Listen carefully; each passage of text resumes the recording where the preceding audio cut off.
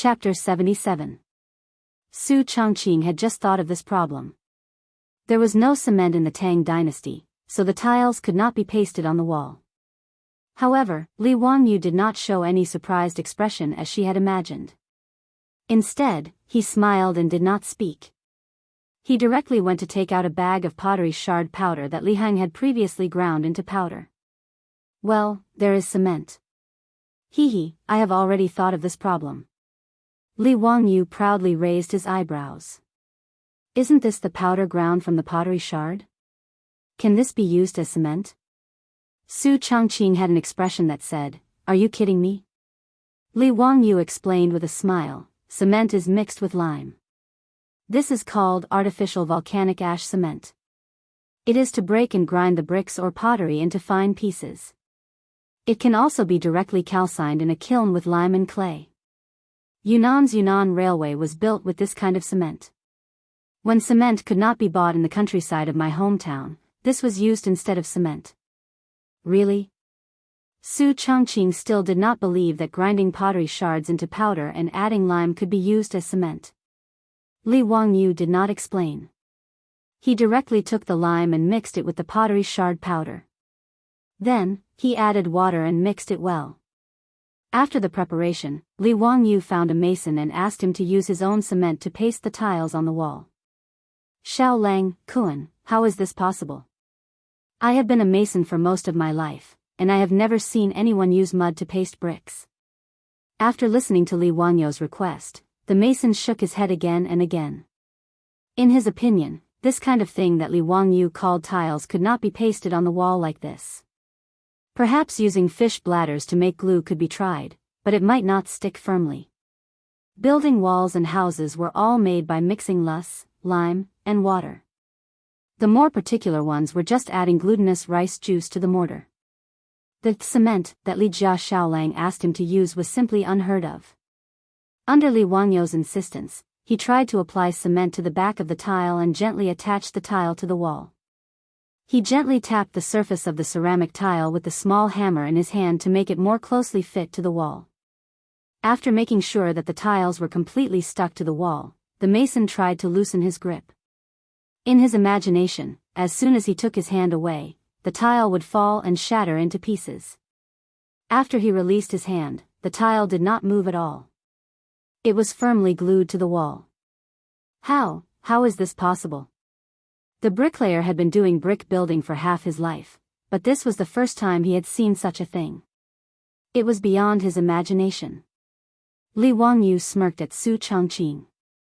What did that mean? Is this cement good? Su Chongqing rolled his eyes at him, but his eyes were full of joy as he stared at the mason pasting the bright and clean tiles on the wall. What surprised the masons even more was that the cement could not only bond tiles but also lay bricks. Among the things that Li Wangyu ordered, there was also a truck of bricks, which were used to build a biogas pool. Yes, the circular pit that he asked people to dig in the backyard was a biogas pool. However, the biogas pool still needed to be surrounded by bricks, so that the sewage would not penetrate into the soil. The bricks were naturally the artificial volcanic ash cement that Li Wangyu had made.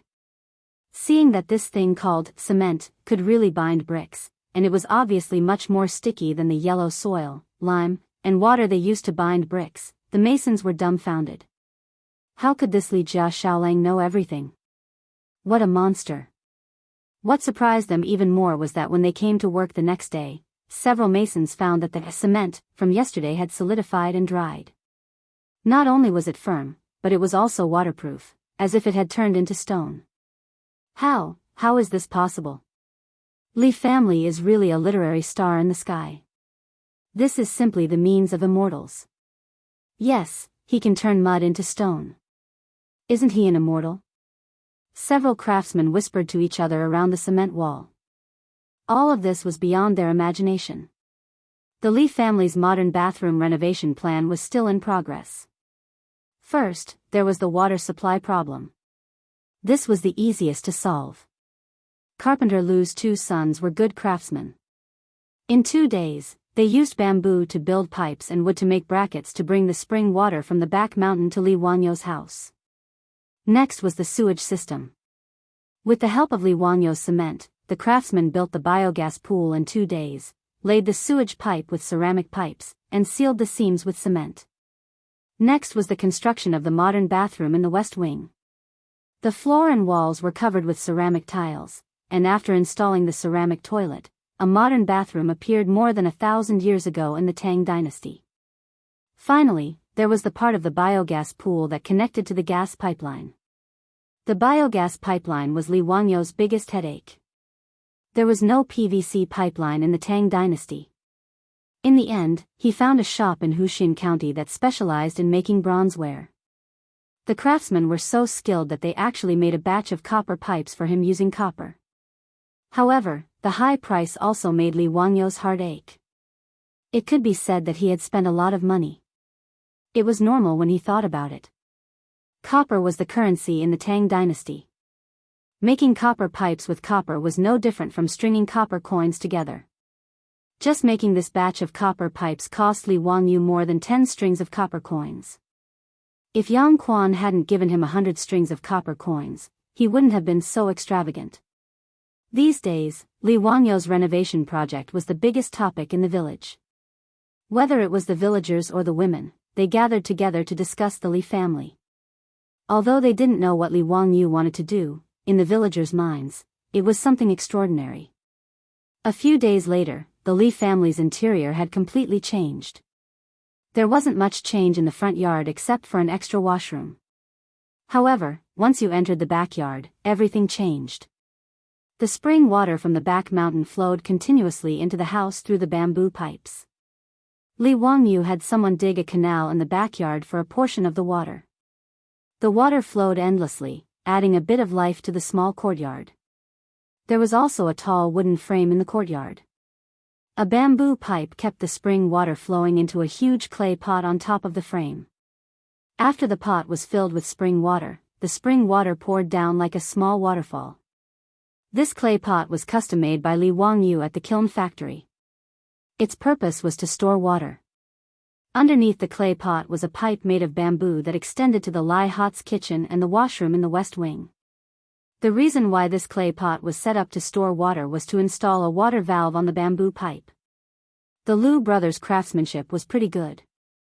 They used wood and bamboo to make a wooden water valve that could control the flow of water out of the bamboo pipe. Just this water valve was enough to make Perrin extremely happy. She continuously opened and closed the water valve on the bamboo pipe in the kitchen.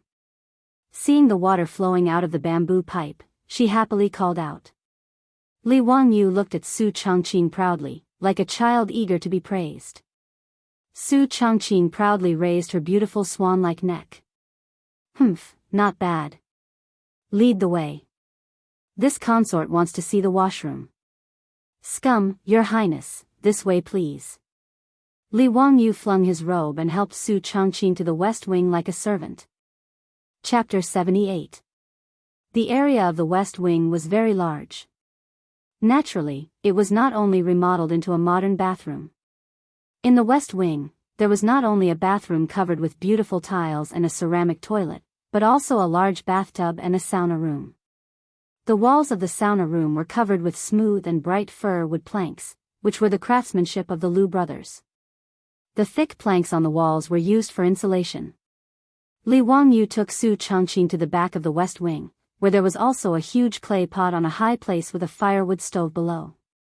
Li Wangyo proudly introduced, after a period of time, the biogas pool will start to produce biogas, which can be used to boil water for bathing. Now, we need firewood to boil water for a few days. Then he pointed to the bamboo pipe connected to the clay pot. After the water in the clay pot is heated, it can be directly transported to the shower room through the bamboo pipe. The little stars in Su Chongqing's eyes were about to pop out. Then can I take a hot bath tonight? Of course. After getting Li Wangyo's confirmation, even the proud Su Chongqing could not help but jump up like a little girl. It was wonderful to take a hot bath.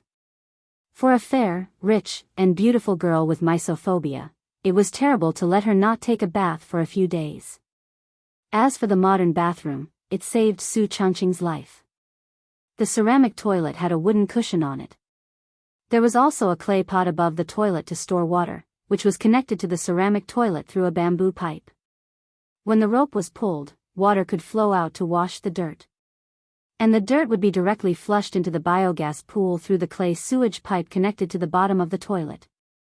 It could be cleaned and composted, which was very convenient. The more Li Wangyu looked at these, the more he felt that he was really a genius. He could not help but laugh to the sky.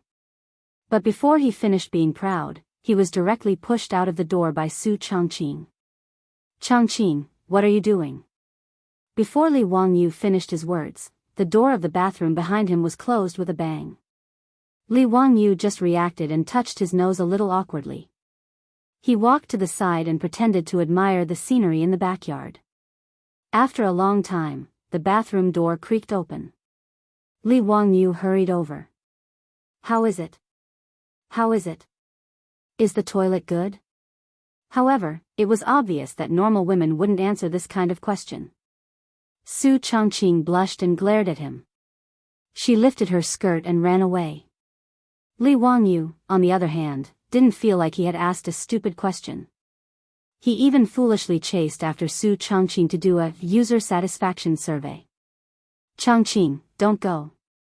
What happened? Say something." Su Changqing, after the modernization of their home was completed, Li Wangyu and Su Changqing both breathed a sigh of relief. Life in the Tang dynasty was finally not so unbearable. However, these items, which were common in the eyes of two modern people, shocked Li Heng and Perrin. Whether it was the ceramic toilet that flushed automatically or the bamboo pipe that let water flow out when it was opened, they all surprised Li Heng and Perrin. That night, Li Wangyu ordered Li Heng and Perrin to boil hot water with firewood. Then, the whole family went to enjoy a hot shower. Li Heng didn't mention him. In short, the old man was full of energy after the shower. However, he also kept muttering words like "Old Master bless." Bodhisattva has appeared, which made Li Wangyu roll his eyes. After Su Changqing pulled the shy little girl Perrin to take a shower together, Li Wangyu was stunned. The warm spring water washed Su Changqing's creamy skin. Her white and flawless skin revealed a faint pink. Her beautiful black hair was still wet with water droplets. She casually tied her hair into a bun and fixed it with a hairpin.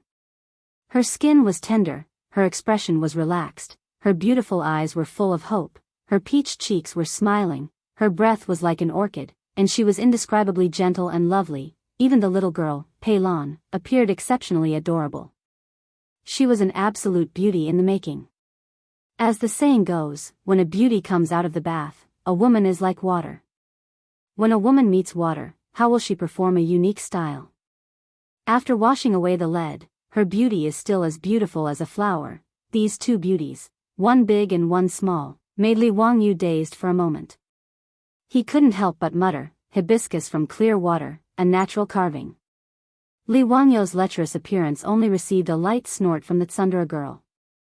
Amidst the charming laughter of the little girl Perrin, the two beauties drifted past Li Wangyu with a burst of fragrant wind. He still wanted to talk to them, but in exchange, he heard the sound of the door closing. If it wasn't for Li Wangyu's quick reaction, his face would definitely have had an intimate contact with the wooden door. Burning the bridge after crossing the river. This was definitely the legendary burning the bridge after crossing the river. He had worked so hard to build these modern bathroom facilities, but she didn't even say thank you. Li Wangyu felt as if he could hear the sound of his heart breaking. "Woman! You successfully angered me." At this moment, Li Wangyu was possessed by a domineering CEO. Just as he was about to push the door open and teach this rude woman a lesson, Su Changqing's voice came from inside the house. "Hey, we're a bit hungry. Can you go make some supper?" Li Wangyu, who was about to explode with his domineering CEO aura, immediately turned into a servant. After answering, he happily ran to the kitchen to help Su Changqing prepare supper. Things like face didn't exist in front of beautiful women. 10 days passed quickly. The 20 villagers had already completely dug up the alkali soil by the riverbank. They also obeyed Li Wangyu's instructions and used the plow to break up the soil. Now, they only had to wait for the soil to be washed with water. Carpenter Lu didn't go back on his word. The 5 water wheels were completed and they were ready to start installing them by the riverbank today. When they found out that Li Jia Xiaolang was going to install things that didn't require manpower to carry water by the Gan River, the entire village came out and gathered by the Gan River to watch the fun. Of course, the people who were watching the fun were the elderly, aunts, and children in the village. The able-bodied men were the main force in installing the water wheels. By the Gan River, Carpenter Lu had already led the villagers to build a wooden base every 100 meters in the water. The base, made of logs as thick as a bowl, was firmly hammered into the riverbank and fixed. Now, they just had to wait for the large wheels of the 5 water wheels to be installed. 30 people in a group slowly walked out of the village, carrying the heavy wheel of the water wheel.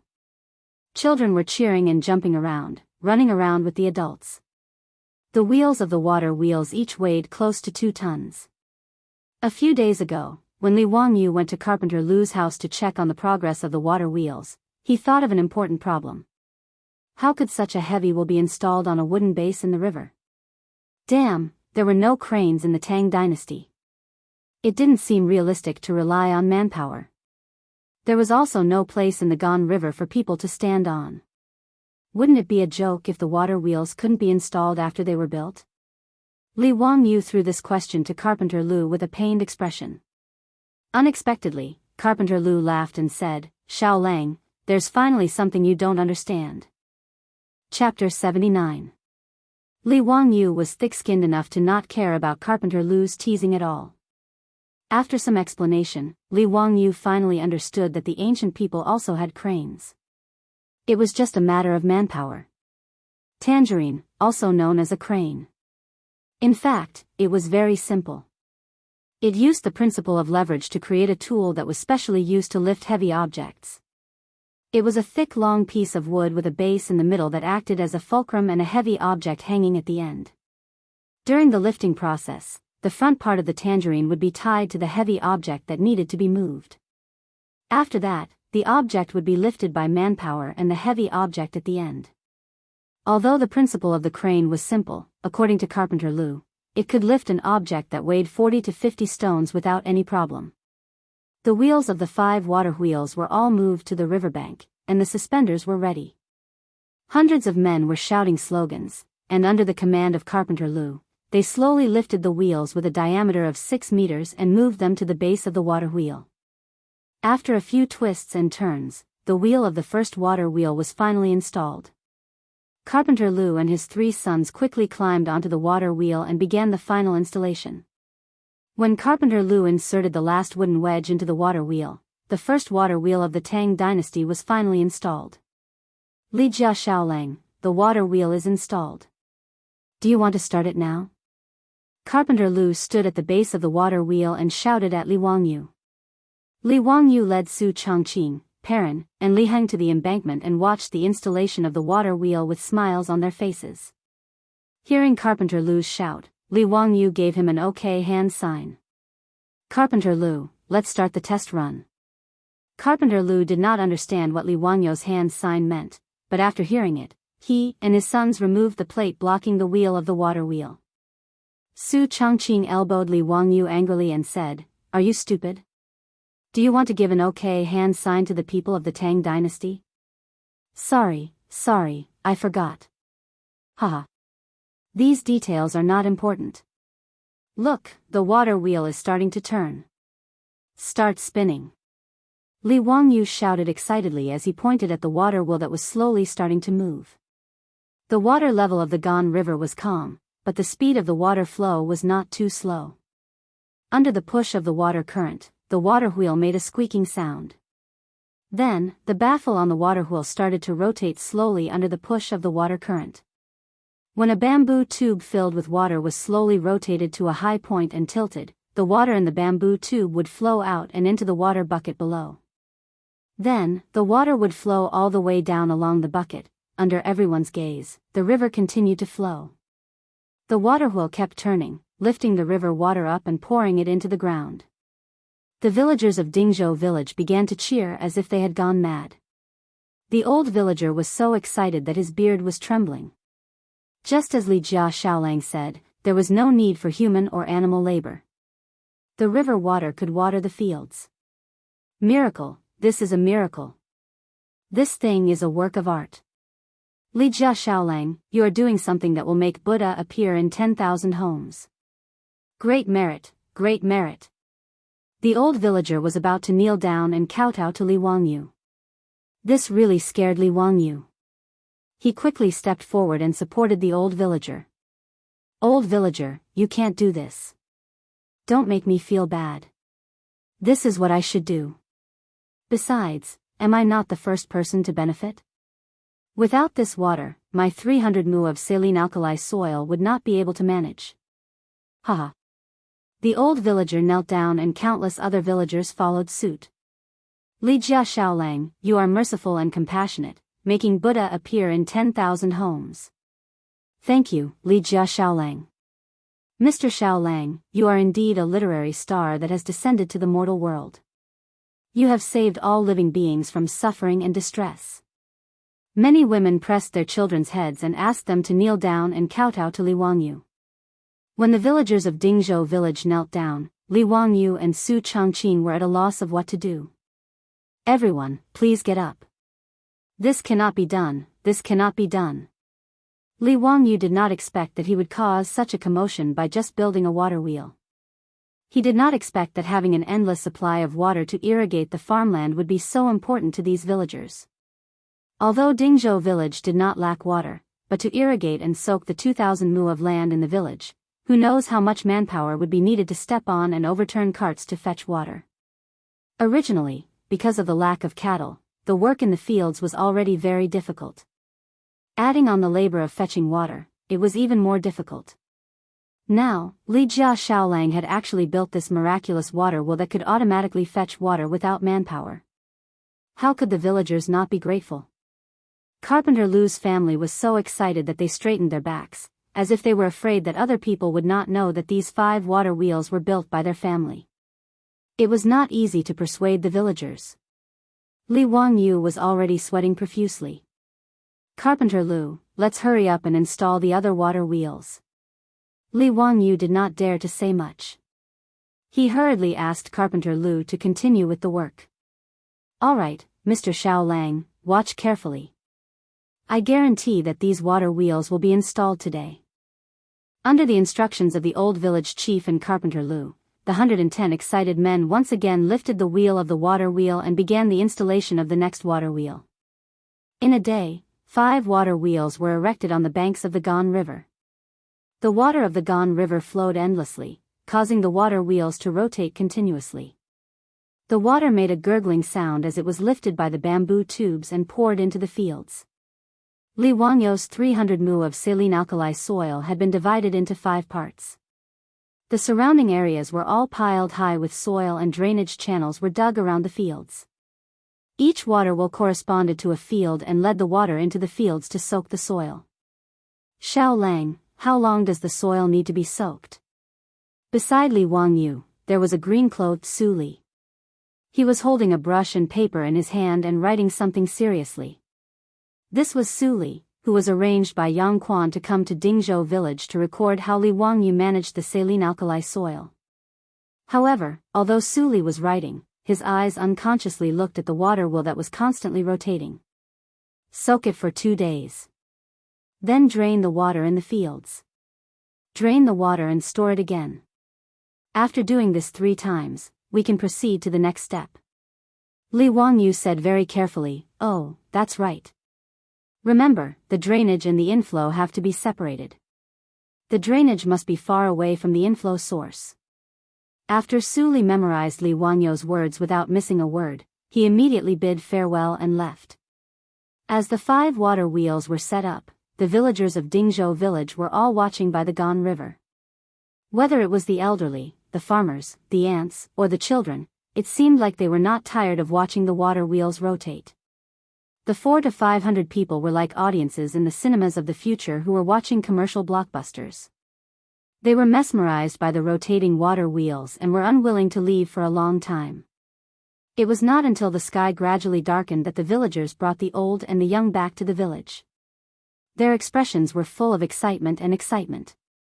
Early the next morning, Li Wangyu had not yet climbed out of his comfortable bed when he heard a familiar voice coming from the outer courtyard. "Ziyu, you bastard, come out quickly."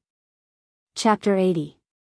When Li Wangyu heard the voice, he knew it was Yang Quan.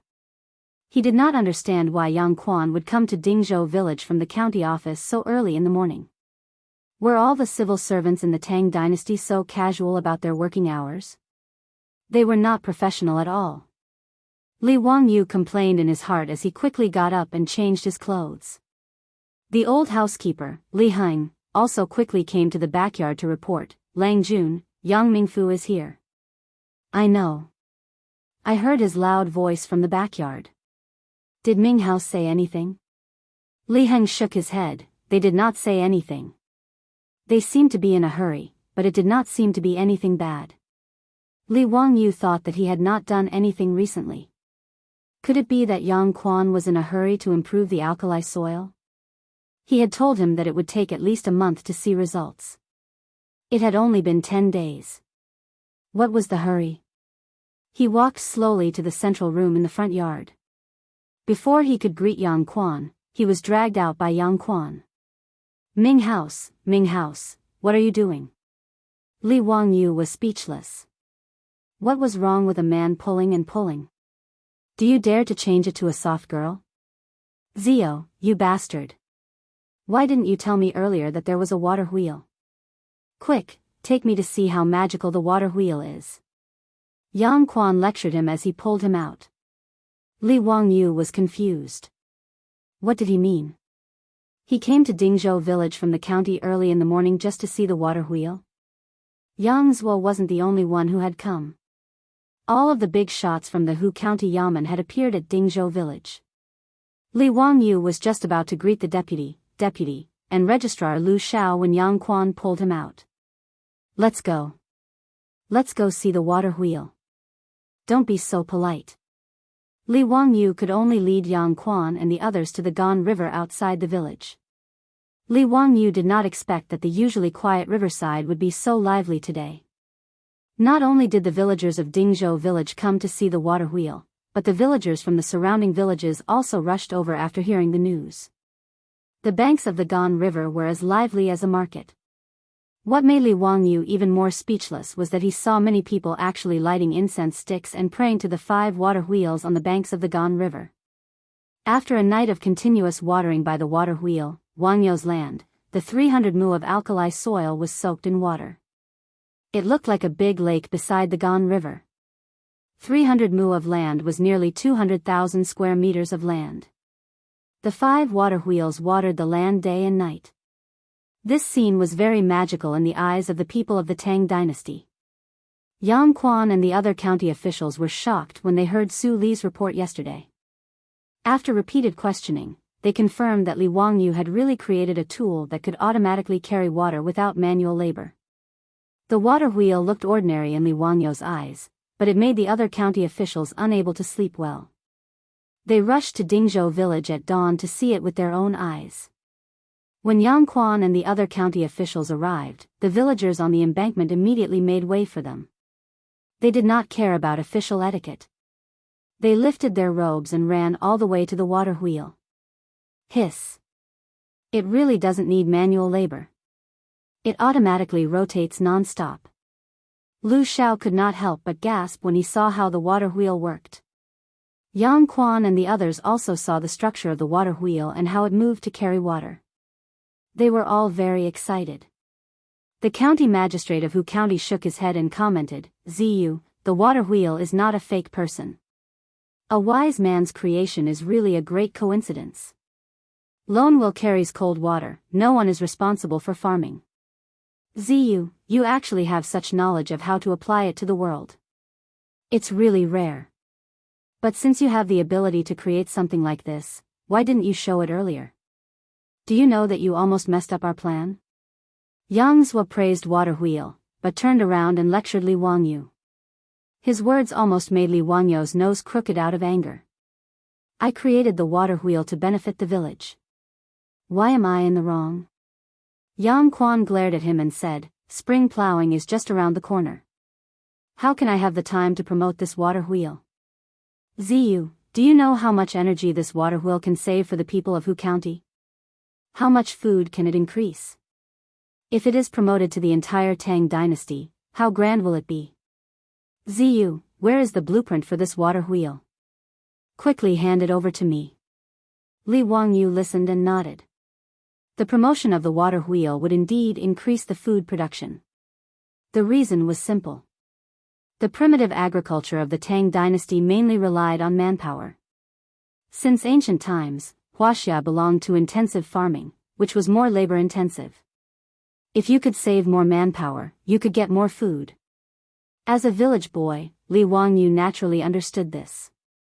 However, he soon realized that no matter how he looked at it, it seemed wrong.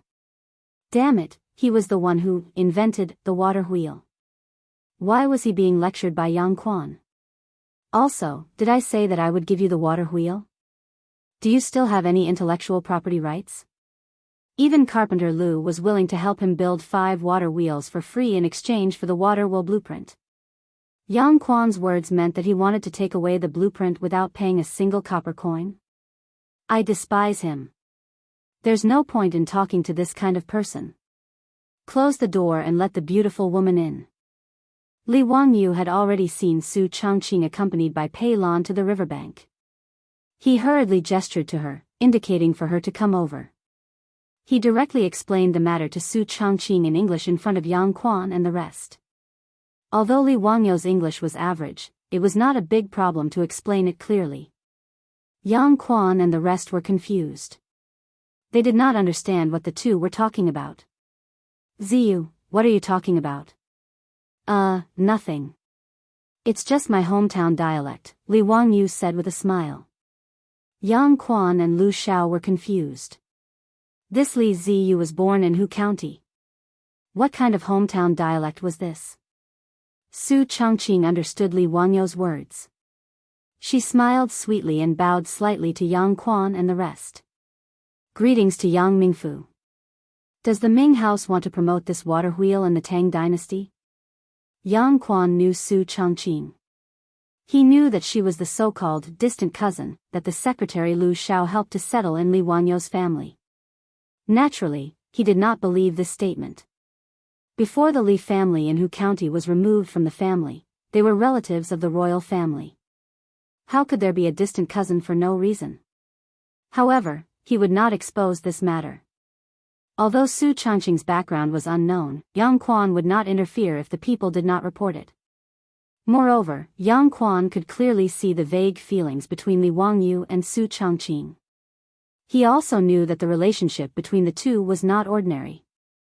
Yang Quan and Cho Kun were the same. They could not figure out why Li Wangyu would like such an old woman. Yang Quan and the rest now valued Li Wangyu very much.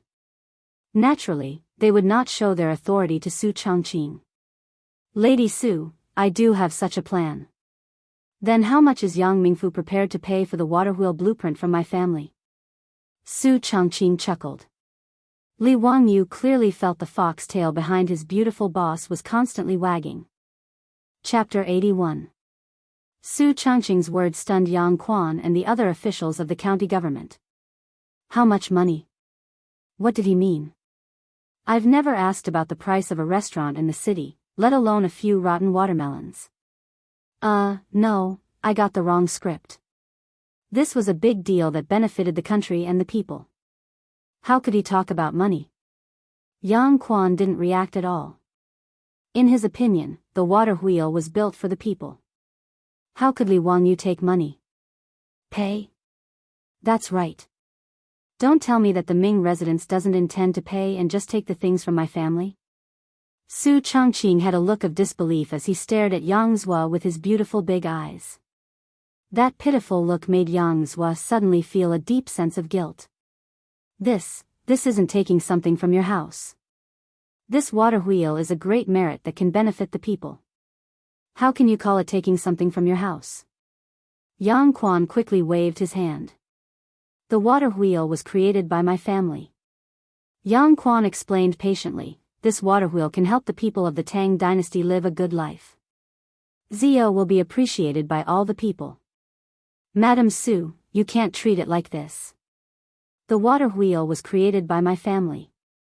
The water wheel was created by my family. Yang Quan's face couldn't help but twitch. After a long time, he sighed. Okay, it's yours. Madam Su, tell me, what do you want in exchange? Su Changqing smiled and stated her conditions. Give us another 20 cattle and reduce the rent of Dingzhou village this year. Even though Yang Quan was shrewd, he couldn't help but curse. This Madam Su was too ruthless. She had just asked for 10 cattle from the county government a few days ago, and now she asked for another 20? Did she think that the county government was a livestock market? 10 at most, and the rent will be reduced by half. Yang Quan didn't want to waste any more time and directly cut Su Changqing's conditions in half. He originally thought that he would need to spend more effort to convince this woman, but instead, he saw Su Changqing stick out her tongue and make a funny face at him. Then I'll have to thank the Ming residents. I originally thought that you would only give me 5 cattle, hee. When Yang Quan heard this, he felt his blood boil. He had actually been played by a woman. It turned out that Su Changqing's conditions were just an exorbitant demand. He was just waiting for him to return the money. When it came to negotiations, Su Changqing, a top business administration student from the University of Pennsylvania, could easily beat the officials of the Tang dynasty. The reason why he said those words just now was just to disturb Yang Quan's state of mind. When Yang Quan became impatient, he would then throw out his conditions and directly achieve his goal. Yang Quan shook his head. Since he had already said it, there was absolutely no reason to go back on his words. In this era of the Tang dynasty, Li Wangyou's favorite thing was that people kept their promises. He attached great importance to integrity. According to Zhenguan, integrity, if the superior doesn't believe, he can't make the subordinate do anything. If the subordinate doesn't believe, he can't make the superior do anything. In the 6th year of Zhenguan, Pai Lupi ordered 390 prisoners on death row to be released home for the new year. After the new year, he would be returned to prison to receive the death penalty. The result was shocking. None of the 390 prisoners on death row escaped. They all returned to prison on time. In the end, Pai Lupi was moved by these prisoners on death row who kept their promises and were honest. He relaxed the death penalty for the prisoners on death row. So no matter what, since Yang Quan had promised, he would definitely do it. Li Wangyu immediately smiled and took out the water wheel blueprint that he had already prepared. He held it with both hands and handed it to Yang Quan. In fact, he already knew that after the water wheel was built, it would definitely attract the attention of Yang Quan and the others. So he had already prepared the water wheel blueprint in advance. Yang Quan grabbed the blueprint and fiercely glared at him. As shrewd as Yang Quan was, he naturally saw that Su Changqing was negotiating with him under Li Wangyou's instructions. Li Wangyu touched his nose a little embarrassedly. Why did you glare at me when your beautiful superior killed you? I originally thought that it would be good enough if I could cheat a few cattle. I didn't expect Su Changqing to be so awesome. When the old villagers heard Yang Quan personally say that the rent of Dingzhou village would be reduced by half this year, they immediately knelt down to Yang Quan and the other county officials. Thank you, Ming House. Thank you, Ming House. I kowtow to you on behalf of the 127 villagers of Dingzhou village. Yang Quan laughed and reached out to help the old villagers up. Mr. Qian, if you want to thank someone, you should thank Li Jia Xiaolang and Su Xiaonyang. This county does not dare to claim the credit. This was exchanged with the water wheel blueprint by the Li family's young man. The old villagers naturally understood his words. They looked at Li Wangyu gratefully again, as if they were going to kneel down. Li Wangyu hurriedly stepped forward to support the old man. Everything about the Tang dynasty was good, but there were always people kneeling down to him from time to time. Li Wangyu really couldn't get used to it. Yuqi's old villagers kneeling down to him, it really shortened his life. Yang Quan left with satisfaction. Not only did he take away the water wheel blueprint, but he also took Carpenter Lu's eldest son with him. To make a water wheel, the blueprint alone was not enough. The father and son of the Lu family had made 5 water wheels with their own hands. Naturally, they were the most professional water wheel makers in the Tang dynasty. Carpenter Lu was not like Li Wangyu. As soon as he heard that the county magistrate wanted to recruit his eldest son to teach him how to make a water wheel in the county, he hurriedly agreed. Not only did he agree, but he also wanted to recommend himself to help in the county with a smile. Carpenter Lu's attitude finally made Yang Quan feel that he was still the county magistrate. He nodded with satisfaction and squinted at Li Wangyu. The meaning in his eyes was very obvious. He wanted Li Wangyu to learn from others. Li Wangyu just pretended that he didn't see it. He touched his nose and didn't say anything.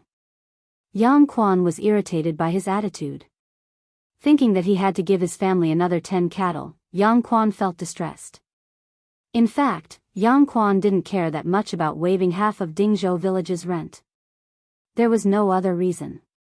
Dingzhou village was too poor and couldn't collect enough rent every year.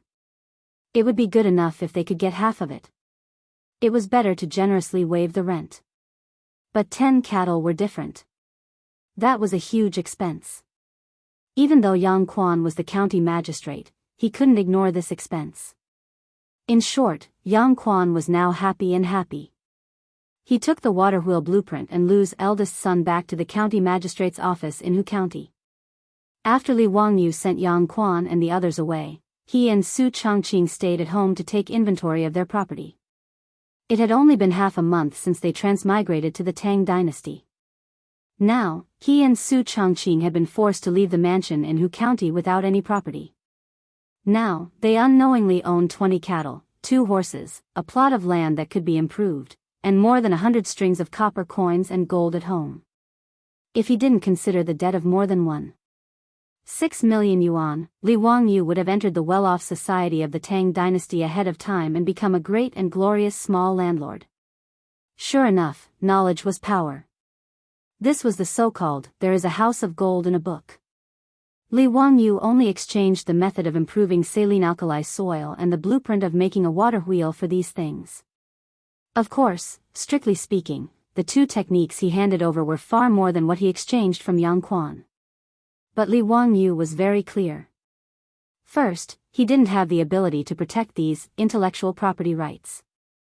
Second, as Yang Quan said, whether it was the saline alkali soil improvement or the water wheel, they were very useful to the people of the Tang dynasty. Li Wangyu didn't intend to keep them to himself. Li Wangyu picked up the bowl of water with satisfaction and drank a mouthful.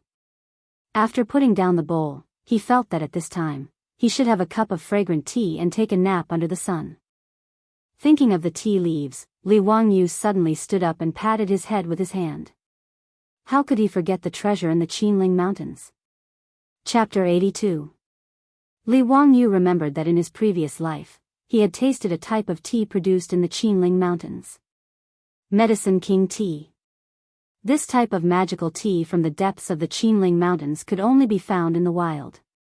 It was said that the Medicine King tea was discovered by Sun Simiao, the Medicine King of the Tang dynasty, when he was cultivating in the Taibai Mountains of the Qinling Mountains. It was said that when he lived in seclusion in the Taibai Mountains, he often picked a type of tea leaves to make tea. He also introduced it to the mountain people and herbal medicine doctors. Later generations called it the Medicine King tea. According to the Taibai Materia Medica, the Medicine King tea was mild in nature and slightly sweet in taste. It could clear summer heat, nourish the brain, clear the heart, strengthen the stomach, remove dampness, clear the eyes, and regulate the menstrual cycle. Li Wangyu knew that although it was called the Medicine King tea, it was actually not a type of tea. It was a type of plant called Huashi Silver Wintersweet. The Medicine King tea still had a lingering fragrance after being brewed 7 times. It was a rare type of tea. Li Wangyu almost drooled when he thought of this. Drinking tea, he really wanted to drink tea, not the damn tea of the Tang dynasty. After pondering for a while, Li Wangyu immediately ran out to find the Niu brothers to help him pick the tea. Li Wangyu did not have the ability to go deep into the Qinling Mountains. However, the Niu brothers often went into the Qinling Mountains to hunt. If he asked them to help him pick the tea, there would be no problem. If he could pick the Medicine King tea, he and Su Chongqing would have good tea to drink. Thinking of this, Li Wangyu quickened his pace. The Niu brothers were indeed at home. When they heard that Li Wangyu wanted them to help him pick the leaves of a type of plant in the Taibai Mountains, they immediately nodded and agreed without hesitation. Xiao Lang, don't worry. Big Brother and I are planning to go hunting in the mountains tomorrow. We can help you pick that leaf from Taibai Mountain while we're at it. Niu Wu patted his chest and agreed without a care. Thank you, brothers. When I come back, I will invite you two to eat at home. Li Wangyu said happily. Pig slaughter rice? Niu Wu could not forget the pig slaughter rice he had eaten that day. Niu Yong glared at his younger brother. Only he could think of such a thing. Li Wangyu was speechless. He had to kill a pig just to treat him to a meal.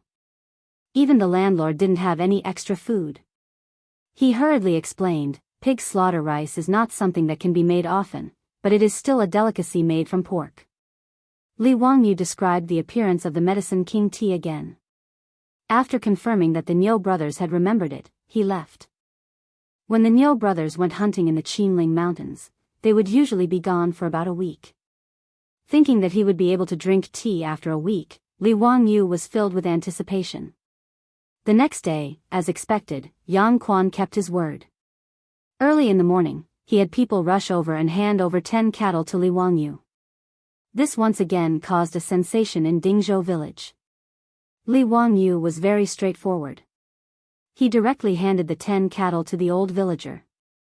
Including the previous one, a total of 20 cattle were all lent to the village for spring plowing free of charge. He only needed the village to send people to help him manage the saline alkali soil. Now, everyone in the village, through the old villager's publicity, knew that because of Su Changqing's request, Li Wangyu used the blueprint of the water wheel in exchange for the village's rent to be reduced by half this year. In addition to the cattle lent to the village for free, as well as Li Wangyu's pig slaughter rice that was still unforgettable. In short, now Li Wangyu's prestige in the village was catching up to the old villager, or even surpassing him. If it wasn't for the old villager stopping them, it was likely that many of the villagers would have gone up to Li Wangyu and kowtowed to thank him. Li Wangyu and Su Changqing were now walking in the village. At any time, there would be villagers enthusiastically greeting them. From time to time, there would be villagers sending fresh mountain goods and river seafood to express their gratitude. The Ox brothers went into the mountains to hunt.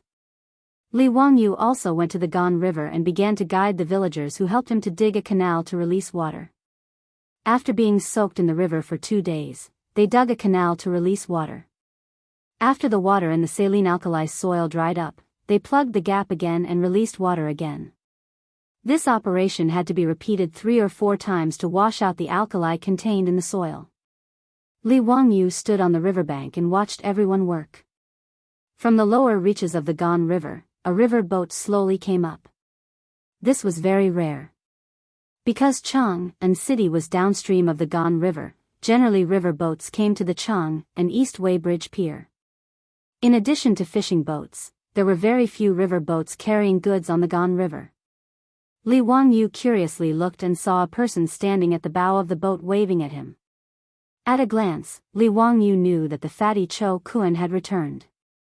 "Brother Cho, why did you come by boat?" Li Wangyu curiously asked. From Chang'an City to Dingzhou village, it took less than 2 hours on horseback, but by boat it took 2 days. Xiao Lang, thank you so much for the news.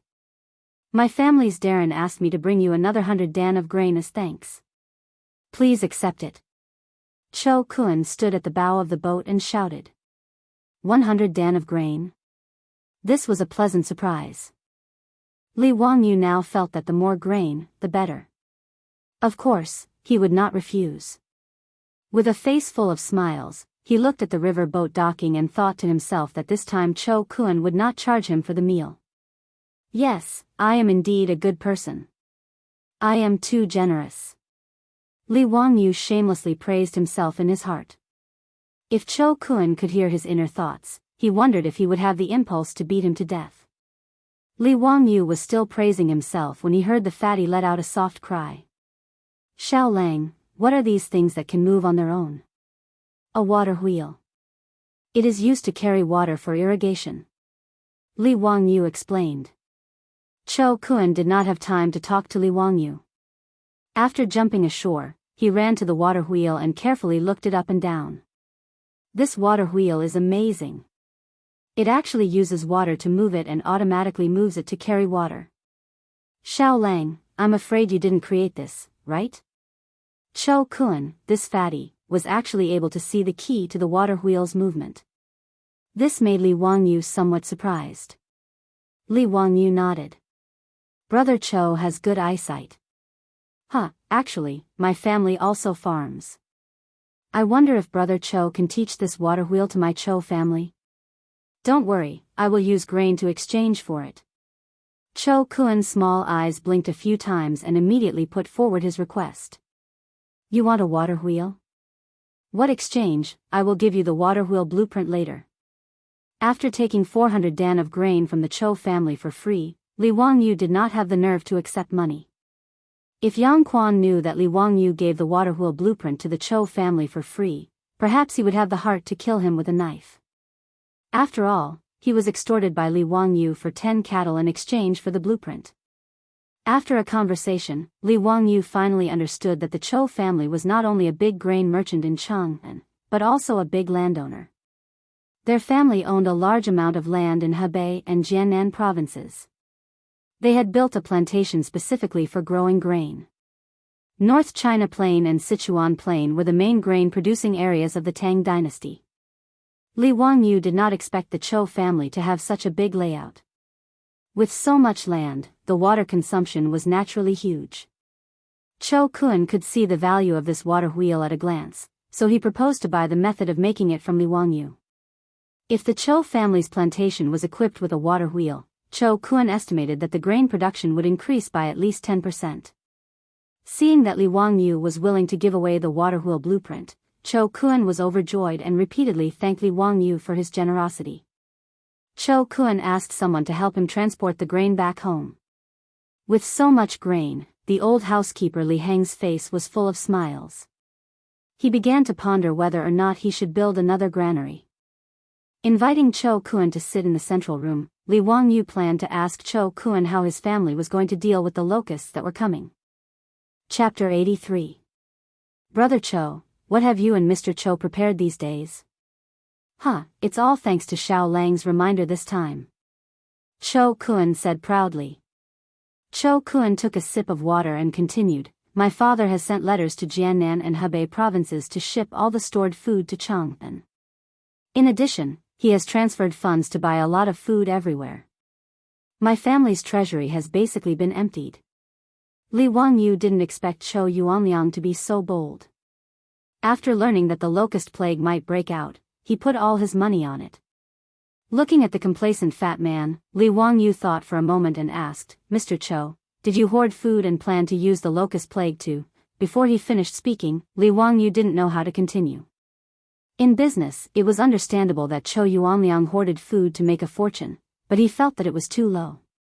If that was the case, it was fine if he didn't make friends with the Cho family. Cho Kun suddenly stood up and glared at Li Wangyu. What do you mean, Xiao Lang? My family has been doing business for generations, but they are upright and never do business against their will. Seeing Cho Kun so agitated, Li Wangyu was a little embarrassed. He smiled and touched his nose. Brother Cho, don't blame me. What is Mr. Cho's plan? Humph. Cho Kun glared at Li Wangyu with dissatisfaction and sat back down. My family is not hoarding food for profiteering. My father's intention is that when the plague of locusts arrives, all the food stores in my family will continue to operate as usual. No matter how much food you want, as long as we still have it in our warehouse, we will definitely sell it. His words made Li Wangyu's eyes light up. He raised his bowl to Cho Kun and said, Mr. Cho, you are a righteous man. I toast you with water instead of wine. After that, he drank the water in the bowl. Although the locust plague would reduce the production of food, the Tang dynasty had so much land that not all places would be affected by the locust plague. One of the main reasons for the famine was that unscrupulous grain merchants deliberately hoarded grain and did not sell it in order to make huge profits. This caused panic among the people and made grain even more precious. In fact, the Tang dynasty did not lack food at all, especially during the second year of Zhengguan. In the previous dynasty, when Emperor Yang of Sui ascended the throne, the population of the country had already reached 8.9 million households. With each household having 6 people, the population of the country was no less than 50 million. At the end of the Sui dynasty, the world was in chaos and there were countless casualties. After the Tang dynasty was pacified, the Ministry of Civil Affairs of Wuda estimated that there were only 2.19 million households in the Tang dynasty, with a population of less than 20 million. Not to mention the grain produced by the Tang dynasty every year, just the huiluotsang, which was inherited by the Tang dynasty at the end of the Sui dynasty, had a total grain storage of more than 300 million catties, which was enough for the people of the Tang dynasty to eat for 50 years.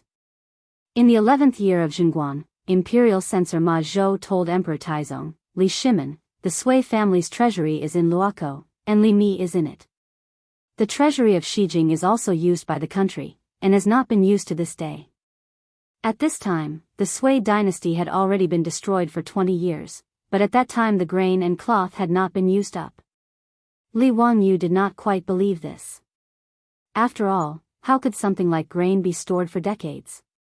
Could it be that the Sui and Tang dynasties already had the technology to store grain?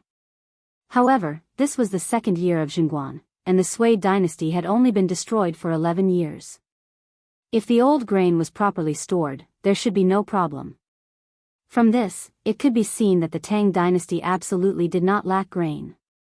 The famine caused by the plague of locusts was, in fact, the result of the aristocratic families and big grain merchants sitting by and watching the people starve to death for their own benefit. In response to Li Wangyou's praise, Chou Kuan was a little embarrassed. Xiao Lang, don't misunderstand my lord's meaning.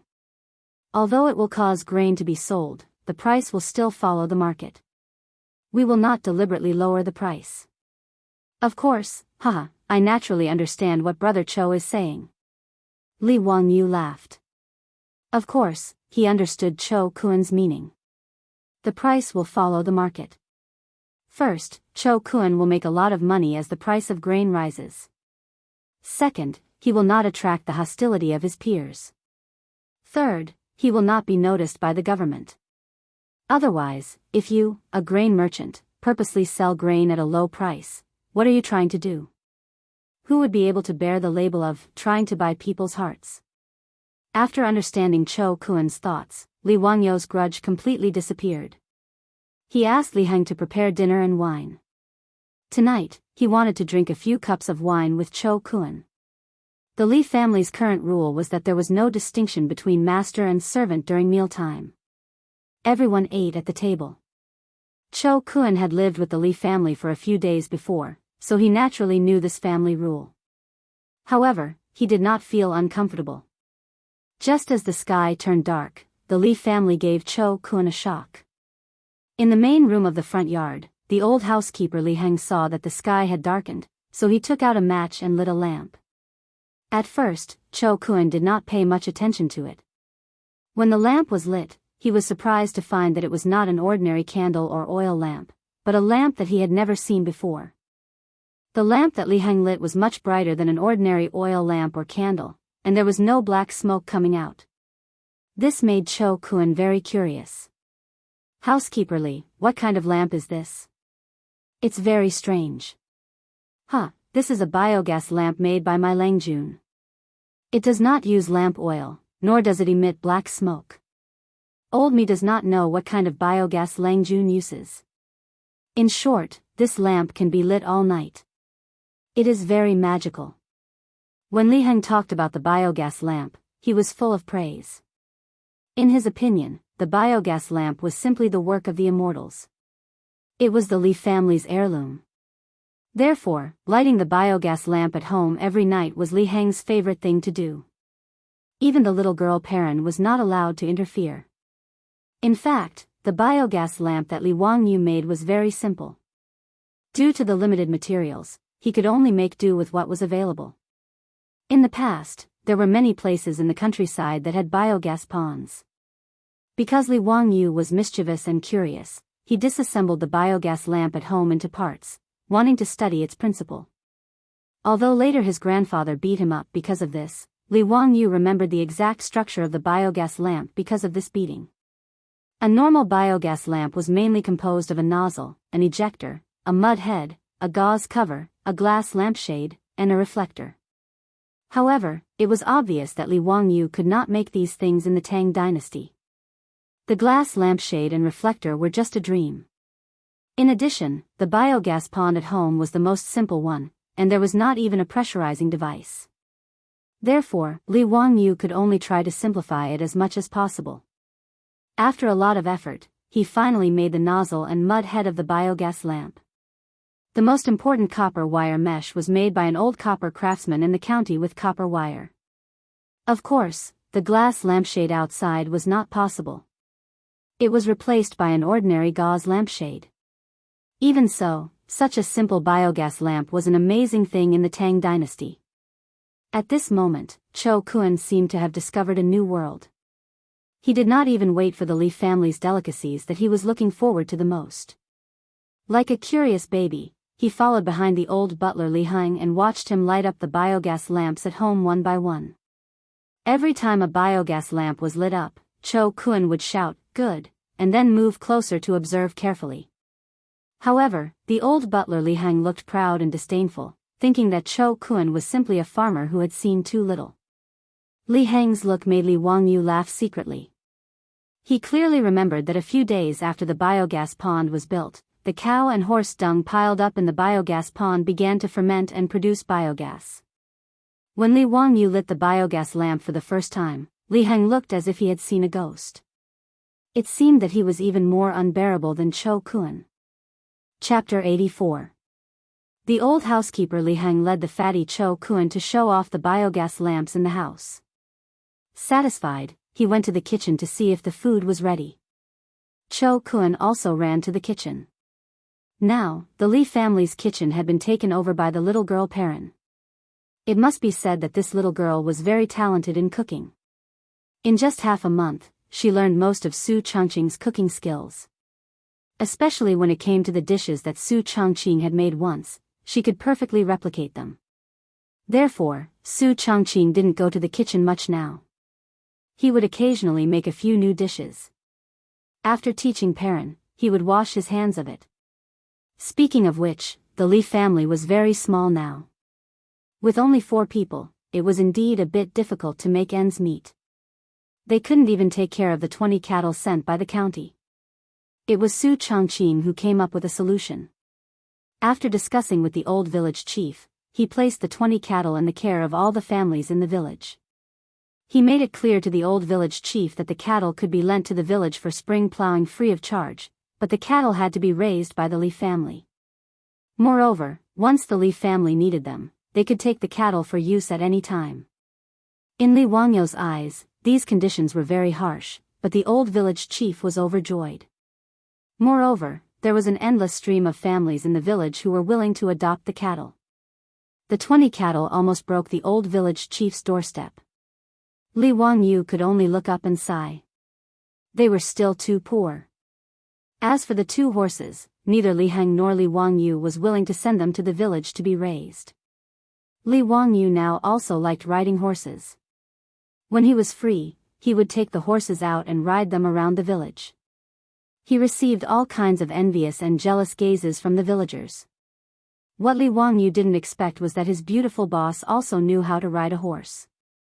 Moreover, she was much better at it than him. From time to time, the 2 would ride horses together to relax. While chatting, Li Wangyu found out that Su Changqing was actually a member of an equestrian club in Chengdu. Hearing this, Li Wangyu couldn't help but gnash his teeth. He had heard of the equestrian club. The annual membership fee was 100,000 renminbi. It was simply a scam. And Su Changqing was actually a member of that club. He was too rich. As a department manager, Su Changqing's annual salary was in the 7 digits. Of course, he could afford the equestrian club. It was a pity that he worked himself to death, and his annual income was only 6 figures. It was not easy for him to get a mortgage to buy a house, but before the day of delivery, his beautiful boss stepped on the accelerator and sent him to the Tang dynasty. It was really unreasonable. Fortunately, the heavenly Tao was good at reincarnation. If you don't believe it, just look up and see who the heavens will spare. His beautiful boss stepped on the accelerator and not only sent Li Wangyu, the pride of the whole village, to the Tang dynasty, but she also inexplicably brought him along. Every time he thought of Su Changqing's stupefied appearance after falling into his bathtub, Li Wangyu couldn't help but want to laugh. The two horses at home were both docile mares. One was red and the other was white. The white horse was unreasonably occupied by Su Changqing, which made Li Wangyu full of melancholy and worry. Li Wangyu's little grievance was clearly seen by his beautiful boss. She proudly raised her beautiful neck and said, "Humph, don't think that you are a prince just because you have a white horse. Be careful not to become a monk." Her words were so reasonable that Li Wangyu was speechless. In short, Lai Hot was now a family of 4, so he had to do a lot of things by himself. Cho Kun, who was used to being served by others, was still not used to this. However, the delicious dishes of the Li family made it difficult for him to give up. If Cho Kun was in modern times, the most suitable occupation for him would definitely be a gourmet, commonly known as a foodie. For a mouthful of food, he actually disregarded his reputation as the young master of the Cho family and shamelessly followed behind the little girl Perrin, just to see what delicious food would be served tonight. Today, the villagers sent freshly caught river fish to the Li family. The little girl directly made fish with pickled cabbage and pickled cabbage. The fragrance that assailed his nostrils made Cho Kun almost drool. Cho Kun was very satisfied with the dinner at the Li family. He felt that it was a wise decision to come to Dingzhou village from Chang'an. Of course, this was not only because the fat man was a foodie, but also because Li Wangyu gave Cho Kun too many surprises and shocks, which made Cho Kun feel that his father really had a sharp eye. After not seeing each other for just over 10 days, Cho Kun found that the Li family suddenly had a lot of differences. Not to mention the magical methane lamp, even in the kitchen, Perrin fiddled with the bamboo pipe that could produce water by itself, which also amazed him. Ignoring the little girl's supercilious eyes, the fat man excitedly fiddled with the valve on the bamboo pipe for a long time, watching the water flow out and disconnect. He was having a lot of fun. In her heart, Perrin directly labeled Cho Kun as a fool, but she completely forgot that a few days ago, she seemed to be doing the same thing as the fat man, and the Li family's newly renovated toilet made Cho Kun completely crazy. At that time, he wanted to relieve himself, so he walked around the Li family's front yard and backyard 3 times, but still couldn't find the toilet. The Li family's backyard originally had a dirty and simple toilet, but Li Wangyu had already had people demolish it. That kind of toilet, not to mention his beautiful boss who was a clean freak, even he couldn't stand it. Considering the convenience of Li Heng, the servants, and the guests in the house in the future, Li Wangyu had the masons change a side room in the front yard into a toilet and shower room. It was also tiled, the same ceramic toilet, and the same hot shower room. Cho Kun really couldn't find the toilet in the Li family, so he could only ask the old housekeeper, Li Heng, for help. When Li Heng brought him to a side room in the front yard with a look of disdain, Cho Kun thought the old man had gone crazy. "Why did you bring me into the room if you wanted to relieve yourself?" "Old housekeeper, I want to relieve myself."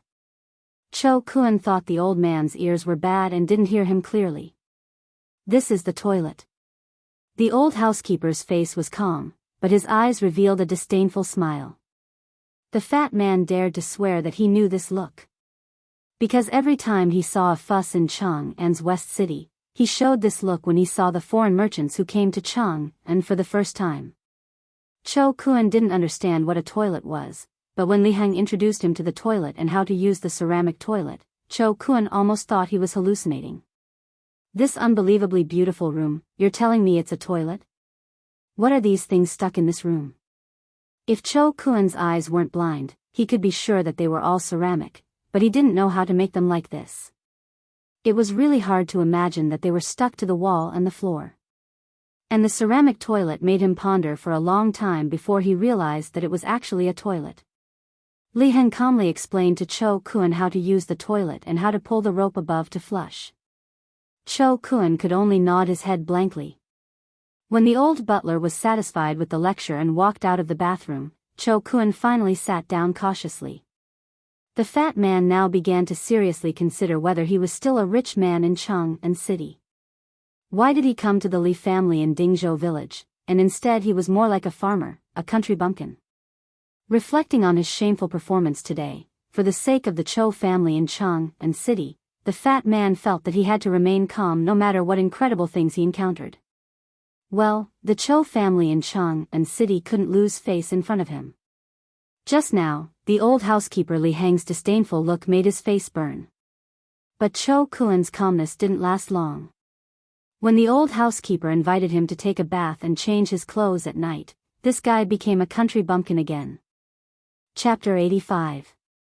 Cho Kuan took a river boat for 2 days to come to Dingzhou village, so he naturally had to treat him to a bath. Li Wangyu didn't want to let the fatty use the pool and sauna that he built himself. It wasn't that he was misophobic, but he felt that it was awkward to have a bath and sauna with a fatty. It would be more appropriate if it was a beautiful woman. Li Hang politely invited Cho Kuan into a side room and pushed open another door. Cho Kuan was once again a country bumpkin. He looked left and right at the empty room covered in tiles, not knowing how to take a bath. Where's the bathtub? But after what happened before, Cho Kuan didn't say anything. He kept a straight face and waited for the old butler to explain further. Li Hang wanted to continue watching Cho Kuan make a fuss about nothing, but he saw that the fatty was smart and didn't say anything. The old man sighed silently. He missed a good show. He led Cho Kuan under a bamboo pipe and pointed to the wooden valve. Young Master Cho, this is the hot water valve. Once you open it, hot water will flow out. Okay, I know. Thank you, old butler. The fatty nodded calmly. After sending Li Hang out of the bathroom, the fatty hurried over to study the shower system. After taking a hot shower, which he had never enjoyed before, the fatty felt that his bones were lighter and his whole body was more comfortable. This Li Jia Xiaolang is really a talent. This kind of practical knowledge is really amazing. Cho Kuan said to himself. He really liked the new things that Li Wangyu came up with. He began to wonder if he could ask Li Wangyu to help him install one in his house in Chung and City. The next morning, Cho Kuan took the water wheel blueprint that Li Wangyu had drawn for him and borrowed a horse from the Li family to return to Chung and City. He said that he would disturb Li Wangyu in a few days. Li Wangyu looked at the date red horse in the distance and his heart ached. This damn fatty, don't crush my horse. A few days after the fatty Cho Kuan left, Li Wangyu's days were peaceful. Every day, if he didn't go to the alkali soil to check on the situation, then he would stroll around the village. He became more familiar with the situation in the village. He now had 400 dawn of grain in his hands, which should be enough for the whole village to survive the locust plague, so he didn't have much of a sense of crisis. These days, the number of locusts in the fields had increased. Even the village head had started to organize the villagers to burn incense and worship the locust god. Li Wangyu could only let out a long sigh and shake his head. For the past few days, he had been discussing with his beautiful boss about what other businesses he could do to make money other than brewing wine, so that he could pay off the huge debt of more than 1.6 million yuan. However, no matter how much they thought about it, they couldn't come up with any good ideas for the time being. On this day, Li Wangyu was strolling around the village, thinking about how to get rich. When he arrived at the village entrance, he suddenly saw 2 figures coming from the direction of Mount Shouyang in the distance. Li Wangyu squinted his eyes and looked at them. One of them looked familiar. He took a closer look. It was the second son of the Niu family, Niu Wu. Behind him was a skinny old Taoist. Strange, why don't I see Niu Dalang? Li Wangyu mumbled. As the two got closer, Li Wangyu suddenly realized that Niu Wu's body was stained with blood, and he seemed to be carrying someone on his back. It looked like the eldest son of the Niu family. Li Wangyu hurriedly ran 2 steps forward to greet him. Erlang, what's going on? What happened to Dalang? The person on Niu Wu's back was his brother, Niu Yong. However, Niu Yong had already fainted. His eyes were tightly shut, and he was also stained with blood. My brother was scratched by a black bear in order to save this damned old Taoist. Now his life is hanging by a thread. Niu Wu's eyes were wide open, and his eyes were red. He gritted his teeth and spat out these words one by one from his throat. Niu Wu's appearance of choosing a person to devour made Li Wangyu somewhat apprehensive. He didn't have time to look at the old Taoist, and quickly went forward to check on Niu Yang's condition. Niu Yang's injury was on his back. It looked like it had already been bandaged, but the cloth wrapped around the wound was still bleeding. Second son, Dalong's injury isn't fatal. Why is he unconscious? Li Wangyu asked, puzzled. How could an injury on the back make Niu Yang, who was as strong as an ox, faint? Could it be that his internal organs were injured? I don't know. After my brother was injured, it was this old Taoist who bandaged him. He was fine at that time, but that night, his body became feverish and he fainted. This damned old Taoist actually told me that my brother was probably doomed. So I carried him down the mountain. I had to take him to the county to find a doctor to save his life. Xiao Lang, quickly lend me your horse. Niu Wu's words made Li Wangyu understand Niu Yang's injury. If there was no accident, it was most likely that the wound wasn't disinfected, and the infection caused a high fever and other complications. This wasn't because Li Wangyu knew any medical skills, but because most people in the future more or less knew medical common sense. Wild beasts like black bears had countless bacteria in their claws. If they weren't disinfected with alcohol or iodine immediately after being scratched, it was easy to be infected by bacteria. In Li Wangyu's opinion, there shouldn't be any common sense in this area of first aid in the Tang dynasty. Second son, if you believe me, send Dalong to my house. I have a way. Li Wangyu grabbed Niu Wu. Naturally, he wasn't a miracle-working doctor. The reason why he dared to say that he could save Niu Yong was that he remembered Su Changqing's box of cephalosporin capsules. Was there any medicine more effective than cephalosporin in the Tang dynasty to fight inflammation? If a suppurative infection wasn't immediately disinfected, he would really die. Even if Li Wangyu's heart ached for the one and only cephalosporin capsules, he wouldn't watch Niu Yong, a veteran of hundreds of battles, die in front of him. As for the current doctors in the Tang dynasty, it would be a miracle if they could save Niu Yong. Even if the king of medicine, Sun Simiao, was here, he would be helpless. Xiao Lang, don't joke. Can you really save my eldest brother? Niu Wu's eyes widened again when he heard Li Wangyu's words. He stared at Li Wangyu for fear that he was joking with him. Li Wangyu nodded and said, yes, let's go. The words between the two fell into the ears of the old Taoist beside them. The old Taoist couldn't help but interrupt and say, don't make trouble, kid. Our benefactor's wound is already ulcerated. How can there be medicine to cure it? Even I can only delay it for a while, but I can't cure it. The ulcer he mentioned was the name of inflammation and suppuration in traditional Chinese medicine. Shut up. Before the old Taoist could finish his words, Li Wangyu and Niu Wu spoke at the same time, forcing the old Taoist to swallow back his words. You old Taoist, if my eldest brother is cured by Xiao Lang, then it's fine. But if anything happens to my eldest brother, I'll make you accompany him in the underworld. Niu Wu shouted sternly. Hearing this, the old Taoist cupped his hands and said, immeasurable deity, if you want to take this body of mine to pay for your brother's life, I naturally won't resist. Li Wangyu didn't bother to ask who this old Taoist was. He pulled Niu Wu and ran back to his house in the village. Niu Wu carried his brother on his back and followed closely behind. The old Taoist sighed and followed. Li Heng, tell Perrin to boil water immediately. Also, tell Changqing to come over. Li Wangyu called out loudly as soon as he entered the house. At the same time, he led Niu Wu to a side room in the front yard and had him put Niu Yong on the bed. Chapter 86. Li Wangyu's shout startled the four people in the house. Su Changqing ran over from the backyard while lifting her dress. Wangyu, what's wrong? Niu Dalong was scratched by a black bear. The wound is infected and has a high fever. Go and get your box of cephalosporins. Li Wangyu shouted at Su Changqing while looking for scissors to cut the cloth wrapped around Niu Yong's body. Su Changqing naturally knew the Niu brothers.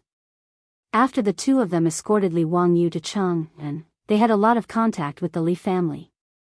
Su Chongqing also heard that the two of them fought desperately against the Turks and were disabled. He admired them very much. Now hearing Li Wangyu's words, Su Chongqing was also anxious. Without saying anything, she turned around and ran to the backyard to get the cephalosporin's capsule. Xiao Lang, how is it? Was my brother treated indiscriminately by this ox nose and became like this? Miao Wu pointed at the old Taoist and cursed. Li Wangyu cut the cloth and shook his head. It shouldn't be this Taoist's fault. This kind of external injury needs to be cleaned and disinfected, and the wound also needs to be sutured. This Taoist probably doesn't understand these. He was stunned before he finished his words. After cutting the cloth wrapped around Niu Yang's back, the wound on his back was exposed, but it was not what he had imagined at all. Li Wangyu only had a lot of thoughts in his mind. He was King cheated by the unscrupulous directors and screenwriters of the later generations. What happened to the careless application of herbs and even plant ash as wound medicine? What happened to the suturing technique? Li Wangyu wanted to rely on the suturing and debridement techniques he knew to show off in the Tang dynasty, but now looking at Niu Yang's back, the wound had obviously been sutured. What was this? He looked up at the old Taoist in a daze. Taoist, this is the wound you sutured? Boundless Lord, the wound of our benefactor was indeed sutured by me. You also know suturing techniques? When did you transmigrate to the Tang dynasty? Li Wangyu asked stupidly. When Su Chongqing heard this, she carefully moved her feet and came over to take a look at the wound on Niu Yang's back. She couldn't help but let out a soft cry and quickly covered her little mouth with her hand. What is transmigration? I naturally know how to suture wounds. What's so difficult about that? There is a detailed record in the theory on the origin of diseases that using mulberry thread to stitch up the skin is not a secret. Naturally, Li Wangyu did not understand what the old Taoist was talking about. He just nodded his head dumbly. He thought of something and asked, is there any disinfectant? Disinfect? Sterilize? The old Taoist priest pondered over Li Wangyu's words and asked uncertainly, are you talking about killing insects and maggots? At that time, I had already used skullcap and pig fat to wash your wounds. What was the old Taoist saying? Li Wangyu did not understand at all. Could the decoction of Scutellaria and lard kill bacteria? Could it be pseudoscience? Just as he was about to say that he should use salt water to wash it, he heard the old Taoist priest speak again. By the way, I also used salt water to wash your wounds. Logically speaking, there should not be any ulcers. Sigh, immeasurable deity. Li Wangyu's breath was stuck in his throat, and he almost choked to death. What kind of old Taoist priest was this from the Tang dynasty? How did he know everything? Was Chinese medicine so advanced? In fact, Li Wangyu did not know that debridement and suturing had long existed in China. Generations of doctors had invented it. The decoction of Scutellaria and pig fat that the old Taoist priest said could effectively inhibit the growth of bacteria and protect the wound. In the prescription for 52 diseases, there was a record of using wine to clean wounds. In the Jin dynasty, Guhong pioneered the use of salt water to clean wounds and apply snake ointment externally before performing surgery. In the theory on the origin of diseases, there was a record of how to debridement, suture and bandage a broken intestine, during the Sui and Tang dynasties. In addition to the relatively complete debridement and suturing technique, the most important invention was the use of mulberry thread to suture the intestines and skin. The old Taoist priest had used the mulberry thread to suture the wound on Niu Yang's back. Li Wangyu was speechless. Did this count as failing to act cool and getting exposed instead? This old Taoist priest from the Tang dynasty actually knew everything. Now, he could only pray that the cephalosporin capsule would work and save Niu Yang's life.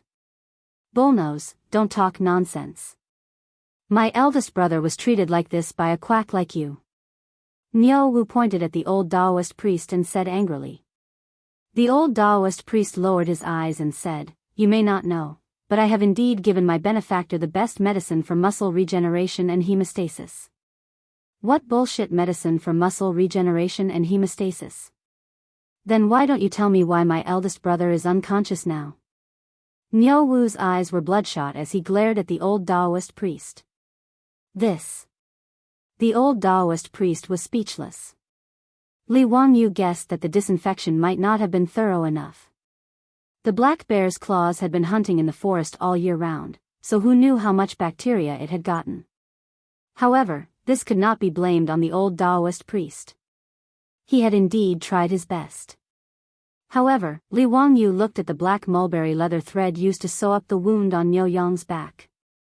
He felt that the mulberry leather thread was not suitable. Li Wangyu looked at the bloody wounds on Niu Yang's back and said to Niu Wu, "Erlang, immediately ride my family's horse to the county. Find a stall that slaughters cows and sheep and ask them for some lamb intestines." "What do I need those for?" Niu Wu was puzzled. Lamb intestines could save his brother's life? "If I tell you to go, then go quickly." "That's right, go to the medicine shop in the county and buy some saltpeter. Go quickly and return quickly." Li Wangyu did not have the time to explain to him. He sent Niu Wu out and asked Li Heng to lead his horse. Although the old Taoist priest's treatment method was correct, the wound on Niu Yang's back was still inflamed. It was red and swollen with pus flowing out. Clearly, it needed to be cleaned again. Li Wangyu subconsciously turned his head and took a deep breath. He was a small white-collar worker in a modern city. He had never seen such a bloody wound. He was at a loss for a moment. After a long time, Li Wangyu muttered, "Now, first of all, I have to scrape off the rotten flesh on Dalang's back." "I don't know how to do this," the old Taoist priest suddenly said. "If that's the case, why don't I take care of it?" "That's good. I'll have to trouble you." Seeing that the old Taoist priest was willing to take over, Li Wangyu quickly retreated to the side. "Immeasurable deity, I'll do my best." After the old Taoist priest finished speaking, he took out many things from the medicine box on his back. The old Taoist priest did not rush to scrape off the rotten flesh on Niu Yang's back. Instead, he took out silver needles, identified the acupuncture points on Niu Yang's back, and began to prick them. "Taoist priest, what are you doing?" Li Wangyu asked curiously.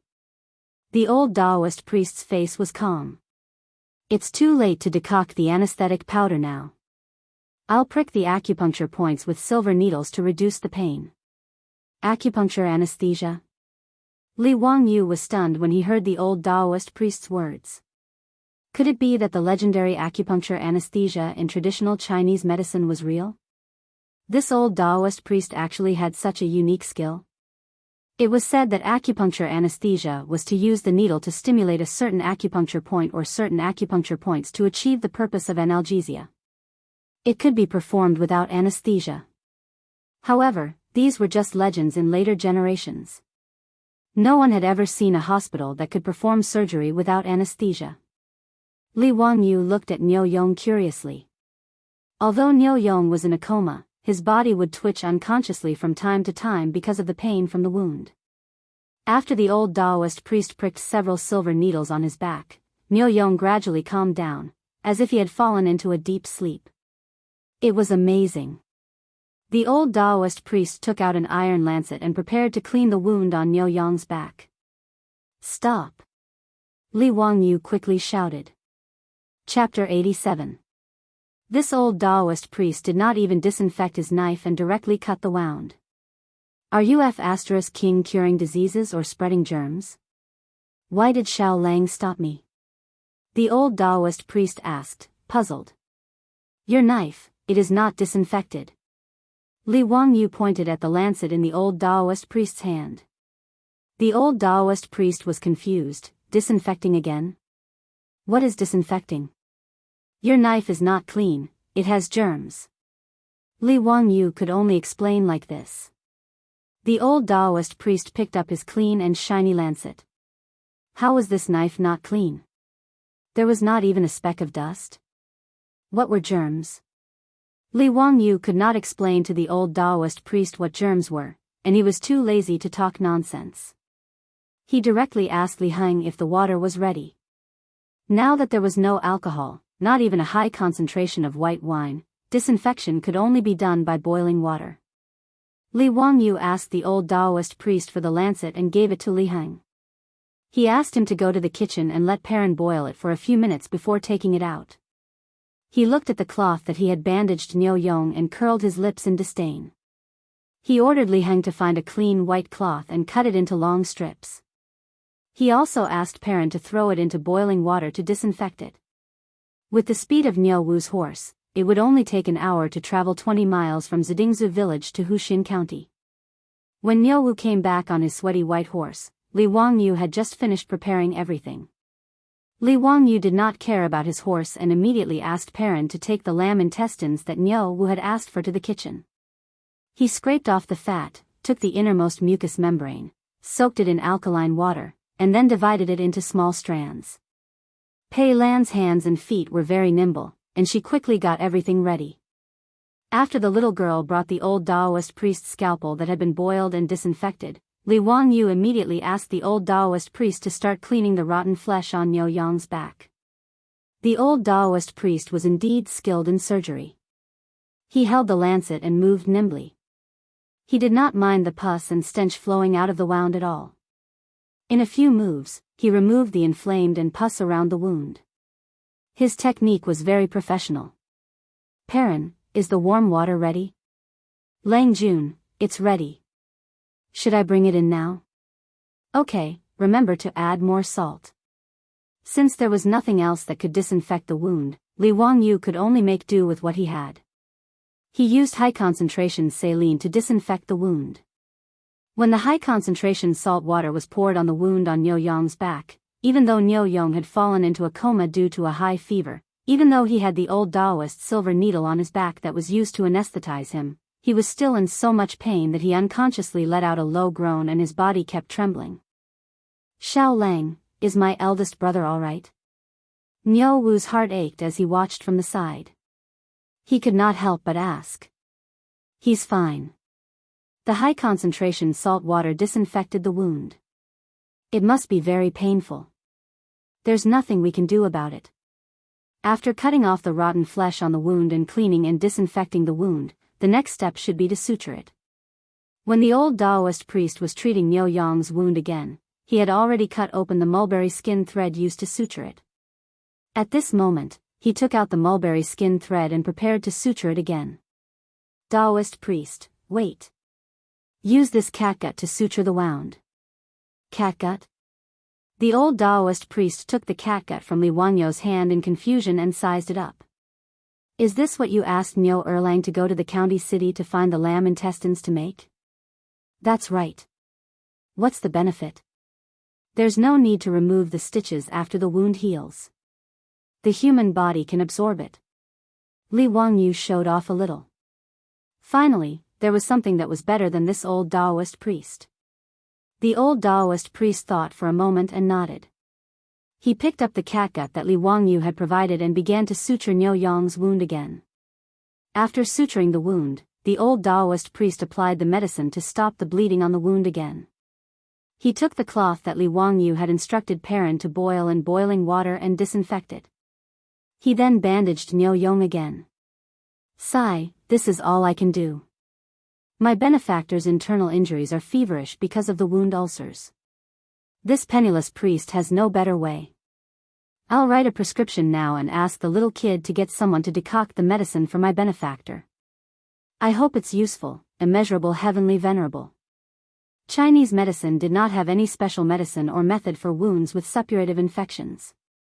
It was not until the invention of penicillin in modern times that it saved the lives of countless war wounded.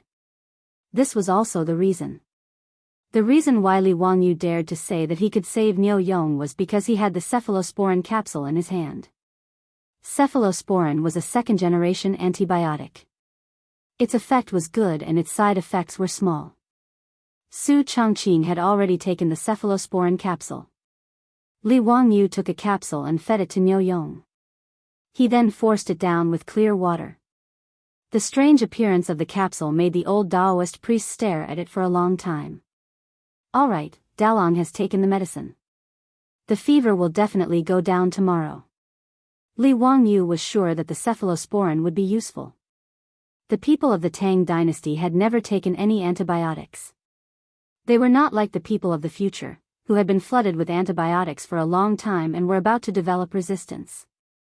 After eating cephalosporin for 3 days, Li Wangyu believed that he would be able to save Niu Yong's life. But what if eldest brother's fever doesn't go down? Niu Wu was still very anxious. The old Taoist priest had told him before that this fever was very deadly. Li Wangyu reached out and touched Niu Yong's forehead. It was burning hot. Even without a thermometer, Li Wangyu was sure that Niu Yong's body temperature was between 39 and 40 degrees Celsius. Such a high fever really needed to be cooled down immediately. If the fever didn't go down, it would cause dehydration and acid-base balance disorder. In serious cases, it could even cause cerebral edema. It's okay. I'll use ice to lower Dalong's temperature in a while. Don't worry. Li Wangyu said confidently. He had already considered this problem. Ice? It's early February now. Where would there be ice? Xiao Lang, did you dig an ice cellar in your house? Niu Wu asked in surprise.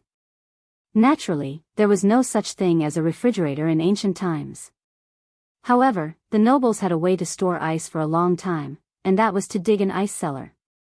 In the Book of Songs, there was a record of chiseling ice in winter for the nobles to use in summer.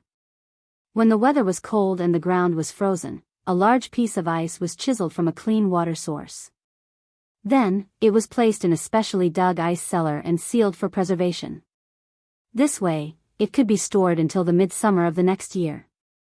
This method of storing ice was very expensive. Unless one was very rich, they would never be able to afford it. Li Wangyu's house in Huxian had an ice cellar, but now, there was no ice cellar in the old house in Dingzhou village.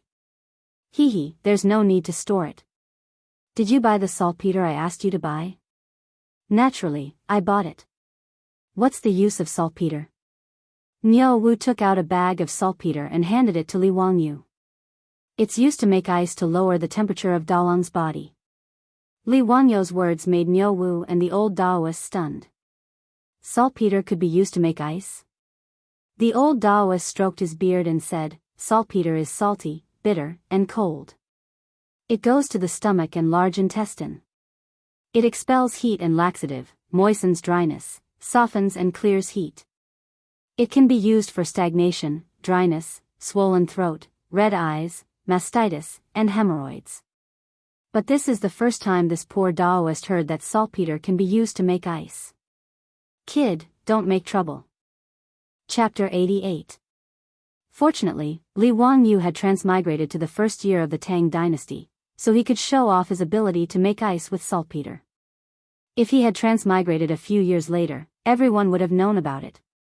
During the Tang and Song dynasties, people had already discovered that saltpeter would freeze water if it was put into water. However, in the second year of Xinguan, Li Wangyu said that saltpeter could make ice, but no one believed him. Not only did Niu Wu and the old Taoist not believe him, even Li Hang and Perrin shook their heads in disbelief. Only the beautiful boss covered her mouth and snickered. Although Su Chongqing was a liberal arts student, he had learned basic chemistry. Saltpeter's scientific name was potassium nitrate. When it dissolved in water, it absorbed heat, and when the temperature dropped, the water would freeze. Li Wangyu saw that they didn't believe him, so he didn't say much. He asked Perrin to fetch a large wooden basin and a small cylindrical basin. He poured the water into the wooden basin, poured the saltpeter into the wooden basin, and then poured the water from the copper basin into the wooden basin. Soon, under the astonished gaze of the old Taoist, the water in the wooden basin began to slowly freeze. Then, the water in the copper basin also began to slowly freeze. What kind of magic is this? Niu Wu's eyes widened as he looked at the ice in the basin in disbelief. The old butler's knees almost went soft again. Fortunately, Li Wangyu held him up. Li Hang, what are you doing? Lang Jun, have you become an immortal? Turning water into ice with a touch, this is an immortal magic. The little girl Perrin was no better than Li Hang. She covered her mouth and widened her black eyes. She also couldn't believe her eyes. Only the old Taoist, after being astonished for a while, began to think about the reason behind it. He even reached out to touch the ice in the wooden basin to test the temperature. Immeasurable deity, so saltpeter can make water freeze. This poor Taoist understands now. The old Taoist bowed and whispered a Taoist name. Li Wangyu looked at the old Taoist priest in surprise and then understood. These Chinese Taoists could be said to be the earliest batch of chemists in China. Even gunpowder was created by these Taoists when they were refining pills. It was not surprising that they had some basic knowledge of chemistry. However, in Li Wangyu's opinion, these Taoist priests were not so much chemists, but a group of terrorists. All day long, they would randomly refine some messy things and trick others to eat them. They were simply immoral. Li Wangyu dared to swear that if anyone dared to feed him a pill made of mercury, lead, sulfur, cinnabar, he would definitely raise his blade and kill them. This group of terrorists simply had amazing imagination. They had no choice but to admit defeat. In the time it took for an incense stick to burn, the 2 basins of water turned into ice cubes under everyone's gaze. Li Wangyu took out the copper basin and had Niu Wu use a knife to cut open the ice in the wooden basin. He wrapped the basin in a towel and stuffed it under Niu Yang's armpits, inner thighs, and forehead to lower the temperature. After Niu Yang ate the cephalosporin and had the ice cubes to lower his temperature, his originally rapid breathing quickly calmed down. The old Taoist priest pulled his hand over and felt his pulse. He was very surprised. His pulse is stable and strong. Benefactor has actually taken a turn for the better. It seems like his life is no longer in danger. Little child, what medicine did you give Benefactor? It actually has such a miraculous effect? What medicine did he take? Cephachlor capsules. There was only 1 box in the Tang dynasty. Li Wangyu naturally could not answer like this. He could only smile mysteriously. Miraculous medicine, antibiotics. It's a pity that there's only these. There won't be a second box in 1,000 years. He shook the box of cephalosporin capsules at the old Taoist priest and Niu Wu. There were only 27 cephalosporin capsules in a box. 1 capsule needed to be taken 3 times a day for 3 consecutive days. In other words, this box of cephalosporin could only be taken for 3 courses of treatment. It would be gone forever. Li Wangyu did not feel any heartache when he took out 9 cephalosporin capsules to save Niu Yang's life. He felt that it was worth it. Compared to Niu Yang's life, his sacrifice was not worth mentioning. His words shocked Niu Wu. Niu Wu did not expect that Li Wangyu would take out such a precious medicine to save his elder brother. Xiao Lang, you. Niu Wu, who was 8 feet tall, did not know what to say at this time. He simply knelt down in front of Li Wangyu and kowtowed a few times. His reaction shocked Li Wangyu. He quickly reached out to pull Niu Wu back. However, Li Wangyu's small body could not pull Niu Wu back. He could only reluctantly accept Niu Wu's heavy kowtow. Erlang, what are you doing? Did I, Li Wangyu, save Dalong because of this? Li Wangyu was speechless and rolled his eyes. Why did the people of the Tang dynasty like to kowtow so much? I can't stand it. Xiao Lang, this is what I should do. If I don't kowtow a few times to you, Big Brother will beat me to death when he wakes up. Niu Wu replied in a muffled voice. Niu Yang's crisis was resolved.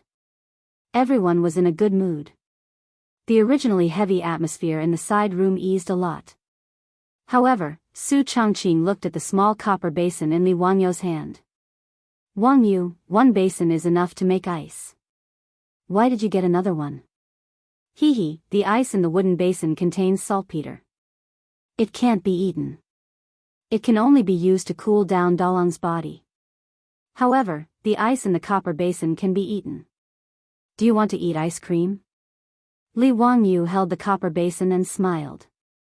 Su Chongqing heard this and his eyes lit up. Ice cream? Can you make it? Try it. The taste should not be bad. Li Wangyu did not have any ice cream when he was young in the countryside. However, they had a way to make ice cream. In fact, it was a smoothie. They used a plane to grind the ice into a smoothie. Then, they added sugar water, milk, and fruits to make a delicious smoothie. There was no shortage of fruits at home. Many villagers would send some to them when they picked fruits in the mountains.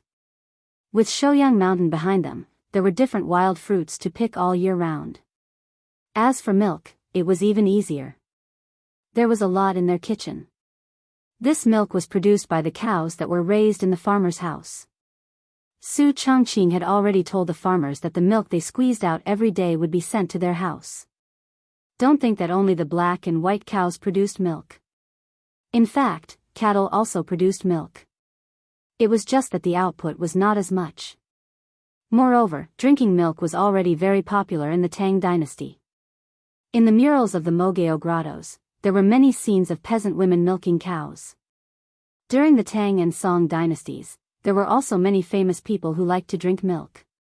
Bai Ji was also a milk lover. After grinding the smoothie, mixing the milk, fruit, and sugar water, the first smoothie in the Tang dynasty was ready. Li Wangyu asked Perrin to prepare a small bowl for everyone. Although it was early spring and the weather was still a little cold, no one refused such a delicious and tempting bowl of smoothie. Even Niu Wu temporarily put down his worries about his elder brother and drank the bowl of smoothie in one gulp. Delicious. Xiao Lang, this smoothie of yours is really delicious. The old Taoist was also very interested in the smoothie and nodded repeatedly as he ate. After everyone finished eating, the little girl Perrin took away the bowls and chopsticks. Li Wangyu then bowed to the old Taoist. May I ask for your name? I am Sun Simiao. Chapter 89. The old Taoist priest's words were like a clap of thunder, exploding in Li Wangyu's ears. Sun Simiao? Medicine King Sun Simiao? The ruddy old Taoist priest in front of him was Sun Simiao. Wait, Li Wangyu remembered that Sun Simiao was born in the 7th year of Western Wei's Emperor Yuan Baoju's reign, which was 541 AD. Now it was the 2nd year of Xinguan, 628 AD. Then wouldn't this old Taoist priest be 87 years old? However, the history books also recorded that Sun Simiao lived for 141 years, so it seemed that this old man was still very young. Li Wangyu suddenly had the urge to kowtow. When he visited Taoist temples in the future, there was often a Medicine King Hall, where the Medicine King Sun Simiao was worshipped. And now, he actually saw the real person. Su Chongqing's reaction was not much better than Li Wangyu's. He was also stunned and looked at the old Taoist priest. Son, Taoist priest's son, how old are you this year? Li Wangyu wanted to confirm whether this old Taoist priest was the legendary Medicine King Sun Simiao. The old Taoist priest twirled his beard and laughed. This year is already the year of the Staff dynasty, and it's almost the year of the hunchback. As expected, this was the Medicine King Sun Simiao himself. The year of the Staff dynasty, 80 years old. The year of the hunchback, 90 years old. This was simply a person's fortune. Old immortal son, please forgive my rudeness. Li Wangyu immediately bowed. This Taoist priest is not worthy of being called an immortal. This Taoist priest is still searching for the way of immortality. Little kid, don't call me that.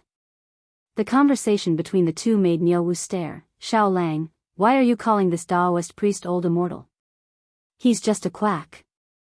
My elder brother was almost killed by him. Li Wangyu was speechless. This idiot. Erlang, don't speak nonsense. Old immortal son is a divine doctor. You can't be rude. Niu Wu's neck stiffened. What divine doctor? A fame-fishing Taoist priest. If he's so good, why didn't he cure my elder brother? It was Xiao Lang who used the divine medicine to save Big Brother's life. His words made Li Wangyu roll his eyes silently. No matter how good Sun Simiao was, he really didn't know anything about bacterial infections, let alone antibiotics to save lives. Li Wangyu wanted to defend Sun Simiao, but Sun Simiao said, Niu Erlang is right. I'm still not good at medicine. Little doll, what is the bacteria you were talking about? What was the meaning of disinfection? What kind of medicine was the antibiotic? Can you explain it to me, little girl? Sun Simiao's series of questions confused Li Wangyu. How was he going to explain this to the old Taoist? Bacteria. Bacteria are tiny creatures that can't be seen with the naked eye. Old Immortal is a Taoist, but you should also know that there is a saying in Buddhism, a drop of water in Buddhism, 84,000 lives. That's the bacteria. Li Wangyu's nonsense caused Sun Simiao to fall into deep thought. After a long while, the old Taoist raised his head. How did you know about this bacteria? I saw it with a microscope. Li Wangyu said it out of habit. After saying it, he felt that it was inappropriate. Was he going to explain what a microscope was again? Sure enough, when Sun Simiao heard this, he immediately asked, "What is a microscope?" "Little doll, can I take a look?" "No, I don't have a microscope. It needs to be made of glass." "Oh, no, it's made of crystal.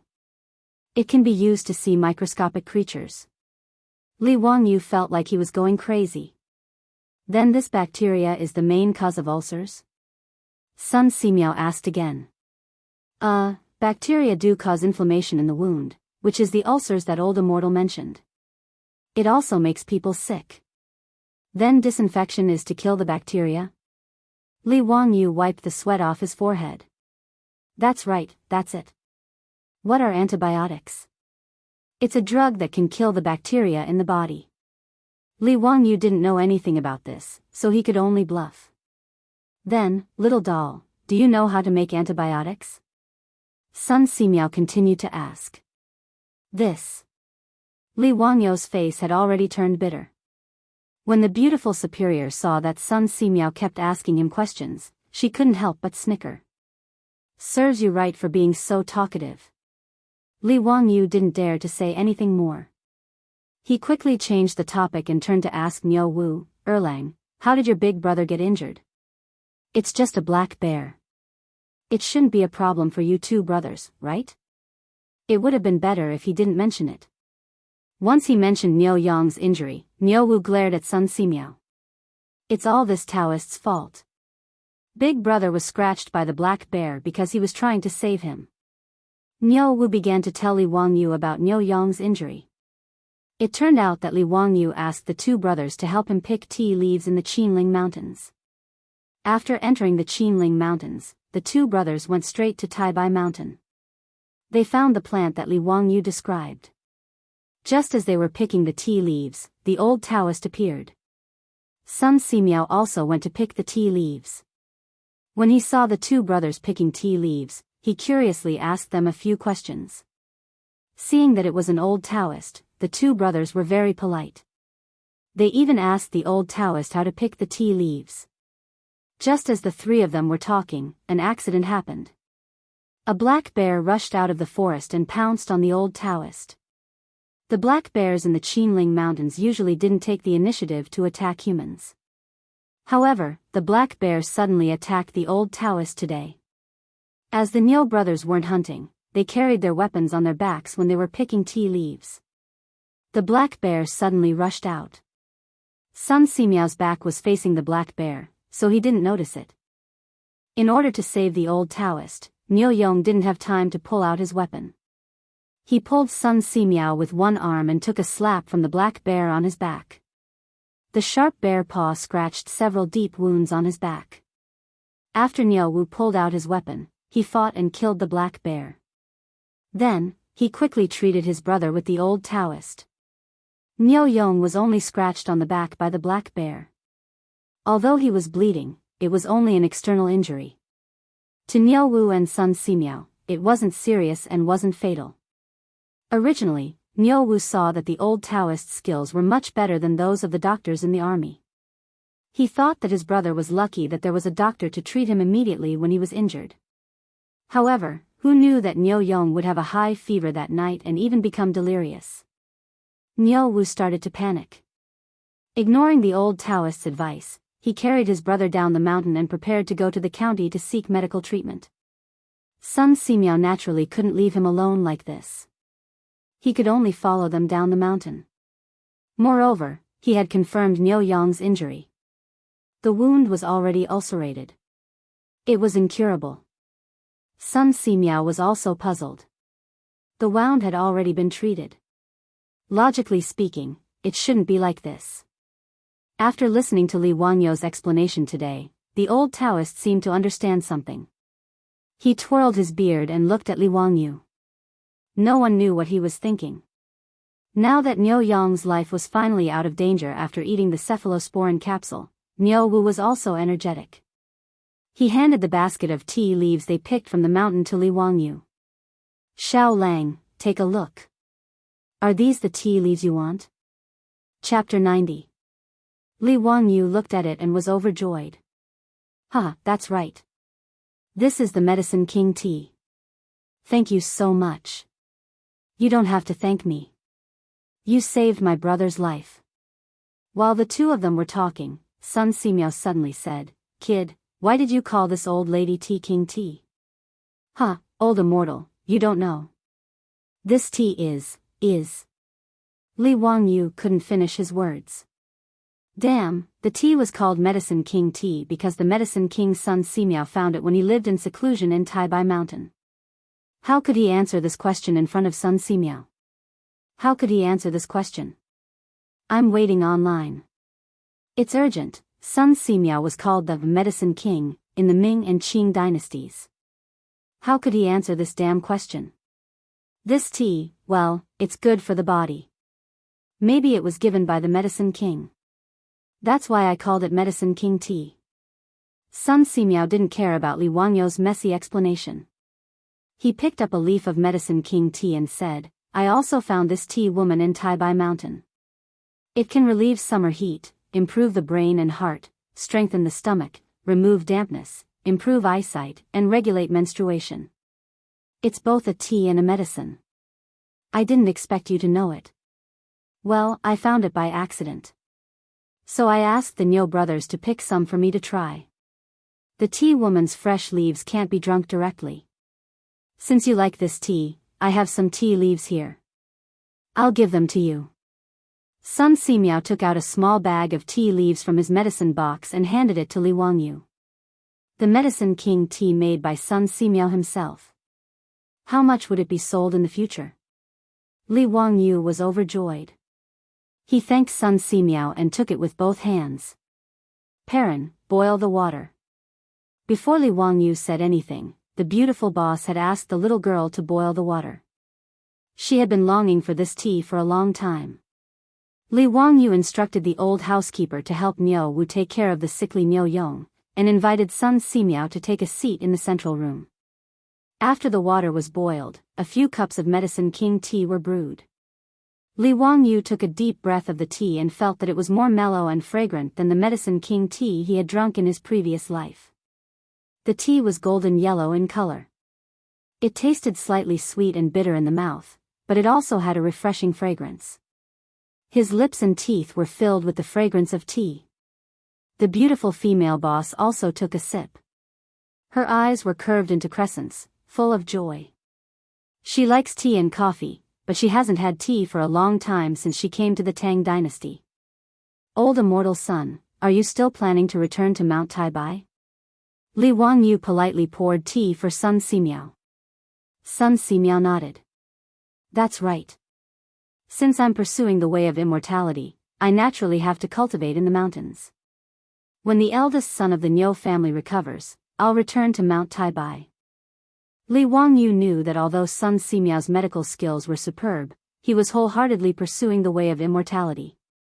The reason why Sun Simiao's medical skills were superb was mainly because he believed that in order for a cultivator to ascend and become an immortal, they had to cultivate virtue and accumulate kindness. The more kindness they accumulated, the higher their immortal rank would be. Sun Simiao had chosen the way of immortality to help the world and the people. Li Wangyou looked at the old Taoist with white hair and a ruddy complexion, and his heart began to beat faster. The medical conditions in the Tang dynasty were so poor. If either he or his beautiful female boss had a headache or fever, who would they go to for treatment? The Luoyuan medical workers in the county? Li Wangyou didn't trust their medical skills. Although the cephalosporin capsule was good, it could only be taken for 2 courses at most. Moreover, it wasn't a medicine that could cure all diseases. If he could trick Sun Simiao into staying in Dingzhou village, it would be like adding insurance to his life. Li Wangyou's eyes darted around, wondering how he could trick Sun Simiao into staying. This wasn't easy to do. Not to mention him, Pai Lupi had sent out many imperial edicts to invite Sun Simiao to come out of retirement and be conferred a title, but Sun Simiao, who was wholeheartedly pursuing the way of immortality, refused. When Li Ji ascended the throne, he invited Sun Simiao into the world. The old Taoist couldn't refuse and could only recommend his disciple, Lu Shenwei, to take up a post in the imperial hospital. The 2 emperors of the Tang dynasty hadn't been able to invite this old Taoist, so what could he do to make him stay? Li Wangyu didn't know what to say.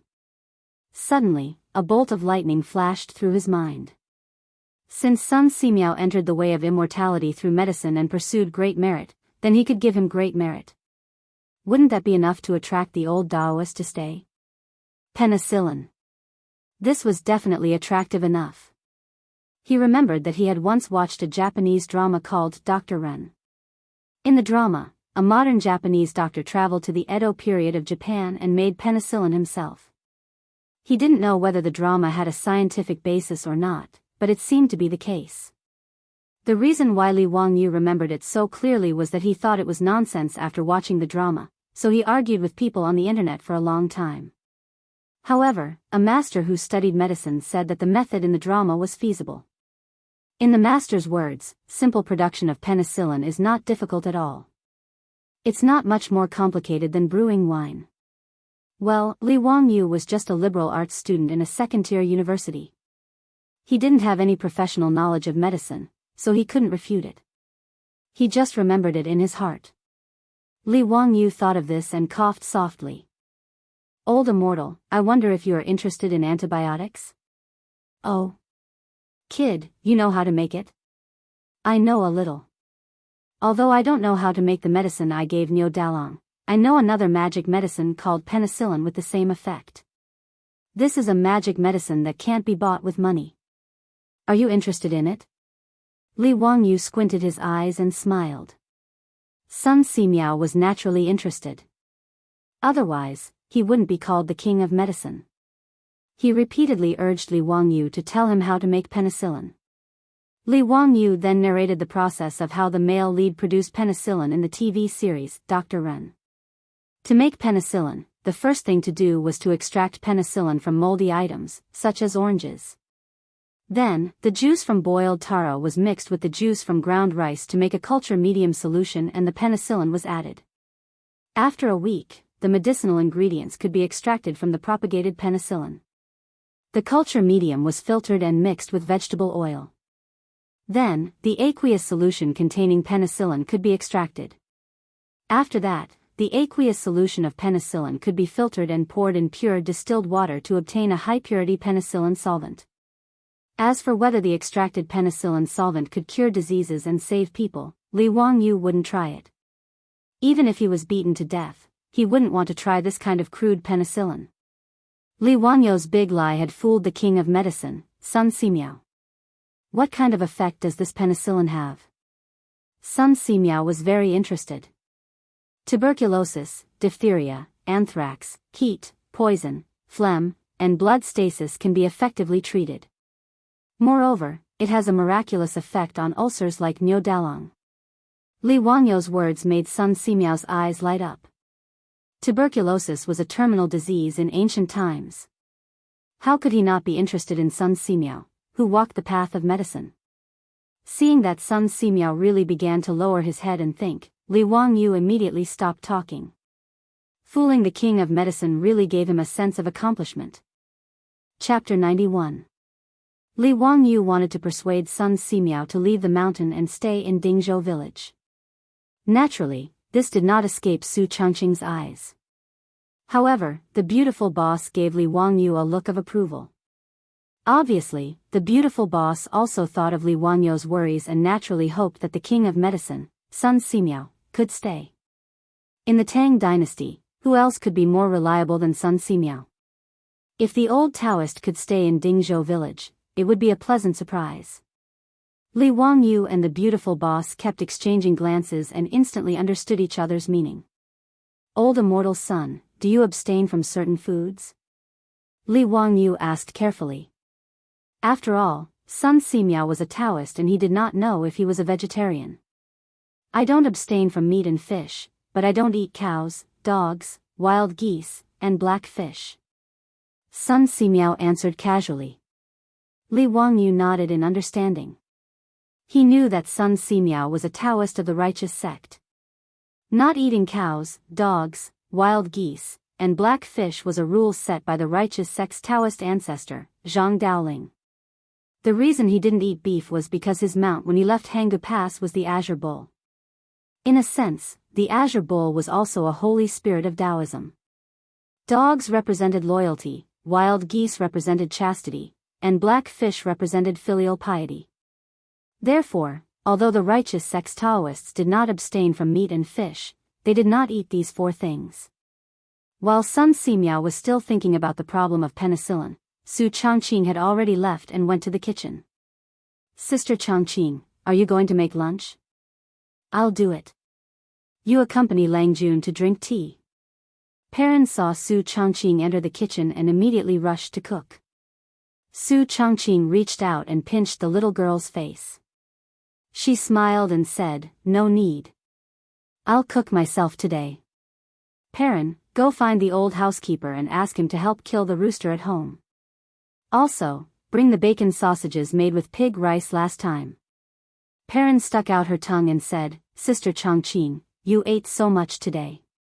We have an important guest at home today. I know. It's that old Taoist. Is he very powerful? I think he's not as good as Lang Jun. Lang Jun was the one who saved Niu Dalong's life. The little girl snorted. In Perrin's eyes, her Lang Jun was the best. All right, now you know that your Lang Jun is awesome. Hurry up and tell the old housekeeper to kill the chicken. Su Changqing smiled and pushed the little girl out of the door. The reason why Su Changqing wanted to cook personally was not only to show her respect for Sun Simiao, but also because she had her own plans. Since Li Wangyu wanted to keep Sun Simiao, then he would use multiple methods. As the saying goes, if you want to capture a man's heart, you must first capture his stomach. The Medicine King was also a man. Su Changqing was confident that his skills would make Sun Simiao reluctant to leave. After busying himself in the kitchen for half a day, Su Changqing finally finished preparing lunch. Because Niu Wu was also there, she prepared quite a lot of food today. The table was filled with delicacies that had never appeared in the Tang dynasty. Salt-baked chicken, fried bacon, kung pao chicken, grilled lamb, sweet and sour pork, sour fish soup, braised meatballs. Li Wangyu respectfully invited Sun Simiao to eat. The old Taoist was also shocked by the table of delicacies that he had never seen before. Although Sun Simiao was not a foodie, he lived alone in Taibai Mountain. To put it bluntly, his taste buds were already out of his mouth. Not to mention the taste of the delicacies on the table, just the aroma that made people swallow their saliva was amazing. Other than Niu Yong, who was still unconscious on the bed, everyone sat at the table. Fortunately, when Su Changqing asked Carpenter Lu to build the table, it was big enough for more than 10 people to eat together. Old immortal son, come, try this chicken. It tastes very good. Old immortal son, see if this dish is to your taste.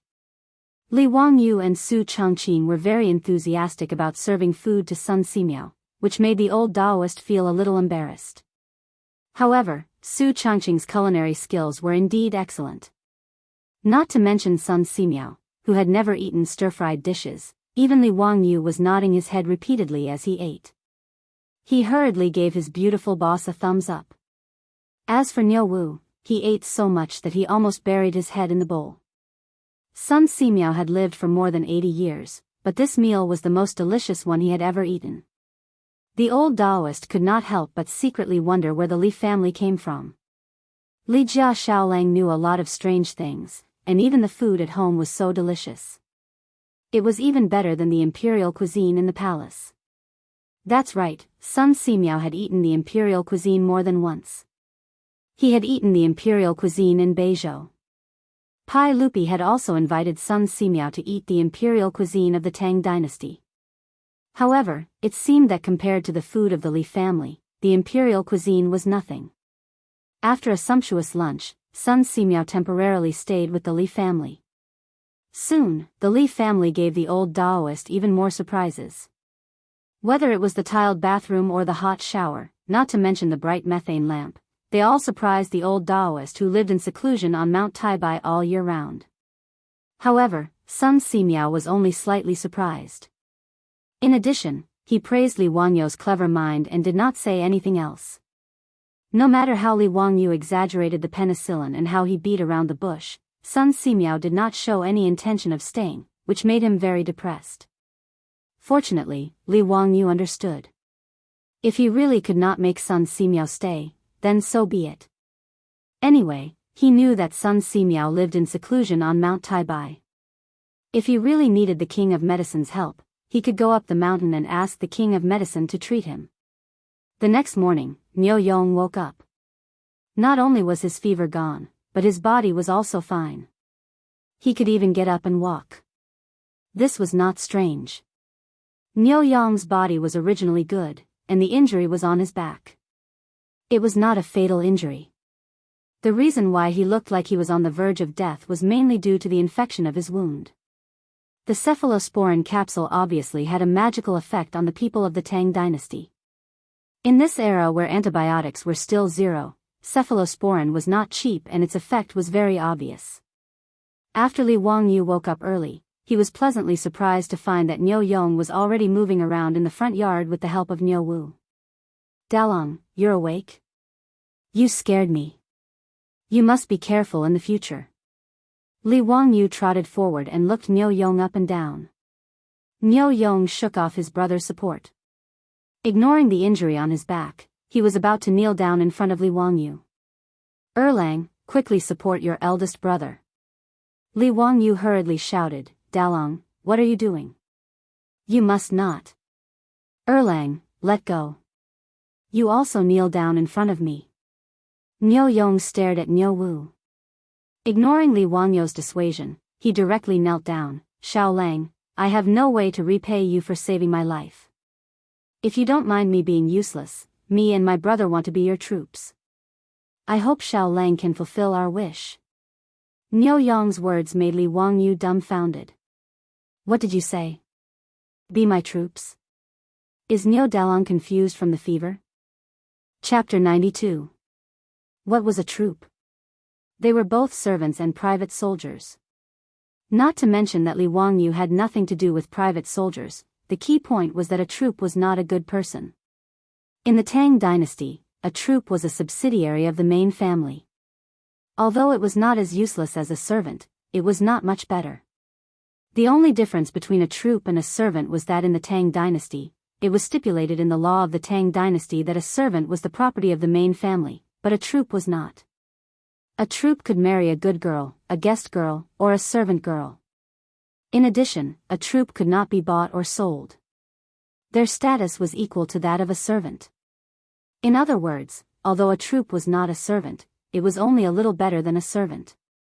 Their social status was lower than that of a good person. As a good person, the Niu brothers were stupid. They wanted to join the Li family and become a troop. Li Wangyu could not help but look at himself up and down. Could this 16-year-old thin body emit some kind of aura? "Dalong, what nonsense are you talking about? Why do you want to be a troop? Although you and I have not known each other for a long time, I respect my two elder brothers. It is my duty to treat your illness. Dalong, get up quickly. Don't mention this again. Erlang, persuade your elder brother. He is probably sick and confused." Of course, Li Wangyu would refuse the Niu brothers' proposal. He was not the kind of villain who would take advantage of others. He also did not think that others would have to give themselves to him just because he saved Niu Yong. In fact, Li Wangyu did not know that the reason why Niu Dalong made such a decision was related to himself. Yesterday, in order to persuade Sun Simiao to stay, he bragged that the cephalosporin capsule and penicillin were the only magic medicine in the world. He bragged that it was priceless and could not be bought with money. As a result, after Niu Yong woke up, Niu Wu told him word for word. Niu Yong was a person who would rather starve himself and take the prey he hunted to help his fellow soldiers. How could he accept such a big favor for nothing? In his opinion, how could his life be exchanged for such magic medicine? Therefore, Niu Yong didn't discuss it with Niu Wu and decided on his own, to be part of the Li family and protect the Li family. As for Niu Wu, he had always listened to his eldest brother since he was young. Even though he was in his 30s now, he was still the same. Of the two brothers, their parents passed away early. As the saying goes, an elder brother is like a father. Niu Wu was basically brought up by Niu Yong. Originally, only one of the two brothers could be selected as a prefectural soldier. In order to not leave his brother, Niu Wu used all kinds of methods to get someone to take him in, and he became a government soldier with his brother. And because Niu Yong had lost an arm to save him, Niu Wu felt even more guilty in his heart. Towards his elder brother's words, he was completely obedient and did not disobey in the slightest. His elder brother said that he wanted to be a member of the Li family's troop, but Niu Wu didn't feel any resentment at all. In his opinion, there was nothing wrong with being part of the Li family's troop. Li Jia Xiaolang was gentle and capable. As the head of the family, he was simply perfect. Moreover, the Li family's food was simply too delicious. Niu Wu had lived for more than 30 years, but he had never eaten anything more delicious than the Li family's food. If Su Chongqing knew that his meal didn't make Sun Simiao's stomach stay, but made Niu Wu's stomach stay, he probably wouldn't know whether to laugh or cry. So when his elder brother told him to kneel and join the Li family, Niu Wu actually grinned widely. Ignoring Li Wangyu's objections, he listened to Niu Yong's words and kowtowed several times to Li Wangyu. Xiao Lang, no, Lang Jun, I will listen to my eldest brother. From now on, us two brothers will be members of the Li family. Li Wangyu glared at Niu Wu, his heart filled with anger. I told you to persuade your elder brother. Why are you also running a fever and not thinking clearly? Why are you causing trouble here? Dalong, Erlang, what are you doing? Get up quickly. The three people's movements in the front yard startled all the beautiful boss and the others. After figuring out what had happened, everyone's reactions were different. The old housekeeper and Perrin looked at the Niu brothers with admiration. Their eyes were full of encouragement, thinking that the Niu brothers should be like this. Sun Simiao just stroked his beard and smiled, not expressing his opinion. He was more interested in Niu Yong's fast recovery. At first, the beautiful boss was confused. She didn't understand why the Niu brothers knelt to Li Wangyu and what the troop meant. After she quietly asked Perrin about the meaning of the troops, she was completely stunned. As a modern person, she, like Li Wangyu, found it hard to understand that someone would be willing to become a vassal in order to repay a debt of gratitude. To put it bluntly, it was equivalent to selling oneself to their family. Li Wangyu also couldn't accept it, but no matter how he persuaded, the Niu brothers didn't get up. Li Wangyu was also speechless. He simply ignored the two idiots and went back to the backyard. Big brother, Xiao Lang, oh, no, Lang Jun, he left. What should we do now? Niu Wu saw Li Wangyu leave and was also a little anxious.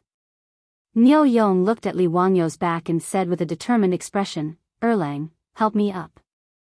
Let's go. Big brother, your injury hasn't healed yet. Let's talk about it after you recover. There's no hurry. Niu Wu persuaded. Are you going or not? Niu Yong stared at him. Niu Wu immediately cowered and helped his brother up. Niu Yong didn't care that his back injury hadn't healed. He said goodbye to the old housekeeper Li Heng and left. Niu Wu helped his brother out of the Li family's gate. Seeing the two leave, Li Heng shook his head in disappointment. He only cared about the prosperity of the Li family. Someone offered to be his troop, but the young master refused.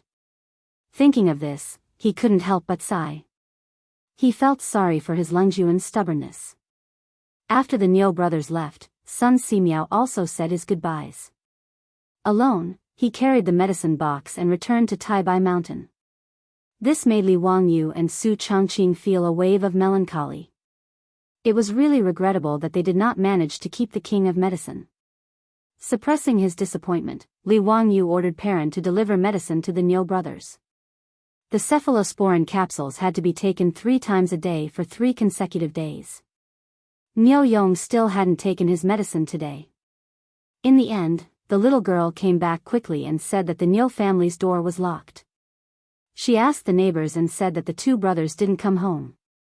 Niu Yong was still injured. Where could they have run to? Li Wangyu was also a little anxious. He didn't ignore their ridiculous request in the morning, so the 2 brothers ran off to do something stupid, right? He took out the white horse at home and rode it to search all the fields in the village. He didn't see the Niu brothers. He asked a lot of familiar villagers. Some said that they saw Niu Erlang help Dalong out of the village, but they didn't know what they were going to do. Li Wangyu felt that something was wrong, but because he couldn't find the Niu brothers, he could only give up. In the end, later that day, the Niu brothers returned to the Li family again. The old village chief also came with them. Something that made Li Wangyu and Su Changqing flabbergasted happened. Chapter 93. The Niu brothers and the old village chief entered the door together, holding a document issued by the county government in their hands. The old village chief was asked by the Niu brothers to be a witness. Dalong, Erlang, what are you holding? Li Wangyu asked, puzzled. A document issued by the county government. I, Niu Yong, and Niu Wu, volunteered to become members of the Li family. We have already registered with the county government. Today, the old village chief is here to be a witness. Niu Yong's words shocked Li Wangyu. The 2 brothers actually went to the county government to complete the formalities because Li Wangyu did not agree. He suddenly stood up, grabbed the document in Niu Wu's hand, and looked at it carefully. It was indeed a document issued by the county government. It was written clearly in black and white that Niu Yong and Niu Wu of Dingzhou village in Hu County were attached to the Li family as members. Li Wangyu pointed at the Niu brothers. He opened his mouth for a long time, but did not know what to say. You. Why can you apply for this document without me being present? Isn't the county government messing around? Li Wangyu did not understand how the Niu brothers got the document. Hey, Lang Jun, isn't it because you are familiar with Registrar Liu? My brother and I told him that it was you who asked us to go to the county government to apply for the document. He naturally nodded and agreed. Lang Jun didn't need to show up, so he helped us with the document. Niu Wu's words almost made Li Wangyu vomit blood. Damn, isn't this taking the back door? The Niu brothers actually used his name to take the back door and turned themselves into members of the Li family. How can this be justified? Li Wangyu rubbed his swollen forehead and rolled his eyes. I can write a document for you. I will handle it with Registrar Liu. Before he could finish his words, Niu Yong used his only arm to pull out a dagger from his waist. He knelt down on one knee and said, Lang Jun, if you really want to do this, then my brother and I will be too ashamed to face anyone. Let's just die in front of you today. Take it as returning my life to you. Niu Yong's words gave Li Wangyu and Su Changqing a fright. What was he trying to do? Why did they have to commit suicide if they didn't accept them as part of the troops? Li Wangyu was so anxious that he stomped his feet. He rushed to Niu Wu and roared, Erlang, what are you standing there for? Quickly take away your big brother's saber. Hearing this, Niu Wu actually grinned. Following his brother's example, he pulled out a dagger from his waist and knelt down on one knee. Lang Jun, I can't listen to you on this matter. If you don't agree to let us become part of the Li family's troops, we won't have the face to walk out of the Li family alive today. Seeing the actions of the Niu brothers, the old village Zheng did not try to persuade them. Instead, he said to Li Wangyu, Xiao Lang, the Niu brothers know how to repay kindness. This is what they should do. Just accept them. Otherwise, they won't be able to face anyone in this village. Li Wangyu glared speechlessly at the old village Zheng. Why were you adding to the trouble? After the old village Zheng finished speaking, he didn't say anything else. He happily stood to the side to watch the show. You too. Put down the saber. I agree, okay? Li Wangyu was at his wit's end. Why did he run into these two stubborn people? He was afraid that if he really refused, the two brothers would really stab the saber into his chest. Li Wangyu had a thorough understanding of the straightforward personalities of the men from Guangzhong. After Li Wangyu finished speaking, Niu Yong and Niu Wu's eyes lit up. You mean what you say? Less nonsense. Hurry and put away the saber. Perrin, go get this bastard's medicine. He hasn't taken his medicine today. Li Wangyu was speechless. He turned and walked toward the rear courtyard. Sooner or later, I'll be angered to death by these two people. Li Hang, arrange rooms for the Niu brothers. Li Hang and Perrin smiled and agreed. They started to help the Niu brothers settle in. The old village Jing congratulated Su Changqing and said a few more words to the Niu brothers. He then turned and went home. In the old village Zheng's view, the Niu brothers being part of the Li family's troops was not a disgrace to them. Given the ability that Li Jia Xiaolang had shown, the old village Zheng was old and shrewd. Although he had not read many books, he had long determined that this child's future was limitless. Although the Niu brothers were good people in Dingzhou village, their lives were poor. The two brothers were in their 30s and hadn't even found a wife. Rather than this, they might as well join the Li family's troops. The old village Jing dared to use his head to guarantee that Li Jia Xiaolang would not treat the two brothers unfairly. After Li Wangyu was forced to compromise and accept the Niu brothers packed their things and moved into Lai Hot that day. They didn't want the shabby house they had in the village. In any case, they didn't have any valuable belongings. Li Wangyu said that he disliked the two, but in reality, he was very happy. There were only 4 people in this family. The old were old and the young were young. He and Su Changqing didn't have much ability to protect themselves. Although the people in the village were simple and honest, it was hard to guarantee that there wouldn't be people from outside the village who would have bad thoughts after learning about the Li family's prosperity. The Niu brothers were strong and powerful. They were also the kings of soldiers in the army. Although they were disabled, ordinary men were not their opponents.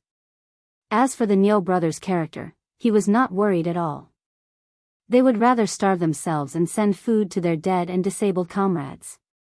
If he didn't trust such people, who else could he trust? After the Niu brothers settled down in the front yard, Su Changqing immediately sent them food and asked about their well-being. The two were very moved. Su Changqing was able to become a department manager at such a young age not only because of her high education, but also because she was quite handy in dealing with people. Since the Niu brothers had become the Li family's troops, she naturally had to take out the magnanimity of the hostess and brush up the Niu brothers' loyalty. That's right, the beautiful boss had also played the Romance of the Three Kingdoms series and had a deep understanding of how to brush up loyalty. However, it was clear that her actions were in vain. Since the Niu brothers were Guangzhong men and had recognized a master, their loyalty was definitely at the max level. In reality, the beautiful boss's current status in the Li family was a bit awkward because she appeared as Li Wangyu's cousin. However, Li Hang and Perrin, the two elders of the Li family, knew that their Mr. Xiao Lang didn't have a distant cousin. However, if they said that she was the person their Lang Jun wanted to marry, Li Hang and Perrin both felt that the age difference between the two was too big. Secondly, they didn't know where this woman came from. In short, Li Hang and Perrin were now pretending to be confused. No one would say anything about Su Changqing's identity. To outsiders, they would only say that she was their Langjun's distant cousin. However, this excuse also caused a lot of trouble in the future. This is a story for the future, so let's not talk about it for now. Li Wangyu ran into trouble again, and this trouble made him feel quite conflicted. Cho Kun came back from Chang'an City. Not only did he come back, but he also brought a gift to Li Wangyu to thank him for giving the water wheel blueprint to the Cho family. However, this gift gave Li Wangyu a headache. Chapter 94. The gift that Cho Kun brought for the Li family was something that Li Wangyu would never have expected. 4 pretty maids. This was the present that damn fatty gave to Li Wangyu. If his beautiful superior hadn't fallen into Li Wanyo's bathtub, he would have been very happy to accept this gift. He would have even quietly asked the fatty if he had blonde-haired and blue-eyed prostitutes. As a normal man in his 20s, having these pretty maids to serve him was of course a good thing. Li Wangyu wasn't a moralist, a fake scholar, or a disabled person who had been sent to the palace. Whoever dared to say that they didn't like it was absolutely hypocritical to the extreme. But right now, he didn't dare to reveal a trace of liking. Ever since the fatty Cho Kun brought the 4 specially selected maids into the Li family's door, his beautiful superior didn't reveal a trace of a smile on her face. From time to time, her cold gaze would wander around Li Wangyo's body, making him shudder. If he had to blame someone, he could only blame the damn fatty for not knowing how to speak. If he had said that they were sent to the residence to be rough maids, then it would have been fine. This guy opened his mouth and said, "These 4 maids are all virgins and are very clean. If Xiao Lang likes, they can warm your bed at night." It would also be a great joy in life. Warm your sister. Do you dare to speak any louder? Fatty, you're too wretched. I'm ashamed to be associated with you. After Su Chongqing heard the fatty's words, the frost on her face could have turned into ice. Under the influence of her aura, not to mention Perrin, even the old housekeeper wisely shut his mouth and didn't say a word. Li Wangyu was extremely annoyed by this, and his heart was constantly galloping. Su Chongqing, you're not this father's girlfriend, nor are you my wife. What right do you have to look at me like that? If you look at me again, do you believe that I won't eat you tonight? Of course, as a coward, these were all just Li Wangyo's psychological activities. At this moment, he sat on the chair with a serious expression and looked straight into the fatty's eyes. Brother Cho, I appreciate your good intentions, but please take these 4 maids back. After saying this, Li Wangyu felt a stab of pain in his conscience. The 4 maidservants sent by the fatty were all around 14 to 15 years old. Their appearances were decent and could be considered delicate and pretty. According to Li Wangyo's understanding from the memory of the previous owner of this body, such a female servant in Chang and Shi City would cost at least dozens of copper coins to buy. After he finished speaking, he glanced at the fatty, thinking, "It's good that you're so kind as to give me these 4 maidservants. I'll definitely happily accept." His beautiful boss's gaze made him feel uneasy, so how could he dare to open his mouth and say yes? "Xiao Lang, that won't do. These 4 maidservants were specially chosen by my master for you. I know that you, Xiao Lang, are a sentimental person. That water wheel blueprint was taken advantage of by my enemy. If I give you copper coins, wouldn't it be tacky? In addition, I know that you don't have many people in your house, so I sent these 4 maidservants to you. Xiao Lang, please don't refuse." The fatty's words were sincere, but Li Wangyu really wanted to tell him, "We can be tacky, Brother Cho, this is really inappropriate. Brother Cho, please take these 4 maidservants back." "No, how can I take back a gift that was sent to my door? If this matter were to spread out, where would my Cho family put their face? Xiao Lang, please don't mention this matter." The fatty shook his head like a rattledrum. The 2 of them were like this, one didn't want to accept, and the other insisted on giving. They had a battle of words for a long time. Li Wangyo's mouth was dry, but he still didn't dispel the fatty's idea of giving gifts. "That's enough, stop arguing. Leave them here." The beautiful superior's cold voice sounded, making Li Wangyu feel as if he had heard the sound of nature. But before Li Wangyu could speak, the beautiful superior spoke again, "Humph, but I will personally take care of these 4 maidservants. You don't have any objections, right?" On the surface, she was asking for Li Wangyo's opinion, but the coldness in her voice made even the fatty to the side couldn't help but shiver. This woman, what a strong aura. "No objections, I don't have any objections." Li Wangyo's head was the same as the fatty's, shaking it very quickly. Sometimes, a man's desire to live was very strong. Su Chongqing coldly snorted and led the 4 maidservants to the rear courtyard. The little maidservant, Perrin, made a face at Li Wangyu, then lifted her skirt and ran in. The old housekeeper was also very sensible. Seeing that Li Wangyu's expression was not good, he quickly said to go to the kitchen to boil water and make tea and quickly left the central room. This made the fatty confused. What was going on? Why was the atmosphere in the Li family so strange today? Although he could see that the relationship between Li Wangyu and Su Changqing was unusual, the fatty thought that he had given Li Wangyu a few maidservants. Why would Su Changqing be angry? Wasn't it normal for a man to have 3 wives and 4 concubines? What's more, this was not a marriage, but just a few maidservants. In the eyes of the Tangs, maidservants were just the property of the family. No mistress would be jealous of the relationship between the master and the maidservant. Oh, of course, there was no such thing as jealousy in the Tang dynasty at this time. This word would only appear after Pai Lupi gave the vinegar to Feng Xianling. Li Wangyu was sure that his beautiful boss was jealous. He seemed to be a little happy that Su Changqing was jealous of him. If this was known by his colleagues in the company in the future, who knew how many glasses would be broken? However, when it came to jealousy, Li Wangyu sympathized with comrade old Feng. How similar would the situation he would encounter in the future be to his current situation? The two of them were in the same boat.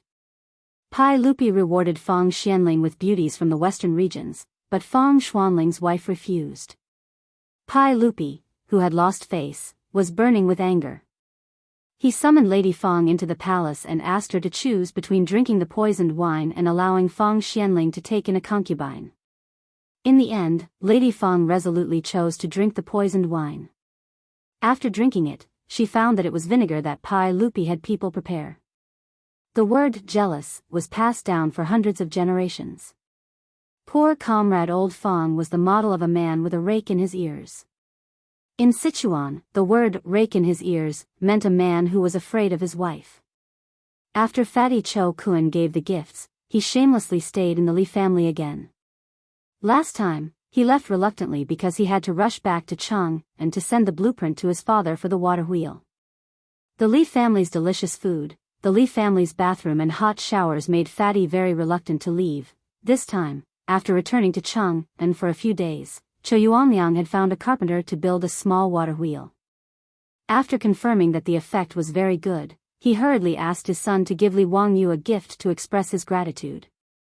After Fatty shamelessly settled down in the Li family, the originally sparse Li family immediately became bustling with noise and excitement. Su Changqing naturally wouldn't make things difficult for the 4 maidservants sent by the Cho family.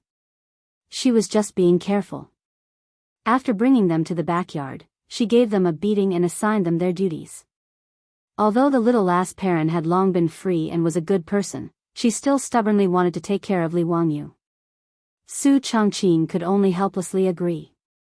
The 4 maidservants sent by the Cho family were sent to the Li family. There was no need to think about warming the bed. Cutting grass, feeding the horses, cleaning, washing clothes, and cooking, these were the daily tasks. The family of 4 became a family of 10 plus the resident Fatty. The originally small house with 2 entrances actually felt a little crowded. Li Wangyu wondered if he should hurry up and earn money to expand the residence. Why were there suddenly so many people in the house? However, he didn't have time to think about this matter these days. The transformation of the saline alkali soil had already reached the final stage. He was busy directing the men in the village to work in the fields. He could be considered very diligent. Li Wangyu had some difficulties in choosing what to plant after the saline alkali soil was improved. Chapter 95. Li Wangyu was struggling with whether to plant rice or sorghum in the improved saline alkali soil. Sorghum was widely planted in the Tang dynasty. It was drought-resistant, water-resistant, saline alkali resistant, and barren-resistant. It was very suitable for farming in the improved saline alkali soil. The sorghum that Li Wangyu planted was not to be used for food, but to be used for wine. Sorghum straw could also be used to feed livestock. It was a very suitable crop for his 300 mu of land. But rice also seemed to be very suitable. Low alkaline rice was still very expensive in the future. Li Wangyu planned to use the 3-dimensional paddy farming technology of the future to plant it. Li Wangyu remembered that there was a big farmer in his village who raised catfish in the paddy fields. As a result, every catfish raised in the paddy fields weighed 2 to 3 catties. The harvest per moo was more than 700 catties of catfish and 1,000 catties of rice per moo. One had to know that 1,000 catties was equivalent to 10 dawn of grain. In the Tang dynasty, the grain yield per moo was less than 1 dan. The difference was too big. Li Wangyu was very clear about the benefits of three-dimensional paddy farming. The fish ate the pests and weeds in the paddy fields and could also loosen the soil. The fish excrement could make the soil of the paddy fields fertile, creating a good environment for rice to grow. But sorghum could be used to make wine. That was a huge profit. Li Wangyu was reluctant to give it up. What was even more painful was that no matter what he planted, he could not avoid the locusts that were coming. Whether it was sorghum or rice, the spring sowing was in the 3rd lunar month, which happened to be the time when the locusts broke out in Guangzhou. If he planted sorghum and rice seedlings at this time, wouldn't he be giving food to the locusts? In a few days, the locusts would eat up all the crops in his 300 mu of land. But if he did not plant them, he could not prove to Yang Quan that the improved saline alkali soil had been completed. This made Li Wangyu even more difficult. His beautiful boss did not grow up in the countryside, nor did she live in the countryside. She had no suggestions in this regard. On this day, Li Wangyu squatted by the riverbank and looked at the fields without any care for his image. This saline alkali soil had already been washed and soaked 3 times, and was in the process of transplanting. In other words, good soil from other places was transported and spread over the original saline alkali soil. The 20 oxen of the Li family had already been hitched to the carts, and were continuously hauling the soil from afar, dumping it on the ground. After that, they would fertilize the soil to increase the fertility of the soil. Then, the 300 mu of land could officially be cultivated. Li Wangyu, who grew up in the countryside, was born with an unusual love for the land.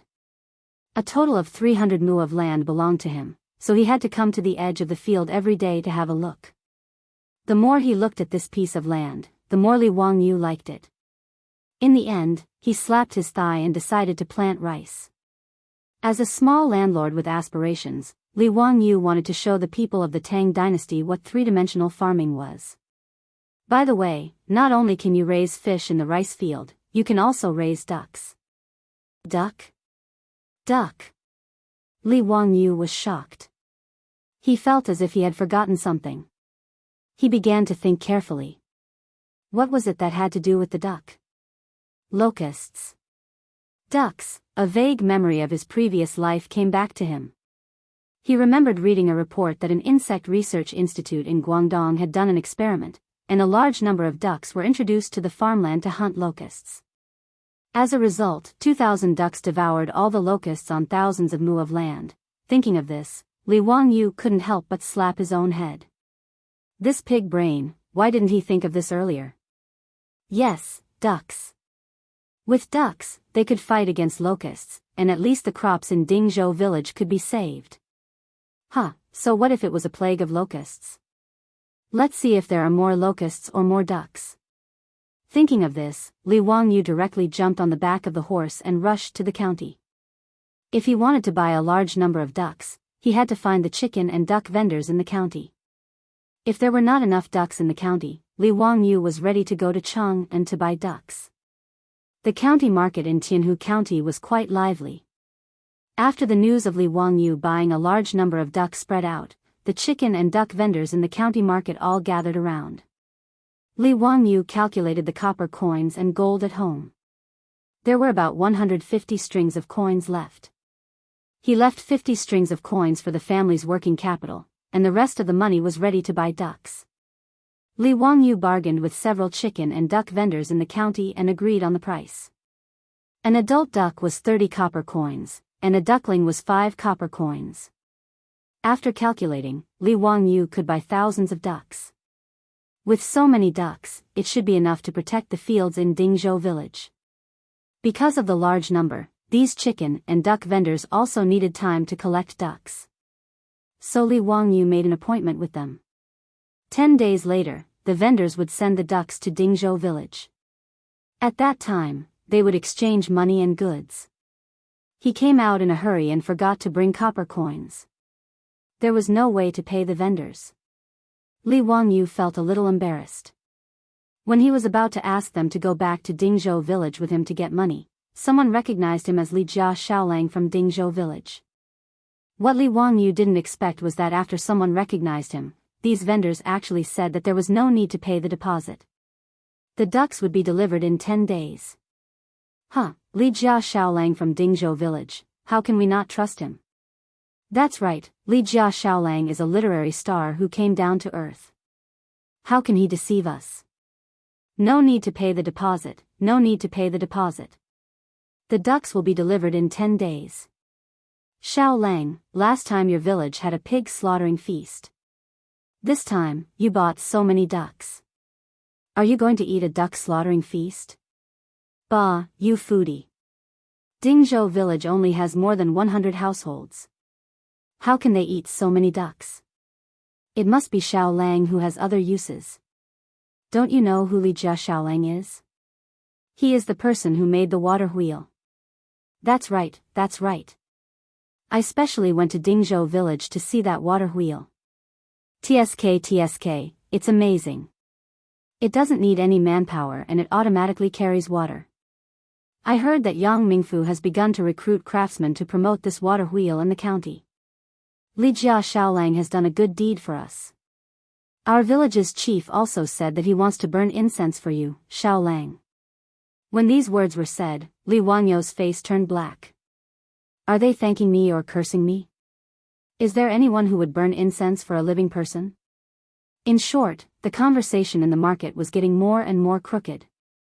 Some people had already begun to discuss whether the Li family's ancestral grave was emitting smoke. Li Wangyu could only quickly ride his horse and run away. No matter which dynasty, no matter if it was 1,000 years ago or not, the Chinese people's ability to gossip was still so valiant.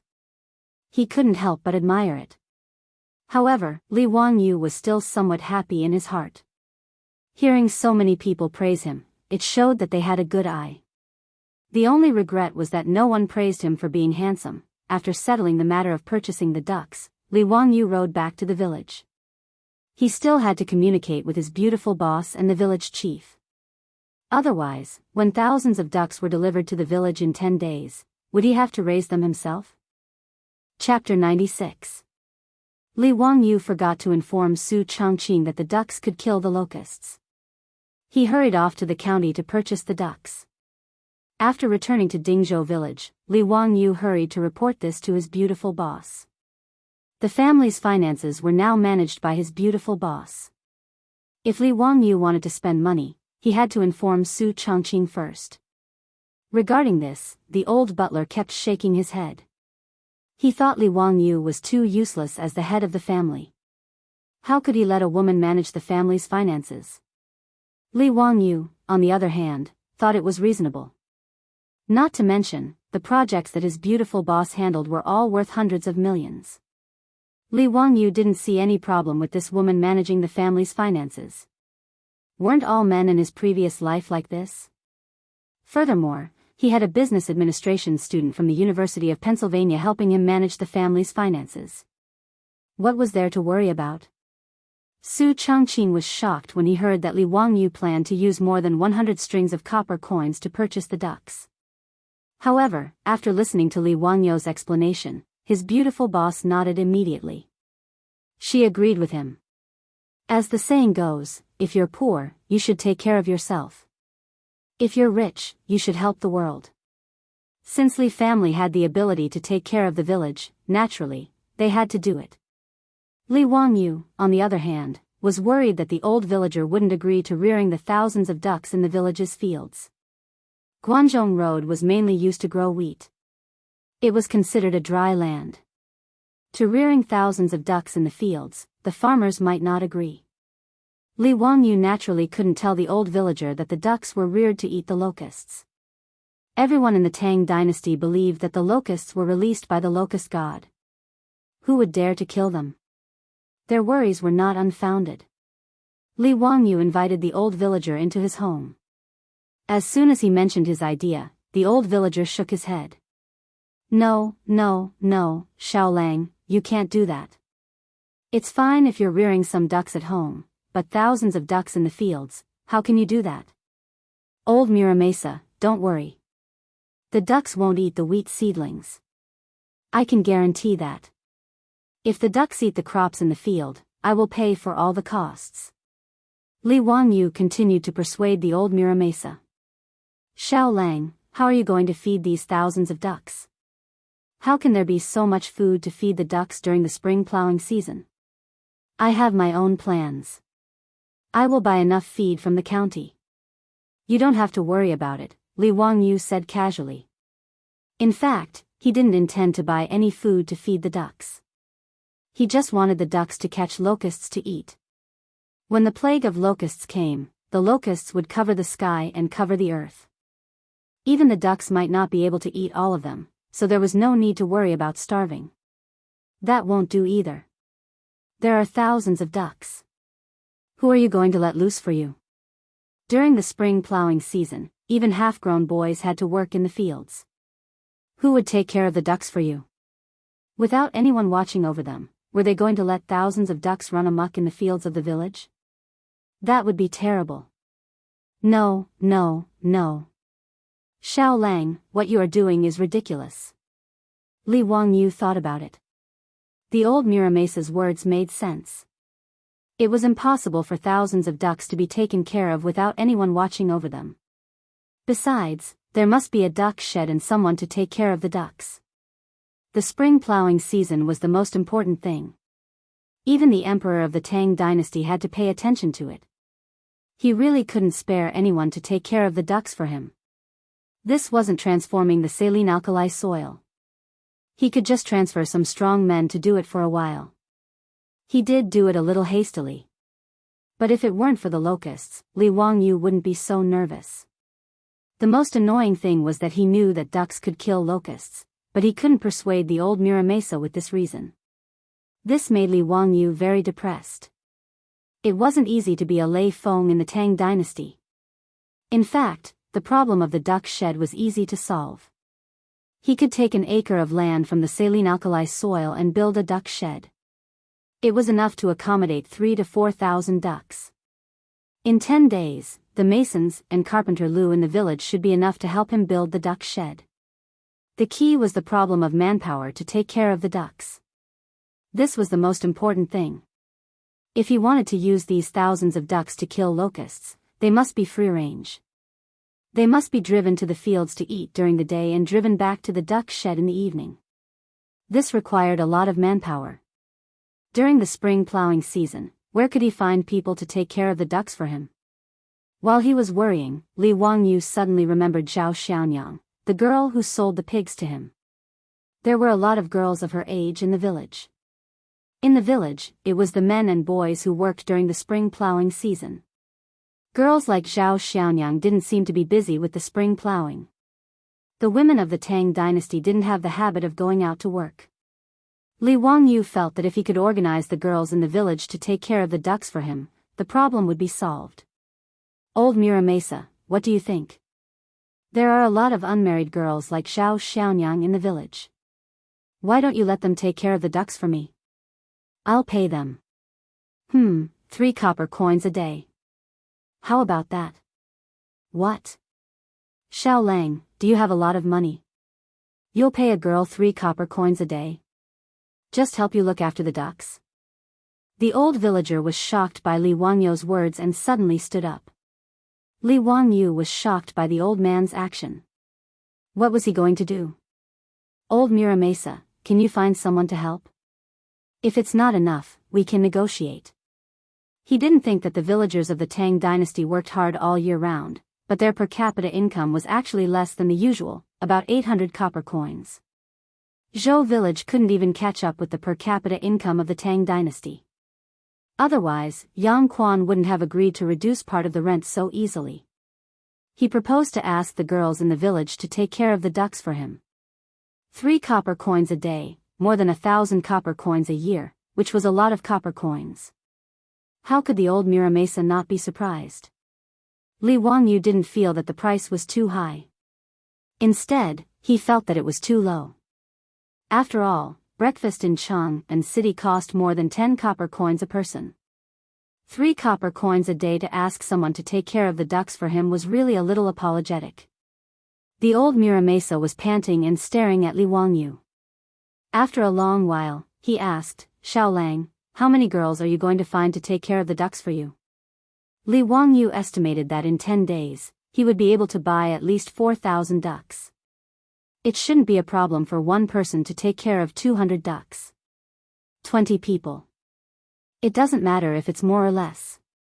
That's 60 copper coins a day. Xiaolang, you have to think carefully. The old Muramasa still wanted to persuade him. In his opinion, it was too wasteful. No problem. Old Muramasa, help me contact them. Let them come to me in 10 days. The old Muramasa's lips trembled, but he didn't continue to object. The matter of raising ducks in the village field was settled. He couldn't object. Who wouldn't pay a girl 3 copper coins a day to take care of the ducks? Li Jia Xiaolang also said that if the ducks damaged the crops in the field, he would be responsible for the compensation. He was not afraid that the farmers in the village would disagree. Seeing that Li Wangyu insisted, the old Muramasa left and went to help him find suitable candidates to take care of the ducks. After the old Muramasa left, Li Wangyu and Su Changqing looked at each other and saw the helplessness in each other's eyes. The labor cost of the Tang dynasty was really low. In fact, Li Wangyu was not unwilling to pay more. However, if he gave too much, it might not be a good thing. As the saying goes, a small amount of rice owes a debt of gratitude. Li Wangyu was really worried that rashly offering high salaries to the girls in the village would cause some unnecessary trouble. Dingzhou village suddenly became lively because Li Wangyu suddenly wanted to raise ducks. Chapter 97. In the view of the farmers, only an idiot wouldn't be willing to pay their daughters 3 won a day to help with the ducks. Although Zhao Nyang had earned about 8 strings of copper from selling the 2 pigs to Li Wangyu, she had raised those 2 pigs for almost 2 years. In order to raise the pigs well, she and her mother had to wake up early and work late every day to gather pigweed and feed the pigs. It was very tiring. If it wasn't to sell to Li Wangyu, but to other pork merchants, the 2 pigs would at most be sold for 5 strings of copper. Now, just by helping the Li family with the ducks, she could earn 3 won a day. Her annual income was always more than enough to support the family.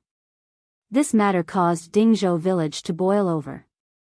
The villagers who received the news almost stepped on the threshold of the old village chief's house to make it lower. Anyone who had an unmarried daughter would come over after the farming season to chat about daily life. In a roundabout way, they brought up the idea of having their daughters help the Li family with the ducks. Even when the old village chief's wife and daughter-in-law went to the river to wash clothes, they would be harassed by many of the village's wives. The meaning behind their words was that their daughters were honest and diligent. Fortunately, the men of Guangzhou were very open-minded and did not cause any unpleasantness over this matter. Even so, it was a headache for the old village chief. In the end, the old village chief prioritized taking care of the disabled families of the old soldiers in the village. In addition, he picked out a few honest and diligent servant girls to make a total of 20 people. While the old village chief was busy helping Li Wangyu choose where to herd the ducks, Li Wangyu was not idle. Because it was confirmed that the 300 mu of wasteland was going to be used for rice farming, then the first thing to do was to plan the fields. The biggest difference in rice farming was that they had to dig fish ditches and ponds in the rice fields. For every 2 mu of rice field, they had to dig a cross-shaped fish ditch in the rice field. These fish ditches had to be 2 meters wide and 1 meter deep to store water and raise fish. Right now, there were about 40 people in the village helping Li Wangyu manage the saline alkali soil. After the 300 mu of wasteland had been washed and soaked and fertilized, it had completely changed. Any farmer could tell that the saline alkali soil had really been improved and turned into a good land for planting crops. Oh my God, this saline alkali soil has actually become a treasure. When the old village chief said that Li Jia Xiaolang wanted to manage this saline alkali soil, I thought that Xiaolang's brain was damaged. TSK. Li Jia Xiaolang is really capable. I heard that this piece of land was given to Xiaolang by the county for free. Isn't it? I have to say, scholars are indeed different. They even know about such things. In the future, no matter what, I have to tighten my belt and let my child go to school to learn how to read. Look at this water wheel. In my opinion, the county only gave 10 cows and took away Xiao Lang's water wheel blueprint. That's not generous enough. They should at least give him 20 more cows. Several farmers squatted on the ground and looked at Li Wangyu not far away. Their eyes were full of admiration and envy. Speaking of which, since Li Wangyu came to Dingzhou village, these farmers who were illiterate had changed their catchphrase to let the children go to school. This was a small contribution from Li Wangyu. Xiao Lang, what are you going to plant on this piece of land? Wheat or sorghum? It's almost time to start farming. A farmer asked Li Wangyu. Li Wangyu pointed to the field and gestured to them. I want to plant rice. I need several brothers to help me dig some ditches in the field. He pointed to the field and told the farmers how to dig ditches. What? Xiao Lang, are you joking? We know about planting rice. There are also irrigated fields nearby for planting rice. But why do you want to dig such deep ditches? Isn't this a waste of land? That's right. I've been farming for most of my life, but I've never heard of digging so many ditches in a good piece of land. Xiao Lang, are you sure you didn't make a mistake? This is too much of a waste of land. According to the way you dig, you'll dig 10 to 20% of the land. Isn't this a sin? As soon as Li Wangyu finished speaking, the group of farmers exploded. One after another, they tried to persuade Li Wangyu not to mess around. Li Wangyu just smiled at everyone's persuasion. However, he stubbornly asked everyone to listen to him and dig like this. He had his own uses. Seeing Li Jia Xiaolang being so stubborn, these farmers could only shake their heads and sigh. They felt that Li Jia Xiaolang, who was smart all his life, was stupid this time. He definitely did something stupid. Li Wangyu didn't explain this. It was very difficult to let the people of the Tang dynasty understand what modern three-dimensional farming was. It was better to wait until the final results came out and then let them be shocked. In fact, Li Wangyu wanted to persuade the farmers of Dingzhou village to plant rice with him. However, after thinking about it, he decided to wait until after the autumn harvest and his harvest came out. When there was a ready-made example in front of the villagers, he didn't have to worry that they wouldn't learn from him next year. With the water wheel carrying water for irrigation, coupled with three-dimensional rice farming, Li Wangyu believed that in less than 2 years, Dingzhou village would become a land of fish and rice. At that time, it would be really beautiful. After 7 or 8 days, all the ditches in the rice field were dug. These days, the people from the surrounding villages who came to see the water wheel also pointed at Li Wangyu's rice field and burst into laughter from time to time. Obviously, they all expressed their disdain for digging a good piece of land into a mess. Even the farmers of Dingzhou village felt that they couldn't raise their heads. How could there be such a prodigal son in their village? What a sin!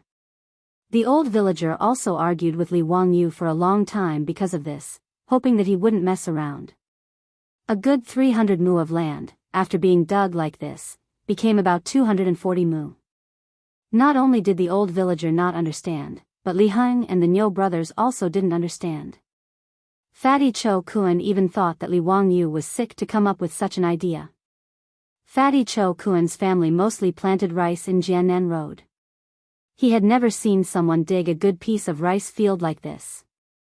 However, no matter how they persuaded, Li Wangyu insisted on his own opinion. Li Heng and the others couldn't persuade Li Wangyu, so they wanted to ask Su Chongqing to persuade him.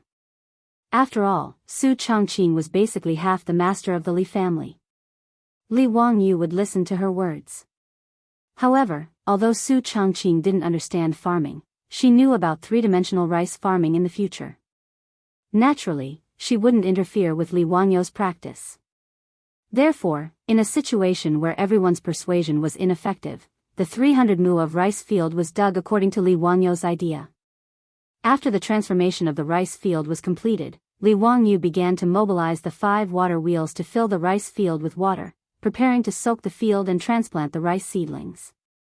Seeing that things had come to this, the old villager and the group of farmers all sighed. However, in less than 2 days, something even more unacceptable happened. This time, the old villager directly became angry with Li Wangyu. Chapter 98. Because Dingzhou village does not grow rice, naturally there is no seedling breeding. Li Wangyu rode to the surrounding villages and bought enough rice seedlings for 300 mu of paddy fields. When it was time to transplant the rice seedlings, Li Wangyu actually asked the farmers to throw the seedlings into the paddy fields and then straighten them with their hands. This made the old villager angry. China was founded on agriculture, and since ancient times, agriculture has been valued. Rice seedling transplants must not be treated carelessly. Although 300 mu of paddy fields now belong to the Li family, Li Wangyu's excessive request made the old villager dare to go against Li Wangyu. Li family kid, aren't you messing around? Although I have never planted rice before, I know how to plant rice seedlings. How can you mess around like this? Li Wangyu was speechless. The reason why he asked the farmers to throw the seedlings was of course because he had his reasons. Throwing seedlings to plant rice seedlings did not need to manually transplant seedlings one by one. Instead, it needed to go through the process of throwing seedlings to the ground. The seedlings were thrown with soil, and the seedlings were buried shallowly into the soil. Throwing seedlings was an advanced rice planting method in the future. It saved time and effort, and the seedling survival rate was high. After throwing seedlings, the seedlings would basically take root in 1 or 2 days, and new leaves would begin to grow in 3 days. The most important thing was that the yield per mu of paddy fields using throwing seedlings was about 10% higher than the yield per mu of paddy fields using hand transplants. But in the Tang dynasty, in the eyes of the old villager, Li Wangyu asking the farmers to throw seedlings to plant rice seedlings was simply messing around. Old villager, I am not messing around. This way, the yield of rice will be higher. Li Wangyu still wanted to persuade this stubborn old man. Xiao Lang, it's fine if you do other things, but you absolutely can't do farm work like this. This old man has been farming for his entire life. If I may be so bold as to say this, you will be punished by the heavens if you act so recklessly. Li Hang and the others also tried to persuade Li Wangyu, but Su Chongqing just covered her mouth and snickered. She did not say anything to help Li Wangyu. The beautiful boss was not stupid. She knew that although Li Wangyu was right, traditional views were not so easy to change. Especially in an agricultural society like the Tang dynasty, people would be criticized for randomly changing their farming methods. Previously, Li Wangyu had forced people to dig a ditch in the field, which had already caused a lot of discussion among the villagers. At this time, if they followed his method, the old village head would probably run to the county government to complain in anger. In this regard, Li Wangyu could only look up at the sky and sigh. Sure enough, it wasn't necessarily a good thing to be the only one sober when everyone else was drunk. Forget it, he couldn't be bothered to argue with the old villagers. It was just a matter of increasing the production by 10%. If the stalemate continued, the old village head would be angered to death, and the losses would outweigh the gains. Therefore, Li Wangyu sighed and nodded. He agreed to follow the old village head's suggestion and use the traditional method of transplanting rice seedlings. Seeing that Li Wangyu accepted the old village chief's protest, everyone immediately cheered. The farmers began to take a handful of seedlings and plant them in the fields. Old village head, I'll listen to you for other things, but for these 2 mu of fields, how about you let people do what I said and use the method of throwing seedlings to plant? When he said this, the old village head was about to blow his beard and glare. However, the old man thought about it again. Forget it, this land originally belonged to the Li family. Since he had refuted Li Jia Xiaolang's face today, the young man felt that he had lost face and wanted to use these 2 mu of fields to regain a little bit of face. Then, let him be happy. Thinking about this, the old village head nodded and agreed with a smile. In his view, this was just a young man throwing a small tantrum. On the contrary, the old man felt that although Li Wangyu was smart, in the end, he still had the heart of a young man. Not only did the old village head think this way, but Li Hang, the Niu brothers, Cho Kun, and even the farmers who helped to plant the seedlings also thought this way. A few of the farmers laughed and threw the seedlings toward the 2 mu of paddy field to make the little Lang Jun happy. The seedlings of the 2 mu of rice fields were planted using the method of throwing seedlings. The rice fields next to the 2 mu of rice fields were planted with the traditional method of transplanting seedlings. Li Wangyu secretly shook his head. This method of plucking and transplanting seedlings with one's face to the yellow soil and back to the sky was really time-consuming and laborious. Forget it, let's wait until the autumn harvest. When the rice fields began to be transplanted, Li Wangyu began to think about the matter of raising fish in the rice fields. Since ancient times, people in China had the habit of eating fish.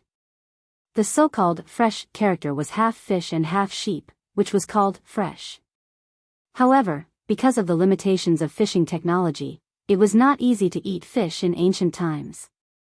In the 24 Filial Piety, there was even a story about lying on ice to find a carp.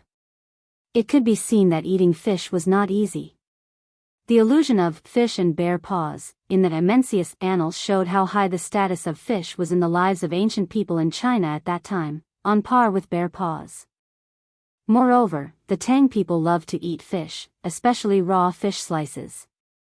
The sashimi of later generations in Japan was actually learned from the Tang dynasty. Slices referred to the practice of sashimi.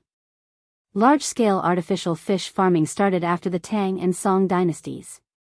In the Song dynasty, the 4 major fish farming systems formed a scale and system. At that time, artificial fish farming was called planting fish technique. However, it was very troublesome for Li Wangyu to plant fish, because there were no seedlings for sale in the Tang dynasty. In this regard, Li Wangyu could only buy all kinds of small fish from the fishermen fishing on the river at a high price, as well as fish with eggs, and put them in the rice fields. He was not picky about the species of fish. He wanted whatever fish the fishermen caught. Catfish, spotted silver carp, white carp, Christian carp, and eel were all acceptable. When Li Wangyu was collecting the fish, the old villager finally understood why there were so many ditches in the rice fields. "Xiao Lang, you want to plant fish in the rice fields?" "Yes, that's right." The old villager shook his head. "How can you plant fish in the rice fields? Aren't you afraid that the fish will eat the rice seedlings?" "No, they won't." "Don't worry, the old villager. Planting fish in the rice fields can also increase the yield," Li Wangyu replied confidently. Artificial fish farming was not popular among the people in the Tang dynasty at this time. The old villager did not know much about it, so he did not pursue it further. However, the old villager still felt that Li Wangyu was fooling around. Raising fish in the rice fields was unheard of. Raising fish was fine, but Li Wangyu raising carp made the old villager unhappy. "But you can plant other fish, but why are you planting this red mantis fish? You can't sell this fish. If the authorities catch you, you will be punished." Red mantis fish was carp. Carp and Li had the same pronunciation. In order to avoid taboo, carp was called red mantis fish in the Tang dynasty. Hearing the old villager's words, Li Wangyu just smiled. It was said that in the Tang dynasty, if the authorities caught selling carp, they would be severely punished. This was simply a rumor. There was no such law in the Tang dynasty. In the Tang dynasty, Wang Wei's Journey of a Daughter in Woyang wrote, "The husband rode on the horse, and the maid ate the carp." It could be seen that eating carp was not illegal in the Tang dynasty. Li Wangyu just smiled at the old villager's words. It was inconvenient to explain this kind of thing. When the carp was sold in the future, they would know. After finishing the work in the rice fields, the chicken and duck vendors in the county town also drove the ox carriages and sent the ducks that Li Wangyu ordered. Chapter 99. Thousands of ducks were delivered, making Dingzhou village lively again. The men, women, elderly, and children who had finished their farm work all gathered around the duck shed to watch the excitement. Li Wangyu asked the Niu brothers to move the 2 boxes of copper coins directly to the duck shed and settle the accounts with the chicken and duck vendors on the spot.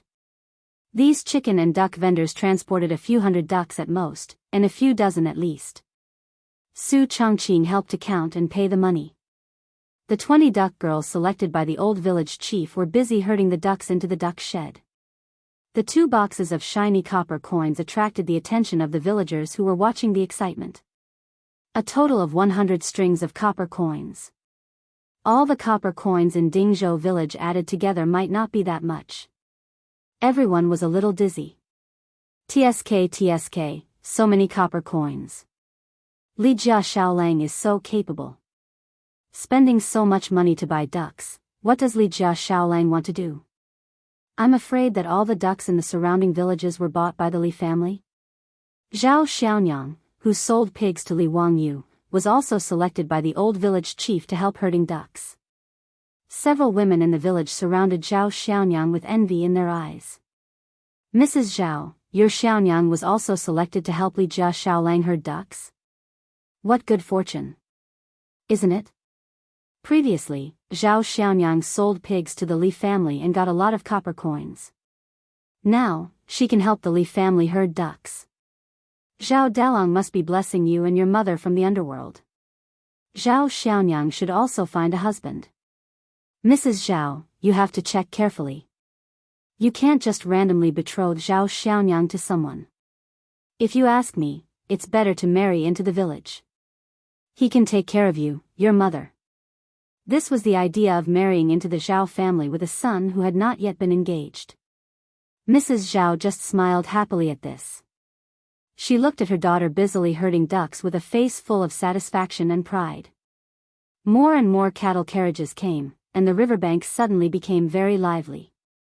Thousands of ducks quacked, and from time to time, some would scurry around, causing the female duck herders to sweat profusely. They used bamboo poles to chase away the disobedient ducks. From time to time, the disobedient ducks would cause the maidservants to be in a sorry state, causing the crowd in the village to burst into laughter from time to time, causing the maidservants to blush. After working for half a day, they finally gathered all the ducks into the duck shed and paid for the goods. There were a total of 2,300 adult ducks, 3,500 ducklings, and a total of 86 copper coins. The goods and the money were cleared, and both parties were happy. After sending off the peddlers, Li Wangyu began to instruct the duckling girls on how to tend the ducks. There were a total of 40 duck sheds, and each girl was responsible for 2 of them. These ducks were first raised in the 300 mu rice paddy field. Once they were familiar with the duck shed, the 20 female ducks would drive them to the field to eat their own food. The village had more than 2,000 mu of land, which was enough for the ducks to eat their fill.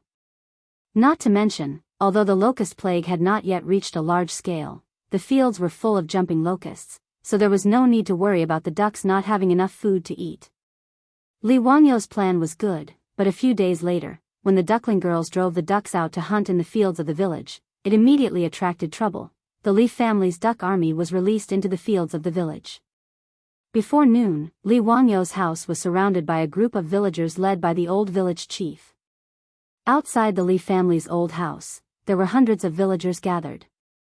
Many of them were cursing and swearing, and their emotions were agitated. When the old housekeeper Li Heng saw this situation, he was shocked and hurriedly invited the old village chief and several leading villagers into the central room. At this time, Li Wangyu was playing chess with the fatty Cho Kuan in the study. The fatty was having so much fun that he forgot about home. He had been with the Li family for more than 10 days, but he did not seem to have any plans to return to Chang'an. In the fatty's opinion, the Li family ate well and lived comfortably, not at all worse than Chang'an. The only thing he was not used to was that he could not go to Ping Kong Lane to drink wine with prostitutes. But in front of delicious food, these were all tolerable. As the 2 of them were playing chess, they heard a commotion outside. Li Heng hurriedly ran in. Lang Jun, we've been surrounded by villagers outside. They say our ducks have caused trouble. I've invited the village chief to the central room in the front yard. Quickly go and take a look. The ducks have caused trouble? Li Wangyu thought for a moment and understood what was going on. It seemed that the old village chief and villagers had already noticed the ducks eating the locusts. They were here to denounce him. In this regard, Li Wangyu was not worried at all. He leisurely followed the old housekeeper to the central room in the front yard. Old village chief, what's the matter today? Xiao Lang, let me ask you, did you buy so many ducks to eat the locusts? Now, many of the locusts in the fields have been eaten by your ducks. How can this be? The old village chief's face was as dark as water. He interrogated as soon as they met. If these words were heard by a modern person, they would be baffled. Was it not a good thing that the ducks had eaten the locusts in the fields? Wrong. In the eyes of the simple citizens of the Tang dynasty, the appearance of locusts was a punishment sent by the locust god. How could they be hunted down and killed? If that was not the case, why would the bigwigs in the imperial court and the Confucian bigwigs say that the only way to kill the locusts was by virtue? My ducks ate the locusts in the fields? Hee, don't mention it, don't mention it. This is what I should do. Li Wangyu replied with a cheeky smile. His words stunned the old village chief and the villagers. We're here to thank you. Did you not understand? Xiao Lang, you can't do this. Those locusts are sent by the locust god, how can they be hunted? That's right, your ducks ate the locusts. If the heavens send down a greater punishment, who will be responsible? Xiao Lang, hurry up and chase your ducks away. Don't let them feed on the locusts anymore. I think you're just messing around. I was wondering why the Li family suddenly bought so many ducks. You're using the locusts to feed your ducks. Such audacity, Xiao Lang, aren't you afraid of being punished by the heavens? Xiao Lang, don't mess around. Don't bring trouble to our Dingzhou village. The old village chief and the villagers were all scolding the Li family's ducks and Li Wangyu's misdeeds. If not for the fact that Li Wangyu had gained some reputation in Dingzhou village, they would not have been so polite. His beautiful superior heard the news and immediately rushed to the front yard. When she heard that the old village chief and the villagers not only did not appreciate the Li family's kindness, but also blamed Li Wangyu, she was so angry that her face turned white and her expression froze. What an ungrateful dog biting Lu Dongbin. Did the Li family have nothing better to do? They spent so much money to buy so many ducks, Li Wangyu even went to Chang'an to gather so much food. Wasn't it all for the sake of the 100 villagers of Dingzhou village? The locusts that destroyed the crops did not blame them, instead, they kowtowed and burned incense. Li Wangyu wanted to save them but was humiliated by them. As expected, a pitiful person must have a detestable side. Chapter 100. Li Wangyu was not in a hurry to explain himself. He waited for the villagers to finish. When they finally quieted down, he said slowly, "What does the ducks eating the locusts have to do with me? I am not the one eating the locusts. The locusts are a gift from the locust god, so why can't the ducks eat the locusts because of the duck god's order?" His words stunned the villagers. What did he mean by that? What the hell was the duck god? It was not my order for the ducks to eat the locusts, right? It was their own doing. Since the locusts were eaten by the ducks, it means that the duck god is more powerful than the locust god. What are you afraid of? What duck god? How can there be such a god? The old villager mumbled. Hee, old villager, how do you know there is no duck god? As the saying goes, there are gods everywhere. Since there is a locust god, there is naturally a duck god. Li Wangyu was trying to change the topic. Since they said the locusts were released by the locust god, then why did they say there was no duck god above the ducks? However, his words left the villagers speechless. Indeed, who dared to say there was no duck god? But, old villager, there are no buts. Since the ducks are the ones who eat the locusts, then it is a matter between the locust god and the duck god. We are mere mortals, we should not interfere. Li Wangyu's words left the agitated villagers speechless. They started to think about what Li Wangyu had just said. Seeing that no one spoke, Li Wangyu continued, "Actually, I'm sure all of you are aware of the locusts coming this year. Since my family's ducks can eat the locusts in the fields, then they can reduce the damage to the crops in the village, right? As for this locust god, let the duck god reason with him." Of course, the villagers understood what he meant. If the locusts were to spread, then their whole family would have nothing to eat. However, due to their deep-rooted beliefs, ignorance, and fear, they did not dare to attack the locusts.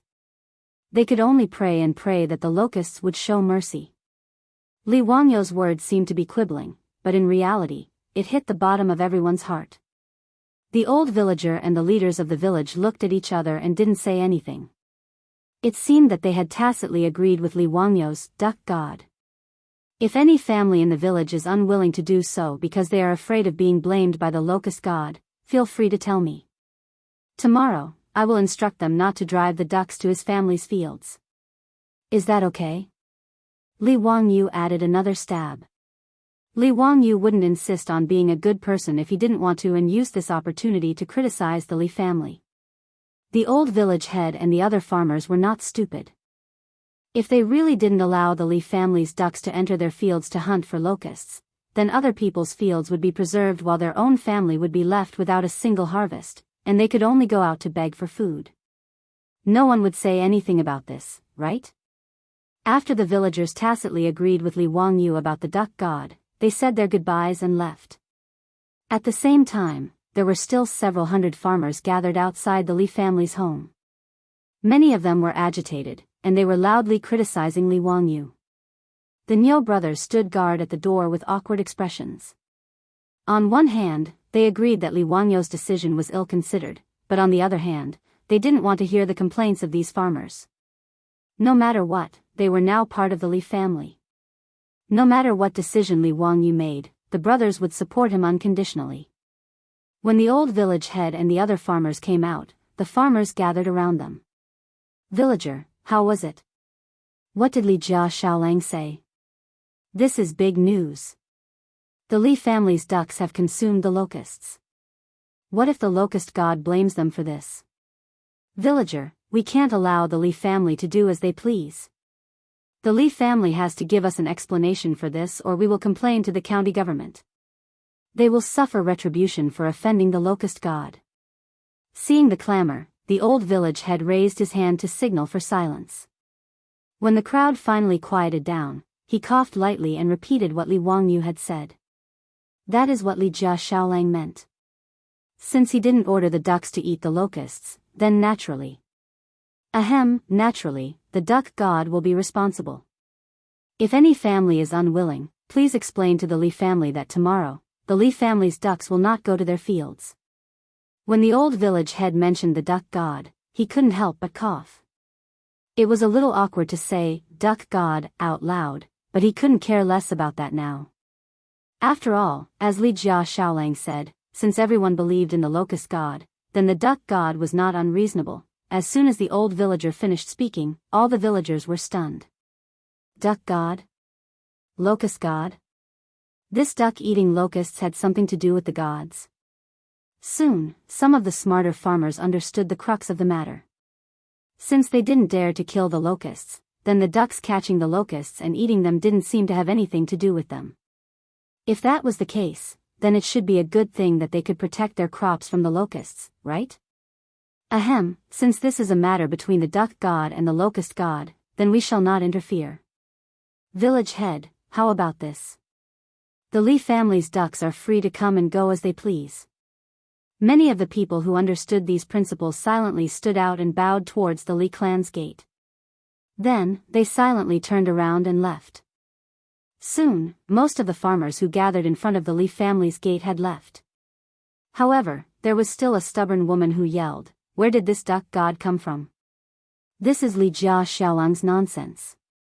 No, we can't let the ducks enter our fields." Before she could finish her words, the man beside her slapped her in the face. "You wastrel. What are you yelling about? Do you think you can make the whole family beg for food? Shut up and go home to cook." After slapping his wife, the man turned to the village head and chuckled, "Hee hee, village head, don't listen to this crazy woman. Our fields will remain the same. The Li family's ducks are free to go." These Guangzhong farmers were not idiots. They were afraid of the locust god's wrath and came to the Li family to cause trouble. However, after Li Wangyou fabricated this duck god for them, it gave them a way out. The Chinese farmers had their own cleverness and survival philosophy since ancient times. Faced with the choice of self-deception or protecting the crops in the fields, everyone chose to self-deception. This was the result that Li Wangyu had predicted. When the crowd at the door dispersed, Li Wangyu and Su Changqing both let out a long sigh and silently shook their heads. On the other hand, Cho Kun, who was standing at the side, was stunned by Li Wangyu's words. After a long time, he muttered to himself, "So this works too?" He whipped his head around to look at Li Wangyu. "Xiao Lang, if I start a fire in the field and the locusts die from the fire, wouldn't that be considered a battle between the fire god and the locust god?" The fatty's words stunned Li Wangyu. He turned to look at the fatty with a strange expression. What a genius! This ability to draw inferences from one case was amazing. Chapter 101. That day, Cho Kun returned to Chang'an. Many of his family's properties were also threatened by the locusts. Originally, he did not dare to destroy the locusts because of the locust god. Once the locusts were formed, his Cho clan would suffer heavy losses. Now, with Li Wangyu's inspiration, since no one dared to oppose the locust god, then he would invite other gods to do it. On horseback, Cho Kun told Li Wangyu, "I will repay you generously in the future." Then he galloped back to Chang'an City. Li Wangyu, on the other hand, was slightly worried. Cho Kun's thanks wouldn't be sending him a few Hu girls, would it? That would really be a premature end.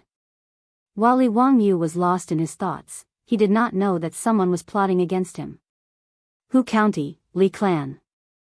A group of elders and clan leaders of the Li clan were gathered together to discuss Li Wangyu. The name Li Wangyu had recently become famous in Hu County. But in the ears of the elders of the Li clan, it had a different meaning. Whether it was Li Wangyu's pig slaughtering feast, his miraculous water wheel, or his method of treating saline alkali soil, every time the Li clan heard Li Wangyu's name, they would feel suffocated. Especially when they went to the county government to sue Li Wangyu, and Yang Quan's doggerel judgment slowly spread through Hu County through the mouths of the bailiffs. It made the Li clan even angrier. And the young man they had chased out of the clan had used such a method to make a name for himself. Now, in Hu County, many of the noble families were privately laughing at the Li clan for being blind. They had chased such a Qilin out of the clan. They must have been blinded by lard. Every time Li Wangyu's fame grew, the elders of the Li clan felt as if their faces had been slapped, making them hate Li Wangyu even more. This group of elders from the Li clan of Hu County hated Li Wangyu to the bone.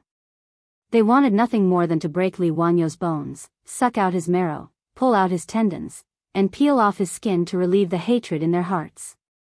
Clan leader, that little child from the Li family has already grown up. In the future, if he were to become an official and half a nobility, then our Huxian Li clan won't be able to survive. Isn't that so? This kid is not easy to deal with. We have to be careful. Li Zhou, that bastard, is quite capable of giving birth to a son.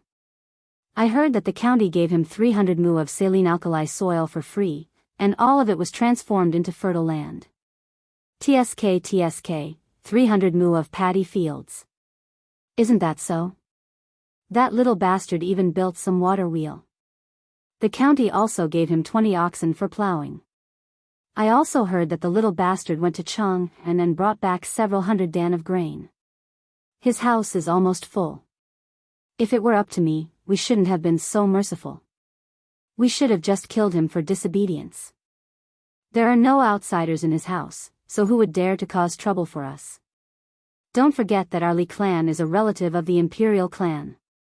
This was a vicious and merciless elder who directly wanted to take Li Wangyu's life. The old clan leader of the Li clan slapped the table. Enough. What's the point of saying this now? Who among you has a way to deal with this kid? This. Everyone was speechless for a moment. This Li Wangyu had already been removed from the clan. If they wanted to use the clan's name to suppress him, then it would be impossible. While the group was frowning, one of the elders suddenly rolled his eyes and revealed a cunning smile. This old man has an idea. I wonder if it will work. Let's hear it. The elder lowered his voice and whispered the idea he had just come up with to the others. Hiss, is this plan going to go against the heavens? Some of the elders hesitated. The other elders were also somewhat hesitant. They felt that this method was not appropriate. If word of it got out, they would lose face. The old clan leader's expression was also uncertain. In the end, he slammed the crutch in his hand. A man is harmless to the heart of a tiger, but a tiger is harmful to the heart of a man. If we don't act decisively, we will be met with disaster. We can't wait for that little bastard to grow up. Otherwise, he will become a disaster for our Li family in the future. Li Wangyu naturally didn't know that he had become the target of a group of gluttons. He didn't have any feelings for the Li clan of Hu County and had long since put it to the back of his mind.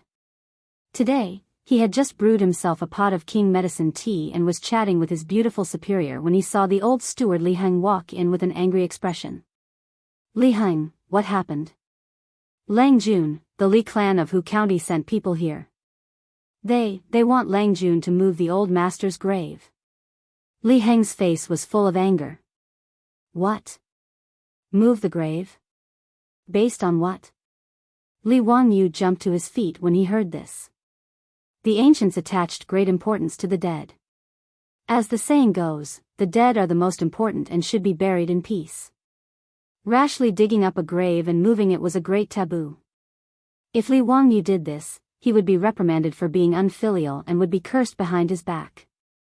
The Li clan of Hu County, they wanted to slap Li Wangyu's face. Li Heng's old face swelled red. The Li clan said that Lang Jun and the old master's names have already been removed from the clan. You shouldn't bury the old master in the Li clan's ancestral grave and ruin their feng shui. They dare. Li Wangyu slammed the table and said angrily, tell Niu Yong and Niu Wu to throw out the Li clan's people. If they dare to come again, just throw them out. Li Heng agreed and prepared to tell the Niu brothers to kick them out. However, he was stopped by Su Chongqing. Wangyu, let's ask the old village chief first. Su Chongqing advised, the matter of the clan's graveyard is not small. The Li clan's ancestral grave is in Dingzhou village. The old village chief should know the key to this. It's not too late to make a decision after asking. Li Wangyu took a deep breath and calmed himself down. He turned to Li Heng and said, help me ask the old village chief to come here. Not long after, Li Heng brought the old village chief back. Li Wangyu greeted the old village chief and didn't say anything. The old village chief spoke first. Xiao Lang, do you have a grudge against the Li clan of Hu County? Li Wangyu was stunned. He thought for a moment and shook his head, no, there is no grudge. It's just that they wanted to expel me from the clan, so there was a small conflict. The old village chief shook his head and said to Li Wangyu, Xiao Lang, Li Gong's grave must not be moved. This is not only a matter of your Li family's face, but also a matter of feng shui. As the saying goes, the poor don't change the door, the rich don't move the grave. Little Lang, you've made the Li family prosper with each passing day, how can you casually move eunuch Li's grave? Feng shui. Li Wangyu was a little stunned. He didn't believe in feng shui. Moreover, what did the Li family have to do with feng shui? Was it because Li Zhou's grave was well buried that Li Wangyu traveled 1,000 years and came to the Tang dynasty? His beautiful boss asked, old village chief, the Li clan forced us to move the grave. What's their explanation? Well, if you want to be serious, the Li clan does have the right to make you move the grave. After all, Li Gong was buried in the Li clan's ancestral grave. Now Xiao Lang and Li Gong have been expelled from the clan. If they want to force you to move the grave, you can't stop them. The old village chief's words made Li Wangyu's heart cold. Was there no other way for the Li clan to force him to move the grave? The old housekeeper, Li Heng, had a look of despair on his face as he knelt down before Li Wangyu. Lang Jun, why don't you go and beg Madam Li? The old master's grave cannot be moved. Chapter 102. Li Heng's words made Li Wangyu and Su Chongqing look at each other in silence. Forget it. I'll go see the Li clan's people and see what they want. Li Wangyu walked towards the front courtyard. In the main room of the Li clan's front courtyard, a young man with an arrogant expression was waiting impatiently. When he saw Li Wangyu appear, he let out a cold snort. Humph, Li Wangyu, you're quite arrogant. You made me wait for so long. Li Wangyu thought for a moment and remembered that this person was the eldest grandson of the Li clan's head, Li Gui. This Li Gui relied on his status as the eldest grandson of the Li clan to be arrogant and despotic. He was considered a tyrant in Hu County. What made Li Wangyu's teeth itch when he saw this guy was that his previous owner was too weak. Even when Li Zhou was still alive, his previous owner didn't dare to provoke this Li Gui. The two of them had studied together in the clan's school. This bastard relied on the fact that he was older than Li Wangyu and was the eldest grandson of the clan to bully Li Wangyu's previous owner. What was even worse was that this Li Gui relied on his status as the eldest grandson of the Li clan to do many disgusting things in Hu County. It couldn't be said that he kicked out widows' doors or dug up graves, but it wasn't far off. After all, the Li clan was a relative of the imperial family. Although they didn't have any official positions, even Yang Quan, the boss of Hu County, didn't want to offend them. Last time, if it weren't for Yu Shernan's support in the lawsuit against Li Wangyu, Yang Quan might not have stood on Li Wangyu's side so easily. Li Gui, what exactly is your Li clan trying to do? Just say it. Li Wangyu couldn't be bothered with this hedonistic son of a rich family. It was only the beginning of March, but Li Gui pretentiously opened his folding fan with a swish and waved the fan in his hand in a self-confident manner. Of course, I want you to move your dead father's grave away. Your Li family is no longer a member of our Li clan. There is no reason to bury him in our Li clan's ancestral grave. Li Gui, shut up. Even if my family's Darren isn't a member of the Li clan, he's still a Guanglu Darren who was conferred the title of Guanglu Darren by His Majesty. How could someone like you humiliate him? Do you believe that I will send you to the authorities immediately? Li Wangyu angrily rebuked. Li Gui knew that he had said something wrong and immediately shut his mouth. Li Zhou had offended Pai Lupi and was removed from his position. However, after Li Zhou's death, Pai Lupi was very kind and conferred him a posthumous title. Originally, Li Zhou was a secondary class, rank 3, supervisor of Huxian. After his death, Pai Lupi directly conferred him a secondary class, rank 2, Guanglu Darren. Of course, this was only a posthumous title. Li Wangyu was still a nobody and wouldn't receive any benefits. Perhaps the only benefit of a posthumous title was that the standard of Li Zhou's grave would be raised a little. A rank 3 tomb had a height of 12 feet for 50 steps. A rank 2 tomb had a height of 12 feet for 60 steps. In front of the grave, one could erect a stone tablet, a glass head, a tortoise, a stone beast, and so on. That was all. These were all written laws in the Tang dynasty. No one could casually violate these laws. Otherwise, they would be beaten 100 times. Li Zhou's standard as a rank 2 official's grave had tormented the already empty Li family greatly. Most of the family's remaining property had been used to build a rank 2 official's grave. This was also one of the reasons why Li Wangyu's family was so poor after transmigrating. However, no matter what, Li Zhou was a rank 2 official of the Tang dynasty. Even if it was a posthumous title, it wasn't something that Li clan's eldest grandson could humiliate. If Li Wangyu went to the county government to sue Li Gui, it would be quite troublesome. Seeing that Li Wangyu wasn't speaking, Li Wangyu coldly snorted and sat down. It's impossible for my family to move the grave. Your Li clan should give up on this idea. Speak, what conditions does your Li clan have? You don't want to move the grave? That's fine too. Hand over your Li family's 300 mu paddy field, 20 cattle, the blueprint for the water wheel, and the few hundred dan of grain in your family. In addition, promise to give the Li family 500 strings of copper coins every year. Then, you don't have to move Li Zhou's grave. Li Gui wasn't polite at all and directly demanded an exorbitant price. His words almost made Li Wangyu laugh out of anger. Li Gui was treating him as a soft persimmon that he could do whatever he wanted. Scram! Li Wangyu replied with this one word. For a glutton like the Li family, there was nothing to talk about. Li Wangyu was scolded by Li Wangyu. Then, he suddenly stood up and gloomily said, Li Wangyu, I'll give you 3 days to think about it. If you don't move the grave in 3 days, our Li family will forcibly send people to dig it up. You dare? Li Wangyu angrily said. Hee, then let's wait and see. Li Gui threw down these words and turned to leave. Li Wangyu clenched his fists. He wanted nothing more than to order the Niu brothers to beat him up. Niu Wu was so angry that he wanted to roll up his sleeves and beat him up. Fortunately, Niu Yong still had some calmness. He held on to his younger brother tightly and didn't let him do anything rash. Forcing the Li family to move the grave was the vicious plan that the Li clan's elders came up with. In the eyes of the Li clan's elders, the reason why Li Wangyu could suddenly make a name for himself as a Noda was completely because Li Zhou's grave was well buried. It might even have robbed the Li clan's feng shui. In the old saying, it was because Li Zhou's grave was smoking green smoke that a young man like Li Wangyu could come up with so many things in just half a month. In the eyes of these elders, if Li Zhou's grave hadn't robbed the Li clan's feng shui, then the water wheel and the saline alkali soil should have all belonged to the Li clan.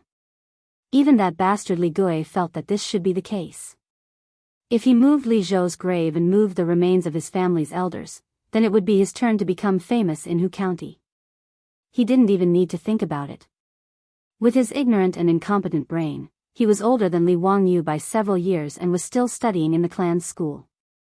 Even if his ancestors' graves were smoking green smoke, he still wouldn't be able to invent a water wheel. The Li clan didn't expect Li Wangyu to agree to this condition. They were determined to force Li Wangyu to move the grave. This way, not only would they vent their anger, but they would also be able to steal a piece of good feng shui land. Why not? As for whether or not forcing someone to move the grave would violate the laws of heaven, the Li clan leader and elders didn't even consider it. This group of people had already been provoked by Li Wangyu to the point that their eyes were red. They couldn't control their jealousy. As long as Li Wangyu didn't agree to their conditions, they would immediately send people to dig up the grave and move the coffin in 3 days. Even if Li Wangyu gritted his teeth and agreed to all of their conditions, the Li clan would put forth new and more demanding conditions. In the end, they would still force Li Wangyu into a corner. After Li Gui left, Su Chongqing and the old village chief, who had been listening to the two's conversation from the back of the central room, walked out. They all had worried expressions. After the Li family's name was removed from the clan, asking the Li family to move the grave away from the Li clan's ancestral grave was indeed a difficult matter to deal with. Even if they went to the county government to file a lawsuit, even if Yang Quan wanted to side with Li Wangyu, he wouldn't be able to say no to this matter. The Li clan had made an extremely sinister move. Chapter 103. Su Chongqing looked worried. Wangyu, what should we do now? Although to her and Li Wangyu, feng shui was nonsense. However, the Li family from Hu County had come out to provoke them. If they obediently moved the graveyard away, then the Li family would really lose all of their face. Moreover, the prestige that Li Wangyu had painstakingly built up in Dingzhou village would go down the drain because of this. More importantly, Li Wangyu would bear the name of being unfilial. Li Wangyu dared to bet that if he didn't agree to the Li clan's conditions, the Li clan would immediately spread rumors to everyone that he was an unfilial son for abandoning his father's corpse for a bit of family property, causing his deceased father to not be able to rest in peace. Although Li Wangyu had no intention of pursuing an official career, in the current Tang dynasty, filial piety ruled the world. If he bore the name of being unfilial, then it would really be difficult for him to move forward. It had to be said that the Li clan's plan was really vicious. If he agreed, then the Li family would never have a day of peace. Li Wangyu would even work for the Li clan and desperately earn money to give to the Li clan in order to keep Li Zhou's graveyard safe. If he didn't agree, then not only would Li Zhou's graveyard be moved away, but he would also be splashed with a basin of dirty water. I don't know. Let me think about it. There must be a way. Li Wangyu scratched his head.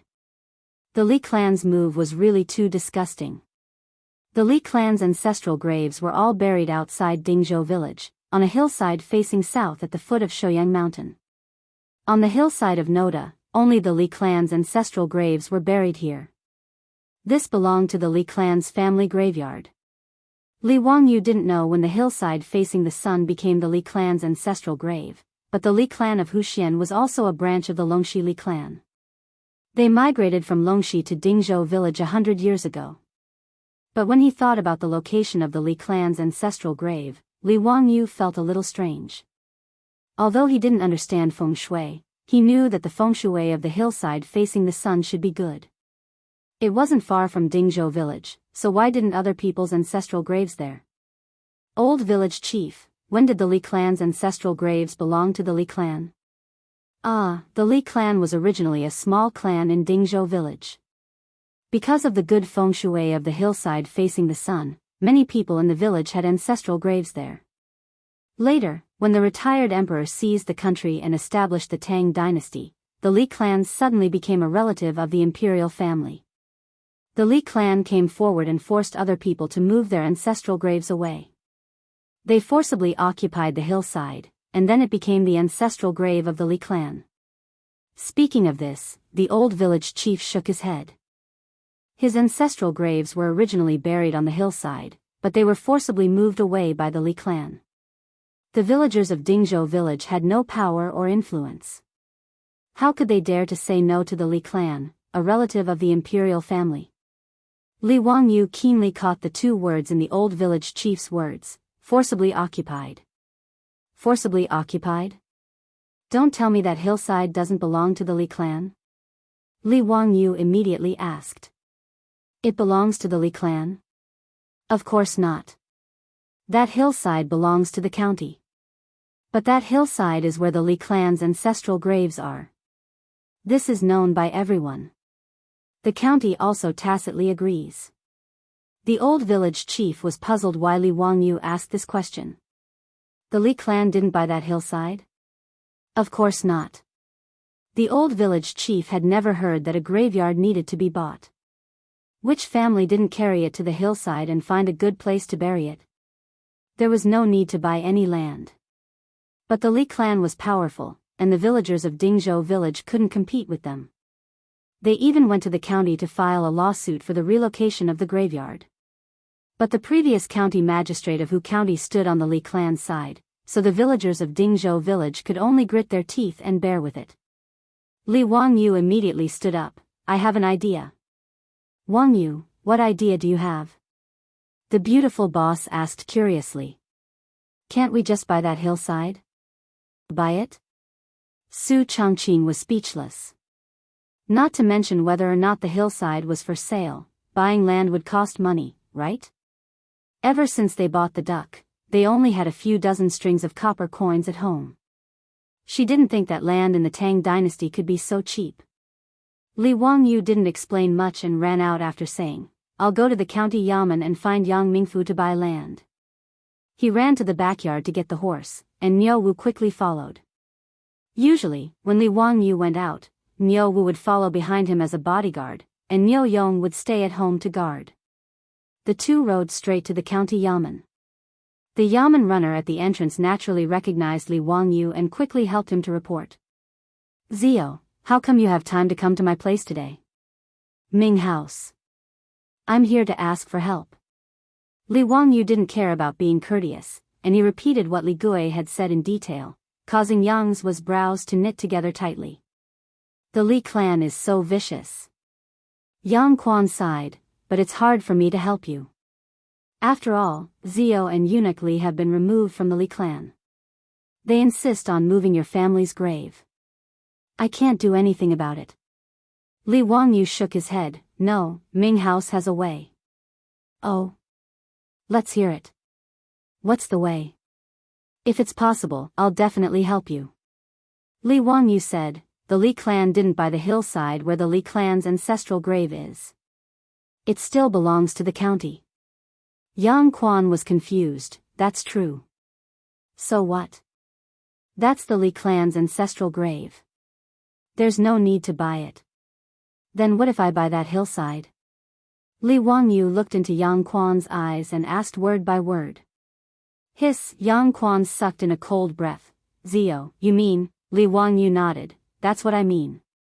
If that hillside belongs to the Li family, I'm afraid it won't be the Li clan forcing me to move my family's grave.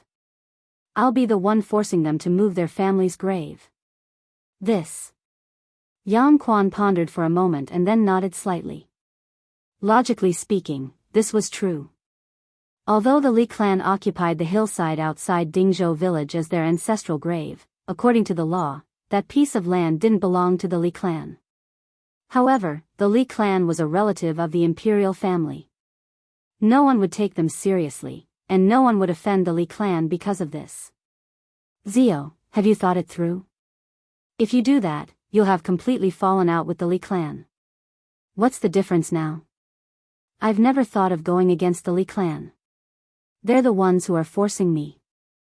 Ever since they expelled me and my father from the clan, they no longer treat me as a member of the Li clan.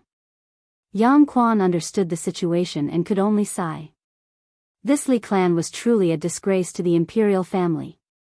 They weren't worthy of being a part of the family. I can sell the land on the hillside to you. The county has records that you can buy and sell it for a price of 1,000 strings of coins. Yang Quan didn't even need to look up the information to know the value of that land.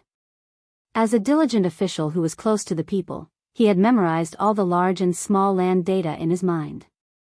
Li Wangyu knew that the price wasn't expensive. The price of a hillside was usually 1 mu. That hillside was at least 1 mu. 1,000 strings of coins was a very fair price. It was fair, but Li Wangyu didn't have any money right now. He still owed the county government more than 1,600 strings of coins.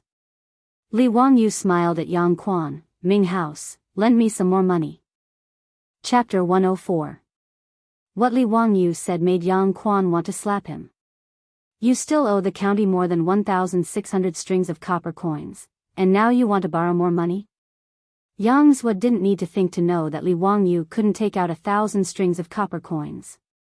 He wanted to continue borrowing money from the county. Yang Quan shook his head. Zio, it's not that I don't want to help you, but I can't lend you any more money. Ming House, just borrow 1,000 strings of copper coins for a year. I will return the 1,600 strings of copper coins, and you can calculate the interest. Is that okay? Li Wangyu started to coax. Borrowing money from Yang Quan was the only way he could think of. Originally, he wanted to borrow money from the Chiu family, but because of the locust plague, the Chiu family used all their funds to stockpile food. Li Wangyu estimated that the Chiu family might not be able to take out 1,000 strings of copper coins now. No. Zio, your family's debt has not been repaid. How can I lend you such a large amount of money? Even if I agree, the county magistrate will not agree. No matter how Li Wangyu promised that he would repay the debt within a year, Yang Quan did not agree. He was not deliberately making things difficult for Li Wangyu, but he really could not do it. In the Tang dynasty, loans needed collateral. Back then, because Li Zhou was still in office, he and the secretary Lu Xiao provided a guarantee for Li Zhou to borrow money. The county magistrate would naturally do them a favor. But now, Li Wangyu still owed so much money to the county. If he wanted to continue borrowing money, this was not something Yang Quan could decide. Li Wangyu saw that Yang Quan really did not agree to lend him money to buy the land, and he could not help but feel a little dumbfounded. If he could not buy the land on the hillside, then he really did not know what to do. Could it be that he would bring the Niu brothers to risk their lives against the Li clan? Seeing Li Wangyu's distressed expression, Yang Quan suddenly twirled his beard and smiled. Actually, I can point you in the right direction. Ming House, hurry up and say it. Li Wangyu immediately perked up. Hee, it's true that I don't have the money to lend you, but someone can lend you money. Who? Yang Quan said, my division commander. Yu Shinan? Li Wangyu immediately realized that Yu Shinan was indeed rich. Last time, in order to seduce him into continuing his studies, Yu Shinan even offered to help him pay off his debt. However, Li Wangyu really didn't want to borrow money from the old man. He was afraid that he would be forced to walk on the right path. Li Wangyu was really afraid of Yu Shinan. Although he knew that Yu Shinan was doing this for his own good, he really didn't want to be an official. As an unambitious white-collar worker, he just wanted to eat his fill and wait for death to come. He just wanted to be a rich landlord. Yang Quan didn't say anything. He just looked at Li Wangyu with a smile and let him make his own choice. After a long time, Li Wangyu finally resigned himself to his fate and stood up. Well, there was no other way. If he died, then so be it. He could only thicken his skin and go to Cheng and to borrow money from Yushernan. Ming House, may I ask where Master Yu lives in Cheng'an? Bu Zhengfang. 2 hours later, Li Wangyu and Niu Wu had already appeared outside Cheng'an city's Bu Zhengfang. They politely informed the Yu Mansion's gatekeeper of their names and asked to see Yushernan. Yushernan was a lower third-rank official. Although he was not very prominent, he was still a high official of the Tang dynasty. However, the Yu Mansion's gatekeeper didn't put on the airs of a high official. Although Li Wangyu was dressed in white, the gatekeeper politely asked him to wait for a while and went to inform the Yu Mansion's gatekeeper. Not long after, the Yu Mansion's old servant, Yu Tang, came out with a smile and invited Li Wangyu into the mansion. Yushernan didn't treat Li Wangyu as an outsider and received him in his own study. Zio, it's rare that you would take the initiative to come to my door. Yushernan said with a smile as he stroked his beard. Although Yushernan was already in his 70s, he was still full of energy and his face was glowing. It was no wonder that Pai Lupi didn't allow him to resign and return to his hometown. Li Wangyu respectfully bowed to Yushernan, then took off his boots and sat down on the table with his legs crossed. Master Yu, I've missed you since we parted at Crooked River Pool, so I came to visit you today. Li Wangyu was too embarrassed to directly say that he was here to borrow money, so he could only change the topic. Yushernan was old and shrewd. He looked at Li Wangyu with a smile and seemed to see through his thoughts. Huh, what a nice visit. You little bastard, you didn't show your face after Crooked River Pool. Are you hiding from me? Why did you come here today? Li Wangyu was indeed hiding from Yushernan. This old man was too eager to get him to become an official. However, this wasn't what he wanted, so he could only hide from Yushernan for now. When he saw Yushernan that day at Crooked River Pond, he understood 70 to 80% of the situation. This poetry gathering was most likely something that Yang Zhua and Yushernan had discussed. They wanted him to use this opportunity to make a name for himself. Li Wangyu naturally appreciated the old man's good intentions, but he was afraid that Yushernan would force him to become an official, so he didn't dare to visit. If he hadn't been forced into a corner today, Li Wangyu wouldn't have walked right into the trap. Hee, Master Yu, what are you talking about? I really missed your earnest teachings. This tea is personally made by the old immortal, Sun Simiao. It's good for the mind and heart. It's both medicine and tea. It's very hard to come by. I'm here to deliver this tea to you, Master Yu, as a gift. Li Wangyu hurriedly handed over the Medicine King tea that Sun Simiao had made. This was something he had specially asked Niu Wu to fetch for him after he had borrowed some money from Yushernan. It was to be a gift to Yushernan. Is that so? Then many thanks, Ziyu. I'll accept this tea. Ziyu, is there anything else? If there's nothing else, you can go back. I still have work to do. Seeing that Li Wangyu wasn't telling the truth, Yushernan smiled and chased him away after receiving the tea. Li Wangyu was dumbfounded. This old man didn't play by the rules. After receiving his Medicine King tea, he wanted to chase him away. Where was the old man who had encouraged him to study?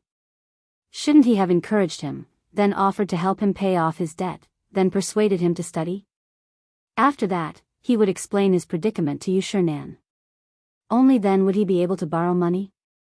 Now he was chasing him away after just a few words. Master Yu, you're not being kind. Li Wangyu stammered for a long time, then awkwardly said, Master Yu, I came here today to ask for a favor. I knew you wouldn't come here for no reason. Speak, what is it? I want to borrow money. How much? 1,000 strings of cash. Li Wangyu's words made Yushernan freeze. 1,000 strings of cash wasn't a small amount. What's the matter? To buy land.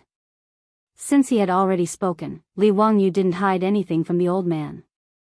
He honestly told him about the Li clan's visit today. He also explained that the only way he could get his hands on the land was to buy the mountain slope. When Yu Shinan heard this, he was so angry that he slammed his hand on the table. Despicable and shameless. Utterly shameless. I'll definitely report this to His Majesty and have him discipline these scum of the imperial clan. Li Wangyu was afraid that the old man would be angered to death, so he hurriedly tried to comfort him. After Yu Shinan finally calmed down, he suddenly looked at Li Wangyu with a smile. Ziyu, I can lend you money, but you have to agree to one condition. Chapter 105. When Li Wangyu heard this, he became alert. This old man wouldn't be digging a hole for him again, would he? He carefully asked, Master Yu, what's the condition? It's simple. This year's spring imperial examinations, you can participate in the imperial examinations. You just need to pass the imperial examinations. Yu Shinan mischievously winked at Li Wangyu. What the hell? Participate in the spring imperial examinations? Pass the imperial examinations? Old man, are you crazy? Li Wangyu was shocked by Yu Shinan's ridiculous condition. What did Yu Shinan mean by this? Not to mention whether or not he was willing to participate in the spring imperial examinations, he didn't even have the qualifications. Since he wasn't a student from the capital or the county academies, nor was he a high scholar who passed the county examinations, what kind of imperial examination would he be participating in? Master Yu, are you sure you're not mistaken? I'm neither a high scholar nor a high scholar. It's fine. As long as Zio is willing to participate, I can still help you get a spot as a high scholar. Yu Shinan smiled. Li Wangyu said, but I didn't submit. Yu Shinan said, with my recommendation, why would you need to submit? Those few poems of yours will be considered as submitted. Li Wangyu struggled, Master Yu, I'm still in the cutting off of decline. The Tang dynasty believed in filial piety. Children were not allowed to participate in the imperial examinations within 3 years of their parents' death. I will plead for you. Yu Shinan was unmoved. Li Wangyu was completely dumbfounded. What did this old man mean? Did he really want to force him to participate in the imperial examinations? He began to weigh whether or not he should borrow the money. Before Li Wangyu could understand the meaning behind Yu Shinan's words, Yu Shinan suddenly stopped smiling and looked at Li Wangyu sternly. Zio, I know you don't want to be an official. Originally, I didn't want you to waste your time like this. However, when Su Qing told this old man about your actions in the past half a month, this old man had a whole new level of respect for you. Yu Shinan stood up and took a scroll from the bookshelf. He opened it and saw the blueprint of the water wheel. Zio, it's not easy for you to create such an item that benefits both the country and the people. Since you have no intention of pursuing an official career, this old man will not force you. This old man will lend you the money, and I don't need you to return it. In the future, you can use this 1,000 strings of coins to study the study of practical application. If you can create more of these items that are beneficial to the people, it will be a great merit. Yu Shinan's words moved Li Wangyu. It turned out that he was just joking when he said that he wanted him to participate in the imperial examination. He stood up and bowed respectfully to Yu Shinan. Master Yu, I will definitely return the money within a year. As for Master Yu's instructions, I will do my best to fulfill them. Master Yu, please rest assured. Yu Shinan laughed and waved his hand. This old man is already 70 years old this year. How many years do I have left to live? Why would he need so much money? Ziyu, don't say anything more. Yuda, go get some gold for Ziyu. More than 30 gold ingots weighing 5 taels were placed on the table. Li Wangyu was once again moved by Yu Shinan's generosity. When he first met Yu Shinan, this old man was still riding in a shabby carriage. The clothes he wore were also very thrifty. They weren't silk or satin, nor were they inlaid with gold or jade. Now, just because he created a water wheel, he was giving him 1,000 strings of coins without blinking an eye. Li Wangyu bowed deeply again. I will definitely remember Master Yu's teachings. After bidding farewell to Yu Shinan, Li Wangyu led Niu Wu back to the Hu County Yamen. On the spot, Yang Quan and Registrar Lu Xiao helped Li Wangyu with the transfer of the land. The land deed was issued, and from now on, the land belonged to the Li family. Many thanks to Ming House, many thanks to Registrar Lu. However, the matter of me buying this land, please keep it a secret for me for the time being. After Li Wangyu received the land deed, he smiled and cupped his hands towards the two of them. How could Yang Quan and Lu Xiao not understand Li Wangyu's intentions? This kid was holding back his evil intentions to teach the Li clan a lesson. Ziyu, the Li clan is still a relative of the imperial family. Where it's possible to make mistakes, one should be lenient. It's best not to go too far. Yang Quan advised. Li Wangyu rolled his eyes. Of course I won't provoke the Ming house. However, if the Li clan is arrogant and despotic, then don't blame me for being impulsive. Yang Quan and Lu Xiao looked at each other, but didn't say anything. This Hu County Li clan truly disgusted the two of them. 3 days passed in the blink of an eye. Early in the morning, the Li clan once again appeared in Dingzhou village. Not only did the Li clan's clan leader and elders appear, Li Gui and the other members of the Li clan also came. They even brought nearly 100 Li clan servants with them. They were prepared to forcefully excavate Li Zhou's grave today. Li Wangyu led the Niu brothers to block the entrance of the village. Li Jie Xiaolang, have you thought it through? Do you agree to our conditions? The Li clan leader asked with a mocking expression. In their opinion, Li Wangyu wouldn't be able to escape this calamity no matter what. Regardless of whether he agreed to their harsh conditions or refused, they would be able to play this disobedient brat to death in the palm of their hands. Li Wangyu, what do you think? Are you unwilling to part with the money? That's fine. Dig out your dead father's coffin and bury him somewhere else. Haha. Li Gui laughed loudly in the crowd. TSK, this Li Zhou is really pitiful. He gave birth to an unfilial son, and even in death, he can't rest in peace. Do you think it's so easy to take advantage of the Li clan? You actually want to bury Li Zhou in our Li clan's ancestral grave. The old clan leader is kind and benevolent. He only asked for a small amount of money from your family. It's really too cheap for your family. Why aren't you thanking him? It's fine if you don't want to part with the money. Then let your dead father's corpse be exposed in the wilderness. Haha. Before Li Wangyu could say anything, a group of Li clan members impatiently opened their mouths and began to humiliate Li Wangyu and the long-dead Li Zhou. Their words made Li Wangyu's face even more ashen. Even the Niu brothers behind him were so angry that they clenched their fists and the veins on their necks were bulging. As expected of a group of blood-sucking Taotais with no sense of shame. Li Zhou had done his best for the clan when he was alive, but after his death, he was treated like this. This Li clan of Hu County really deserved to die. Li Wangyu coldly snorted, let's see who dares to touch my clan's lord's grave. Huh, this is the biggest joke in the world. You and Li Zhou have already been expelled from our Li clan. How can Li Zhou still be buried in our Li clan's ancestral grave? Naturally, we need to move the grave.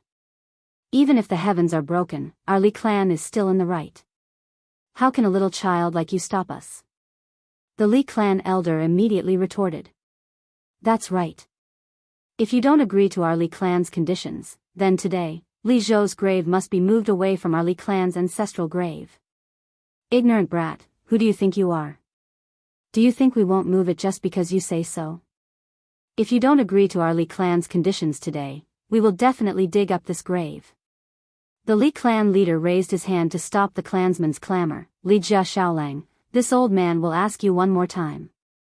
Those conditions, do you agree or not? Niu Wu, tell me, it's broad daylight. How can there be someone who hasn't woken up yet? Li Wangyu ignored him and smiled at Niu Wu. Perhaps it's because his daydream is too beautiful and he doesn't want to wake up. Niu Wu immediately agreed.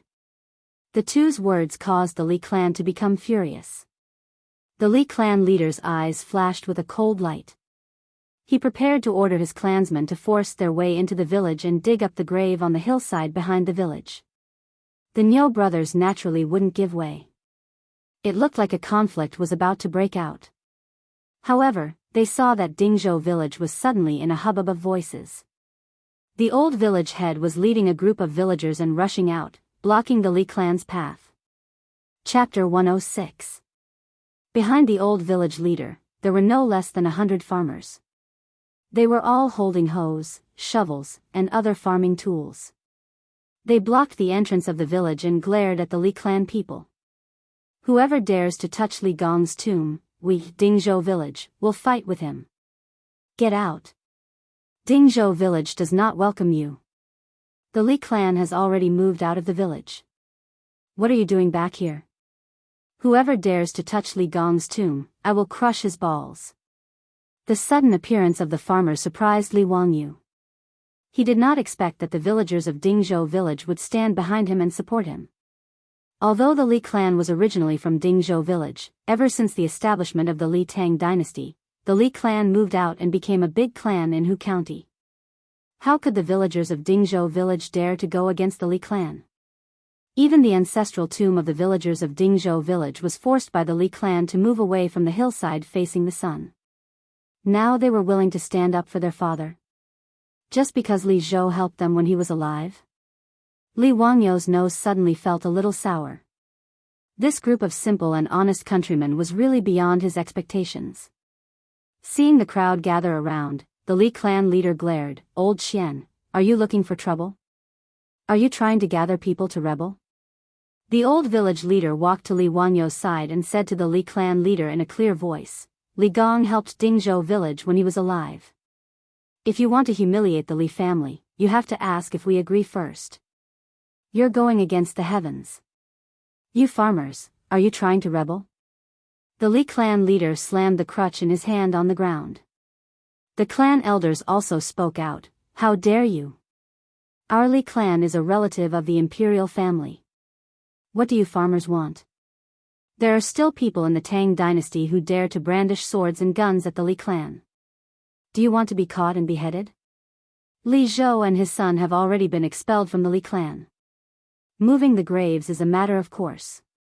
No matter what, the Li clan is in the right. What are you trying to do? Although the Li clan had brought more than 100 servants, the Li clan leader and clan elders knew that they wouldn't be able to gain any benefits if they were to fight. Thus, they didn't plan on fighting. Instead, they wanted the servants to back off. Their words made the old village chief and the others speechless for a while. Indeed, as the Li clan said, Li Zhou's tomb was in the ancestral tomb of the Li clan. They had no reason to stop the Li clan. Don't talk so much nonsense. In short, don't even think about digging up Li Gong's tomb today. Otherwise, we'll fight with you. The old village chief didn't plan on being reasonable. Good. I want to see if this world is still the world of the Li clan. Li Gui, have someone ride to the county government immediately. Have Yang Mingfu bring the bailiffs here to deal with these unruly people. The Li clan leader roared at Li Gui. After receiving the order, 2 of the Li clan's servants immediately split into groups and rode their horses towards the county town. Seeing that the Li clan had gone to report to the government, the villagers of Dingzhou village, including the old village chief, were all hesitant. However, no one retreated. They all blocked the entrance of the village and were in a deadlock with the Li clan. Knowing that there was a rebellion in Dingzhou village, Yang Quan didn't dare to be negligent. He led the county magistrate and 3 groups of bailiffs to Dingzhou village. What surprised Li Wangyu was that there was a middle-aged man wearing a light red official robe accompanying Yang Quan. This meant that he was a 5th-rank official. Li Wangyu didn't know who this 5th-rank official was, so he wasn't in a hurry to speak. Yang Quan actually knew what was going on today. However, since Li Wangyu didn't use his trump card, he pretended that he didn't know anything. In any case, he was sick of the Li clan in Hu County. However, he couldn't do anything because of the Li clan's status as a clan relative. The only thing that made him feel uneasy today was the 5th-rank official beside him, Chang, and County Magistrate Chui. The capital of the Tang dynasty, Chang'an, was divided into two counties, East and West Chang'an and Wanyan. The county magistrates of these two counties were all fifth-rank officials. This was like the mayor of the imperial capital of China. Although he was still a mayor, his rank was equal to that of a provincial governor. The county that Yang Quan worked in, Hu County, was under the jurisdiction of Chang'an County. In other words, County Magistrate Chui was the boss of Yang Quan, a seventh-rank county magistrate. Today, County Magistrate Chui happened to be patrolling Hu County. When he was talking to Yang Quan, he heard that the Li clan had reported that there were troublemakers, so he hurried over. This is the Chui Ming house in Chang'an County. Li Jia Shaolang, Li Gong, quickly come and greet him. Yang Quan first introduced County Magistrate Chui to Li Wangyu and the Li clan elder. He then introduced Li Wangyu and the others to County Magistrate Chui Ming house. This is the leader of the Li clan. That Xiao Lang is Li Jia Shaolang, the son of Li Zhou's Li Gong. After hearing Yang Quan's explanation, County Magistrate Chui's eyes lit up. He cupped his hands towards the Li clan leader and said, "Are you the old leader of the Li clan in Hu County?" "That's me. Greetings to the Chui Ming house." Seeing the friendly attitude of this rank 5 official, the Li clan leader also smiled and greeted him. "Li Gong, there's no need to be so polite. The Li clan in Hu County is a relative of the Tang dynasty. There's no need to be so polite, haha." County Magistrate Chui clearly knew the background of this Li clan in Hu County, so he directly expressed his attitude. As for Li Wangyu, County Magistrate Chui didn't even bat an eyelid. He naturally knew about Li Zhou, but Li Zhou had already passed away. As the saying goes, the tea cools down when the person is gone. He had no interest in making friends with this young man, Li Wangyu. County Magistrate Chui's attitude made Li Wangyu and Yang Quan's faces darken. It seems that this County Magistrate Chui is going to ruin things. This County Magistrate Chui is a collateral member of the Chui clan in Qinghe, one of the 5 clans and 7 watches of the Tang dynasty. His name is Chui Zhua. This person's reputation as an official was average, but because he was a collateral member of the Chui clan, he was able to ride on the Chui clan's glory and become the county magistrate of Chang'an County. Yang Quan and Chui Zhua's relationship was average. Although Chui Zhua was his superior, Yang Quan wasn't afraid of him. After all, his teacher was Yushernan. The reason why Yang Quan was now the county magistrate of Hu County was actually a kind of political gilding. After a year, when his term was up, Yang Quan would have a meteoric rise and enter the imperial court. Yang Quan silently glanced at Chui Zhua, who was talking cheerfully with the Li clan leader. He thought to himself that if Chui Zhua wanted to take sides today, he would have to fight with this person.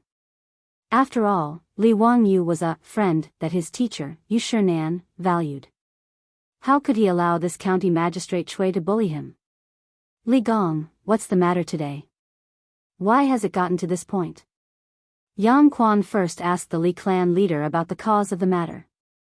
"Today, I've troubled Yang Mingfu to come here because the unruly people of Dingzhou village are causing trouble." The Li clan leader directly complained. Before Yang Quan could speak, Chui Zhua spoke first. "Sure enough, unruly people come from barren hills and turbulent waters. Yang Mingfu, you have such unruly people under your rule. You should discipline them properly." His words made Yang Quan and Li Wangyu curse in their hearts. They hadn't even asked what the cause was and he had already labeled the villagers of Dingzhou village as unruly. Could you be any more biased? Chapter 107.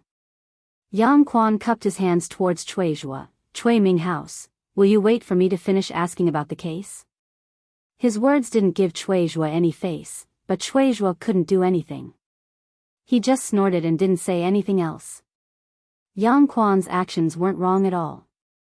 After all, he was the county magistrate of Hu County, and Dingzhou village was under Hu County's jurisdiction. Although Chui Zhua was an official, he shouldn't interfere with Hu County's internal affairs. "Li Gong, please tell us, what is the matter today?" The Li clan leader looked at Chui Zhua, then pointed at Li Wangyu and said, "Yang Mingfu clearly knows that the Li family has already been removed from the Li clan by our Hu County. Naturally, Li Zhou can't be buried in our Li clan's ancestral grave. However, I saw that the Li family was pitiful, so I kindly suggested that Li Jia Xiaolang give us some money as compensation for our Li clan, and we won't pursue the matter of Li Zhou's grave anymore. The Li clan leader had a compassionate expression. However, this Li Jia Xiaolang abandoned his father, Li Zhou, and flatly refused our Li clan's good intentions for some money. Since this is the case, our Li clan naturally has to move Li Zhou's grave away. This matter is reasonable. I hope that the two Ming house can uphold justice for our Li clan. The Li clan leader's words were righteous, but Yang Quan couldn't help but curse in his heart. Despicable and shameless. Do you only take a small amount of money? You want to pull out Li Wangyou's tendons, pull out his bones, and swallow him whole. After hearing the Li clan leader's words, Cui Zhua didn't wait for Yang Quan to speak and continued, Li Gong is righteous, this matter is completely reasonable.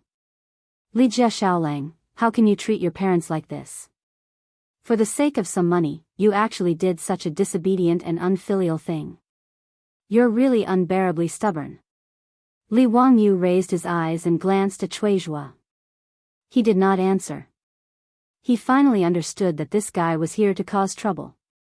Yang Quan ignored Cui Zhua's words and asked Li Wangyu, Li Jia Xiaolang, is what Mr. Li said true?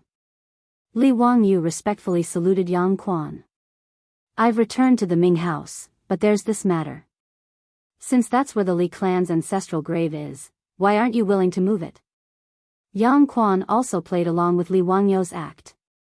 The Ming house may not know this, but the place where my master was buried is not the ancestral grave of the Li clan in Hu County. Naturally, I cannot agree to their request. What? What nonsense are you talking about? Everyone in Hu County knows that the hillside is where my Li clan's ancestral grave is. How dare a brat like you talk nonsense? As soon as Li Wangyu finished speaking, the Li clan's clan leader and elders immediately jumped up in anger. The world is clear, how can a brat like you talk nonsense? Li Wangyu, you're lying through your teeth. Aren't you afraid that the heavens will send down lightning to strike you to death? Cui Ming house, did you hear what this brat said?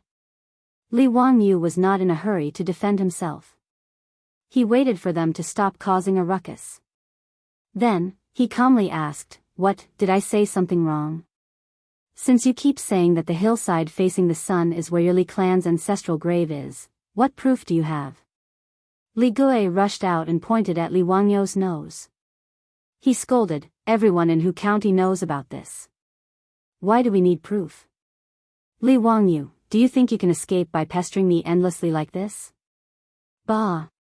If I don't dig up your damn father's grave today, I'll crawl back to Hu County. Huh, then you can crawl back now. 20 li isn't a short distance. Li Gui, take your time. If you don't crawl, then you're a bastard. I'll say it here today. Don't you dare touch a single blade of grass or tree in my master's grave. Li Wangyu replied disdainfully. You. Li Gui, the eldest grandson of the Li clan in Hu County, had never been humiliated like this before. Cui Zhua coldly snorted. What a glib tongue. Twisting words and forcing logic. Hu County's Li clan's ancestral grave is here. Even this county knows about this. How dare a brat like you argue? Li Wangyu, did you hear that? Even the Cui Ming house knows about this. What else do you have to say? Li Wangyu immediately took advantage of the situation and shouted at Li Wangyu. Li Wangyu was not moved by Cui Zhua's words. He calmly replied, the hillside facing the sun outside Dingzhou village has always been the ancestral grave of every family in Dingzhou village. When did it become exclusive to the Li clan? Bullshit. Since the founding of the Tang dynasty, that hillside has been my Li clan's ancestral grave. Do you have proof? Li Wangyu asked. These words stunned the group of Li clan members. They had used their status as clan relatives to forcefully claim it. How could they have proof? However, Cui Zhua ignored his status and spoke again. What a glib tongue. However, no matter what you say, your family's elders are still buried in Hu County's Li clan's ancestral grave. Since you and your family's names have already been removed from the Li clan of Hu County, you should naturally move the graves. His words, which directly sided with Madame Li, caused an uproar among the villagers of Dingzhou village. Some people in the crowd even scolded him with the words, "Dog official." Cui Zhua heard this and immediately glared at the village chief and the villagers. "You bunch of unruly people, do you want to rebel? Get out of my sight. Otherwise, don't blame me for arresting you." Yang Quan saw that his superior was becoming more and more excessive. He couldn't help but lightly cough. "Cui Ming House seems to be under my jurisdiction." According to the Tang dynasty's official system, Yang Quan only had to answer to Cui Zhua. However, Cui Zhua had no right to directly intervene in Hu County's affairs. Naturally, Cui Zhua knew this. He was only doing this because of the Li family's status as a member of the imperial family. He had disregarded his reputation and wanted to do the Li family a favor. Seeing that Yang Quan actually didn't give him face in front of everyone, Cui Zhua's expression immediately became ugly. However, he also knew that Yang Quan's teacher was Yu Shinan, a big shot that he couldn't afford to offend. Thus, he suppressed the anger in his heart and temporarily restrained himself. Yang Quan saw that Cui Zhua was silent and turned to the Li clan leader. "Mr. Li, Li Jia Xiaolang's words are somewhat reasonable. That hillside doesn't belong to the Li clan. Why don't you give me some face and drop the matter of moving the graves?" "No. The graves must be moved today." Yang Quan's words not only didn't make the Li clan leader and elders give up on the idea, but they also became more aggressive. "Even if we go to the Zongjing temple, there's no reason to let Li Zhou continue to be buried in my Li clan's ancestral grave. The graves must be moved today." The Zongjing Temple was an official office in the Tang dynasty that specialized in managing the affairs of the royal family. All members of the royal family with the surname Li, regardless of their status or blood relationship with the emperor, were within the jurisdiction of the Zongjing Temple. They managed the genealogy records of the royal family, clan, and relatives, and guarded the royal tombs. Because Taoism was the national religion of the Tang dynasty, the Zongjing Temple also managed Taoist priests and monks. Therefore, if the Li clan wanted to complain, they would have to go to the Zongjing Temple. After Li Wangyou's name was removed from the genealogy records, the Zongjing Temple naturally cancelled his records as well. In response to the Li clan's clamor, Li Wangyou only smiled. "Since you keep saying that my Darren is buried in your Li clan's ancestral grave, then do you have the title deed?" When Li Wangyou said this, the Li clan was stunned. What the hell was a title deed? Chapter 108. Without waiting for the Li clan member to speak again, Li Wangyou took out a land deed from his bosom. "The hillside facing the sun outside Dingzhou village is clearly my Li family's land. When did it become your Li clan's ancestral grave? You're simply distorting the truth." As soon as he unfolded the land deed, the Li clan member and Cui Zhua felt as if they had been struck by lightning. They were speechless for a long time. When the Li clan leader saw the land deed in Li Wangyou's hands, his hands began to tremble.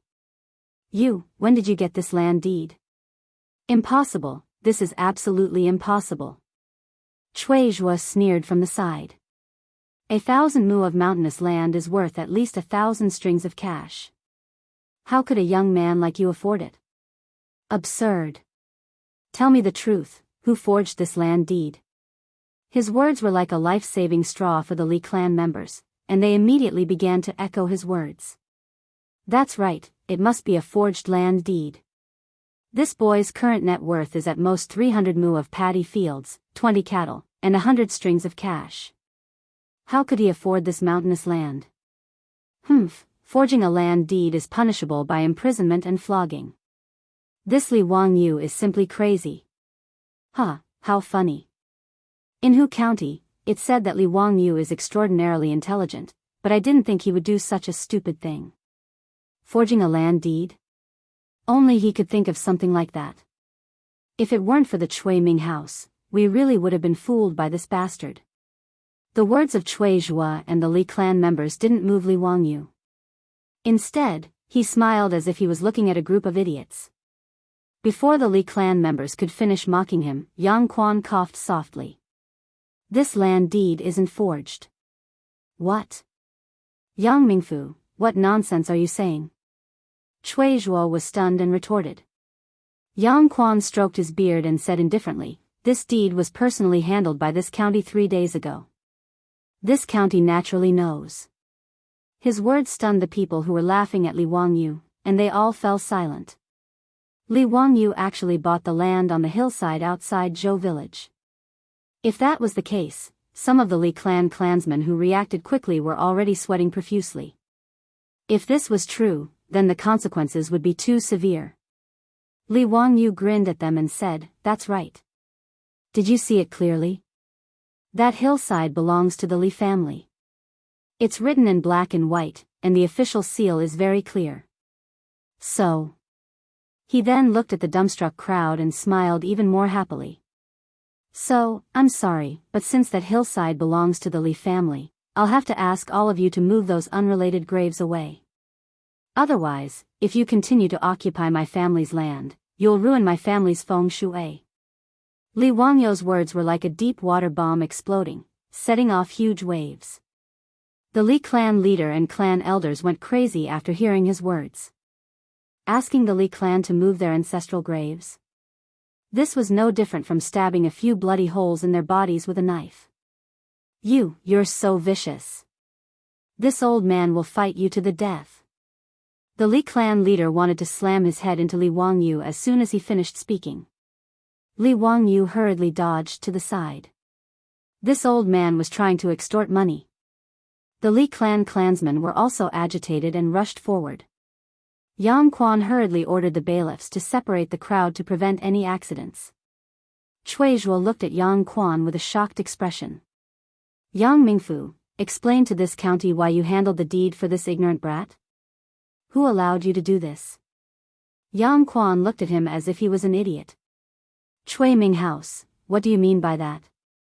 Someone bought land with money, and it's an ownerless piece of land belonging to the county. Why can't I sell it? That's where my Li clan's ancestral graves are. The Li clan elder roared angrily. Yang Quan said, since it's where your Li clan's ancestral graves are, why don't you buy that hillside from the county? You. The Li clan elders were so angry at Yang Quan's words that they almost vomited blood. It was true that the Li clan should buy that hillside facing the sun. Moreover, both Yang Quan and Yang Quan's former county magistrate had asked the Li clan whether they should buy that hillside. However, the Li clan was a member of the imperial family, so no one dared to have any ideas about them. Spending money to buy a graveyard would be a waste, so they had never thought of buying their ancestral graves. Who would have thought that, because of greed, after coming up with the idea of forcing Li Wangyu to move the graves, they would force Li Wangyu to spend money to buy the hillside facing the sun. This made the Li clan elders regret their decision. Li Wangyu lightly brushed the dust off his body. All right, everyone is clear about the situation. I'll give you 3 days to move all the graves buried in my family's land. Otherwise, don't blame me for having your corpses dug up in the wilderness. You dare. That's where my Li clan's ancestral graves are. This old man will go to the Imperial Ancestral Temple and report you for insulting the Imperial family. The Li clan leader shouted fiercely. Li Wangyu, don't forget that that's where your ancestors are buried. Aren't you afraid of being struck by lightning? This was an emotional card. You dare to insult my Li clan? This world is still my Li Tang's world. Cui Ming House, this Li clan is acting recklessly. You have to make a decision for my Li clan. Someone pressured Cui Zhuo, hoping to borrow the power of the government to stop Li Wangyu. As for Yang Quan, the county magistrate of Hu County, no one went to beg him. All of the Li clan members could see that Yang Quan didn't want to deal with their Li clan. The Li clan leader was already secretly planning a way to get rid of Yang Quan. Although the Li clan of Hu County didn't have an official in the imperial court, as a member of the imperial family, they knew many big shots in the imperial court. Naturally, there were people willing to work for them. For example, Chang and county magistrate Cui Zhuo, as Yang Quan's immediate superior, might be able to do something. In Hu County, there was actually a county magistrate who opposed their Li clan. This was simply going against the heavens. Last time, when Yang Quan fought a lawsuit against Li Wangyu, the Li clan leader and the clan elders didn't like Yang Quan. However, because they were deceived by the monk and didn't want to expose their family's dirty linen, they didn't do anything. Today, seeing Yang Quan oppose them like this, the Li clan felt that their face as members of the imperial family had been slapped by Li Wangyu and Yang Quan. They couldn't take it anymore. Chui Ming House, please make a decision for our Li clan of Hu County. The Li clan leader and the clan elders cupped their hands and said to Chui Zhua. Chui Zhua also had a face of dissatisfaction. As a 5th-rank official, he was actually insulted by Yang Quan, a 7th-rank official. It was really embarrassing. One had to know that there was a difference of 8 ranks between the two of them. In the Tang dynasty, there were 30 ranks in the 9th rank, from the 1st rank to the lower 9th rank. There were a total of 30 ranks. Yang Quan was currently a low-level official in the Tang dynasty, while Chui Zhua was already a middle-level official. The difference in status was huge. So what if Yang Quan had Yu Shinan behind him? Was the Chui clan of Qinghe made of mud? Thinking of this, Chui Zhua didn't want to give Yang Quan any more face. He planned to use his status as a 5th-rank official to suppress Yang Quan and Li Wangyu. He wanted to curry favor with the Li clan of Hu County. Nonsense. How can you casually buy and sell other people's ancestral tombs? This county will definitely investigate this matter and see if there is anyone involved who is corrupt, bending the law, and practicing favoritism. Men, bring this Li Wangyu back to the county office. This county will personally interrogate him. He planned to directly shed all pretense of cordiality with Yang Quan. He didn't care about the rules of officialdom and forcefully intervened in Hu County's affairs. When Chui Zhua's words reversed black and white, Yang Quan and Li Wangyu's expressions turned cold. The Niu brothers and the villagers of Dingzhou village were in an uproar. The members of the Li clan were pleasantly surprised. Just as they were making a ruckus, they heard the sound of horse hooves coming from the road outside the village. A rough voice sounded. Wahahaha, nephew, I've come to see you, little kid. Chapter 109. Everyone looked over and saw a dozen strong horses galloping from the dirt road outside the village. When Li Wangyu saw the person in the lead, he felt a faint pain in his buttocks. The person who came was the Duke of Lu, Qing Yaojin. Behind him were 3 young men and more than a dozen bodyguards. Li Wangyu was very surprised. Why did this devil incarnate come to Dingzhou village? Did he want to find trouble with him again? He did not dare to be rude and quickly went forward to respectfully greet Qing Yaojin. Uncle Qing, how come you have time to come to this nephew's place today? Wahahaha, today is the day off. I just heard that you brat made some pig slaughtering feast. I brought my sons to eat the rich. Pig slaughtering feast? This cheap meat can also make Qing Yaojin, the Duke of the Tang dynasty, come here? Moreover, what do you mean by eating the rich? I am now in debt of more than 2,600 copper coins. You brought more than a dozen men to eat the rich, does your conscience not hurt? Before Li Wangyu finished cursing in his heart, Qing Yaojin habitually used his large palm to slap Li Wangyu's shoulder. The slap almost made Li Wangyu's body go soft. This old man did not realize it and instead frowned. Nephew, your body is too weak. Yes, Uncle Qing is right. I will go back and train. Li Wangyu was sweating like a waterfall.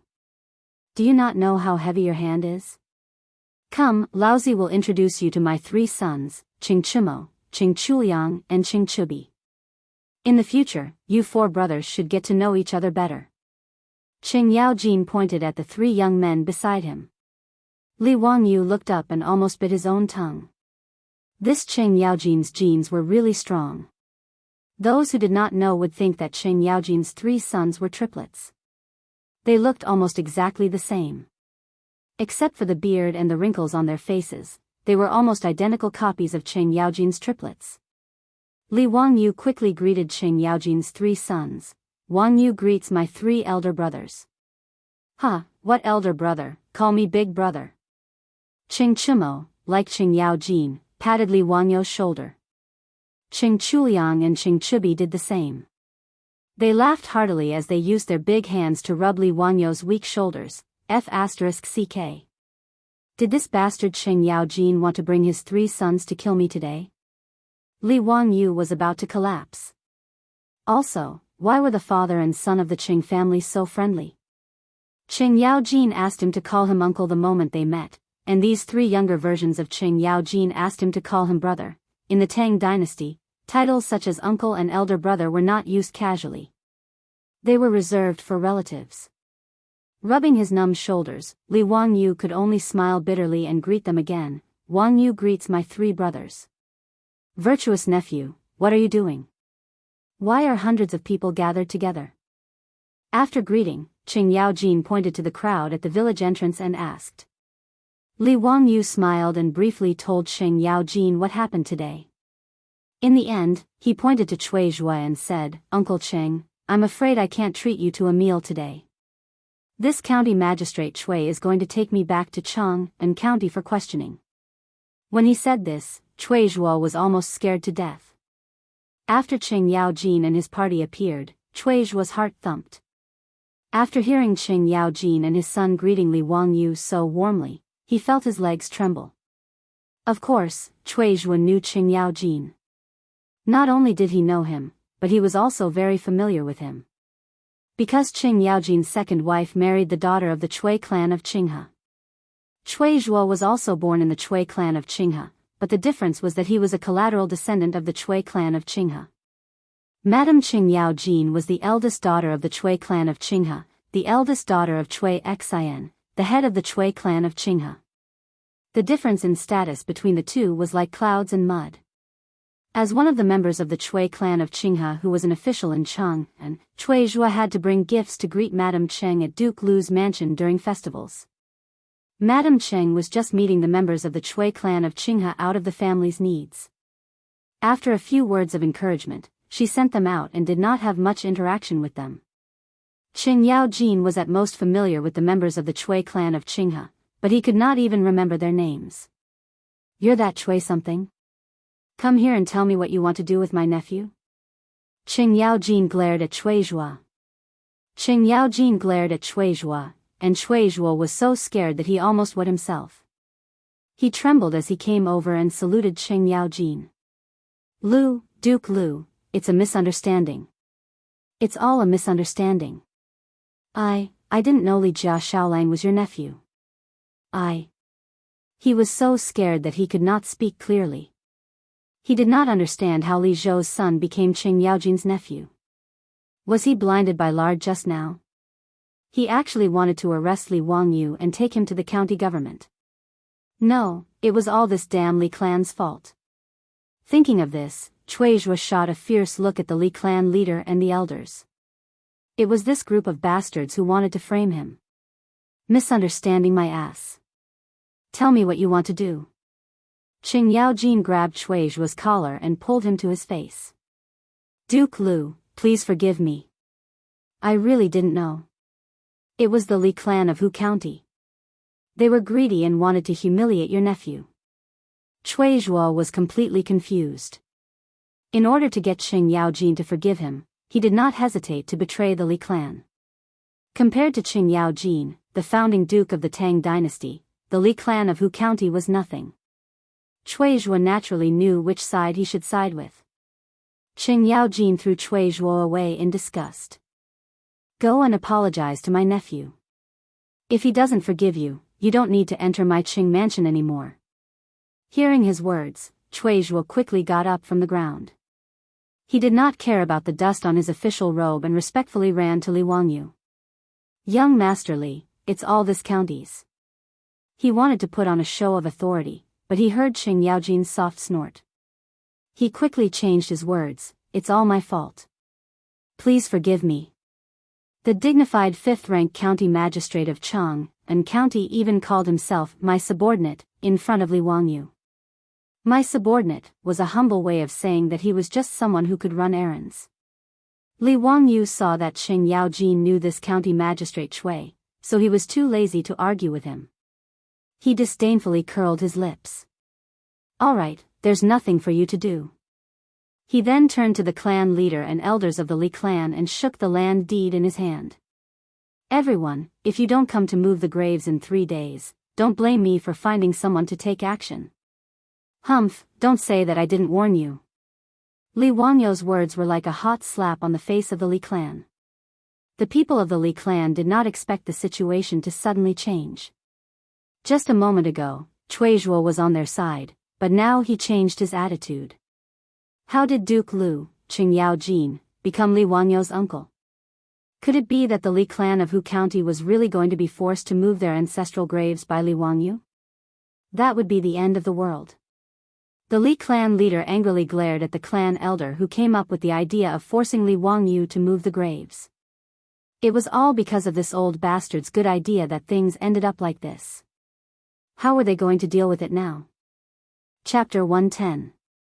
Qing Yaojin couldn't be bothered to interact with the Li clan and only watched coldly from the sidelines.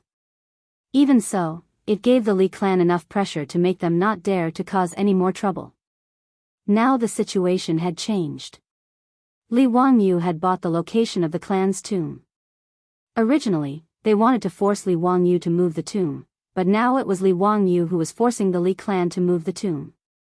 The Li clan leader coughed softly and lowered his stance.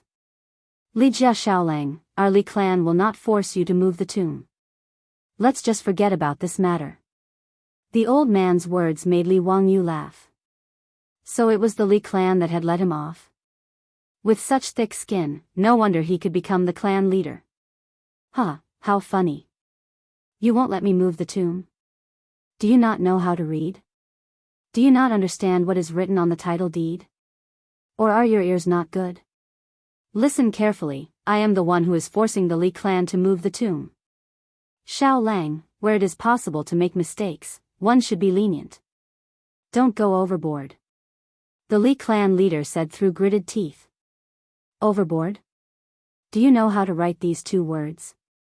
You bunch of gluttons, did you think of this when you greedily asked for money from my lord? Did you think of this when you stole the golden fields from my family? Did you think of this when so many of you came to Dingzhou village to dig up my lord's tomb?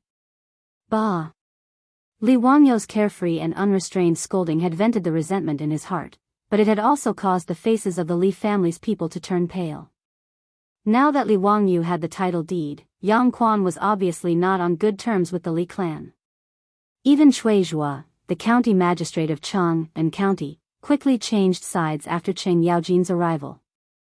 This made the Li clan members feel a chill in their hearts. Li Jia Shaolang, are you really going to be so heartless? The Li clan leader said in a low voice. You asked for it. Good. Since that's the case, I, Li clan, won't say anything more today. The Li clan's ancestral grave is on that hillside. If you really dare to dig up the grave, do as you please.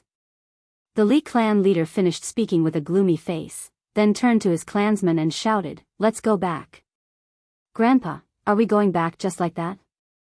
But the ancestral grave. Li Gui was still unwilling to give up and asked in a low voice. Before he could finish speaking, he was interrupted by the Li clan leader. I will personally go to the Imperial Clan Temple to demand an explanation for today's matter. Go back now. Haven't you embarrassed yourself enough? The members of the Li clan, who had been arrogant and insufferably arrogant just a moment ago, were now all listless. Amidst the loud taunts and mocking laughter of more than 100 men from Dingzhou village, they were ready to withdraw from the village. Li Gui, didn't you want to crawl back to the county? Li Wangyu suddenly shouted. For some shameless people, cynical men were never stingy to hit them when they were down. Li Wangyu. You wait for me. Li Gui was so irritated by his words that his face turned red. He completely forgot the boasting he had made before. Li Wangyu laughed loudly. Li Gui, get out. If you say one more word, I will dig up your family's grave today. His words were like a slap to Madame Li's face, causing Li Gui's face to turn red and green, but he didn't dare to make a sound. The Li clan leader snorted coldly and didn't say anything more. He led the members of the Li clan who were extremely disappointed and prepared to retreat. Qing Yaojin suddenly said, You are from the Li clan of Hu County, right? I will explain what happened today to His Majesty and let His Majesty discipline you. His words made the Li clan's patriarch and a group of clan elders' bodies uncontrollably sway. Some of the clan elders with poor mental fortitude even fell directly onto the ground. High Duke Lu, why do you say that? Our Li clan didn't offend you, did we? The Li clan leader tried to support himself. You are going to dig up my nephew's grave. How dare you say you didn't offend me? Get out. I don't want to care about your trivial matters. Qing Yaojin's words made the Li clan more depressed. He didn't say anything more and turned to leave. Today, the Li clan's face was completely lost. Li Wangyu was actually threatening the Li clan. If he really wanted to dig up the grave, he wouldn't do it. First of all, the Li clan of Hu County was a relative of the royal family. If he really dug up their ancestral grave, it would be like slapping Pai Lupi's face.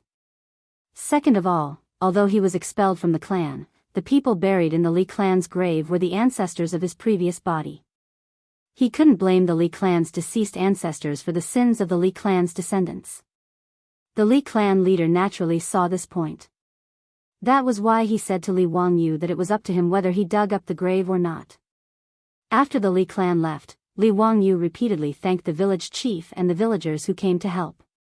After the crowd dispersed, Li Wangyu invited Qing Yaojin and his son to his residence as guests. Yang Quan used work as an excuse and returned to the county office after greeting Qing Yaojin. Cui Zhuo didn't want to leave, but seeing that Qing Yaojin had no intention of keeping him, he could only follow Yang Quan and leave. For Cui Zhuo, today was like trying to steal a chicken only to end up losing the rice used to lure it. Originally, he wanted to curry favor with the Li clan of Hu County.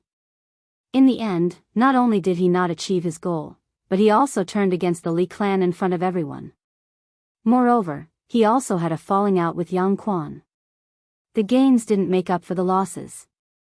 On the way back to Hu County, Cui Zhuo wanted to mend the rift between him and Yang Quan. No matter what, he didn't want to casually offend a big shot like Yu Shinan. Brother Xuqing, just now I was confused. Brother Xuqing, please don't take it to heart. Cui Minghouse's words are too serious. Yang Quan calmly replied. Who is that Li Wangyu? Isn't his father Li Zhou? Cui Zhuo asked the question in his heart. Li Zhou was originally one of the big shots in the imperial court. However, after offending Pai Lupi, he lost his official position and died of illness. Cui Zhuo didn't take Li Wangyu seriously and only wanted to curry favor with the Li clan of Hu County. However, seeing Qing Yaojin's attitude today, it was obvious that he had misjudged and that there was something he didn't know. Yang Quan looked at him and replied with deep meaning, Cui Minghouse, in Chang'an, has never heard of Li Jia Xiaolang? Xuqing, what do you mean? Nothing. However, Li Jia Xiaolang is quite famous in Chang'an.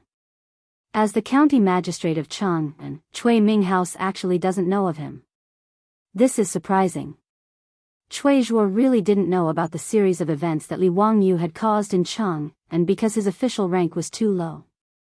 Regardless of whether it was the poetry recital at Lake Tsujiang, the important ministers who were able to enter the waterside pavilion, or the guests who were able to attend Zhang Liangfu's birthday banquet, Cui Mingfu was still miles away from that level. Yang Quan didn't continue to say anything to him. After returning to Chang'an, Cui Zhuo went to inquire about the name Li Wangyu from Dingzhou village in Hu County. Although he didn't know much, it was enough to make him break out in a cold sweat again. He had kicked an iron plate this time. He couldn't help but feel lucky. If it wasn't for Qing Yaojin's sudden appearance, he was afraid that he would have brought Li Wangyu back to Chang'an for interrogation. That would really be like poking a hornet's nest. Cui Zhuo didn't think about how to repair the relationship with Li Wangyu in the future. However, in Dingzhou village, Li Wangyu was very depressed at this time. Chapter 111. Li Wangyu politely invited Qing Yaojin and his son into his house and immediately asked the Niu brothers to go to the village to buy a pig for him to slaughter and then send it to the kitchen.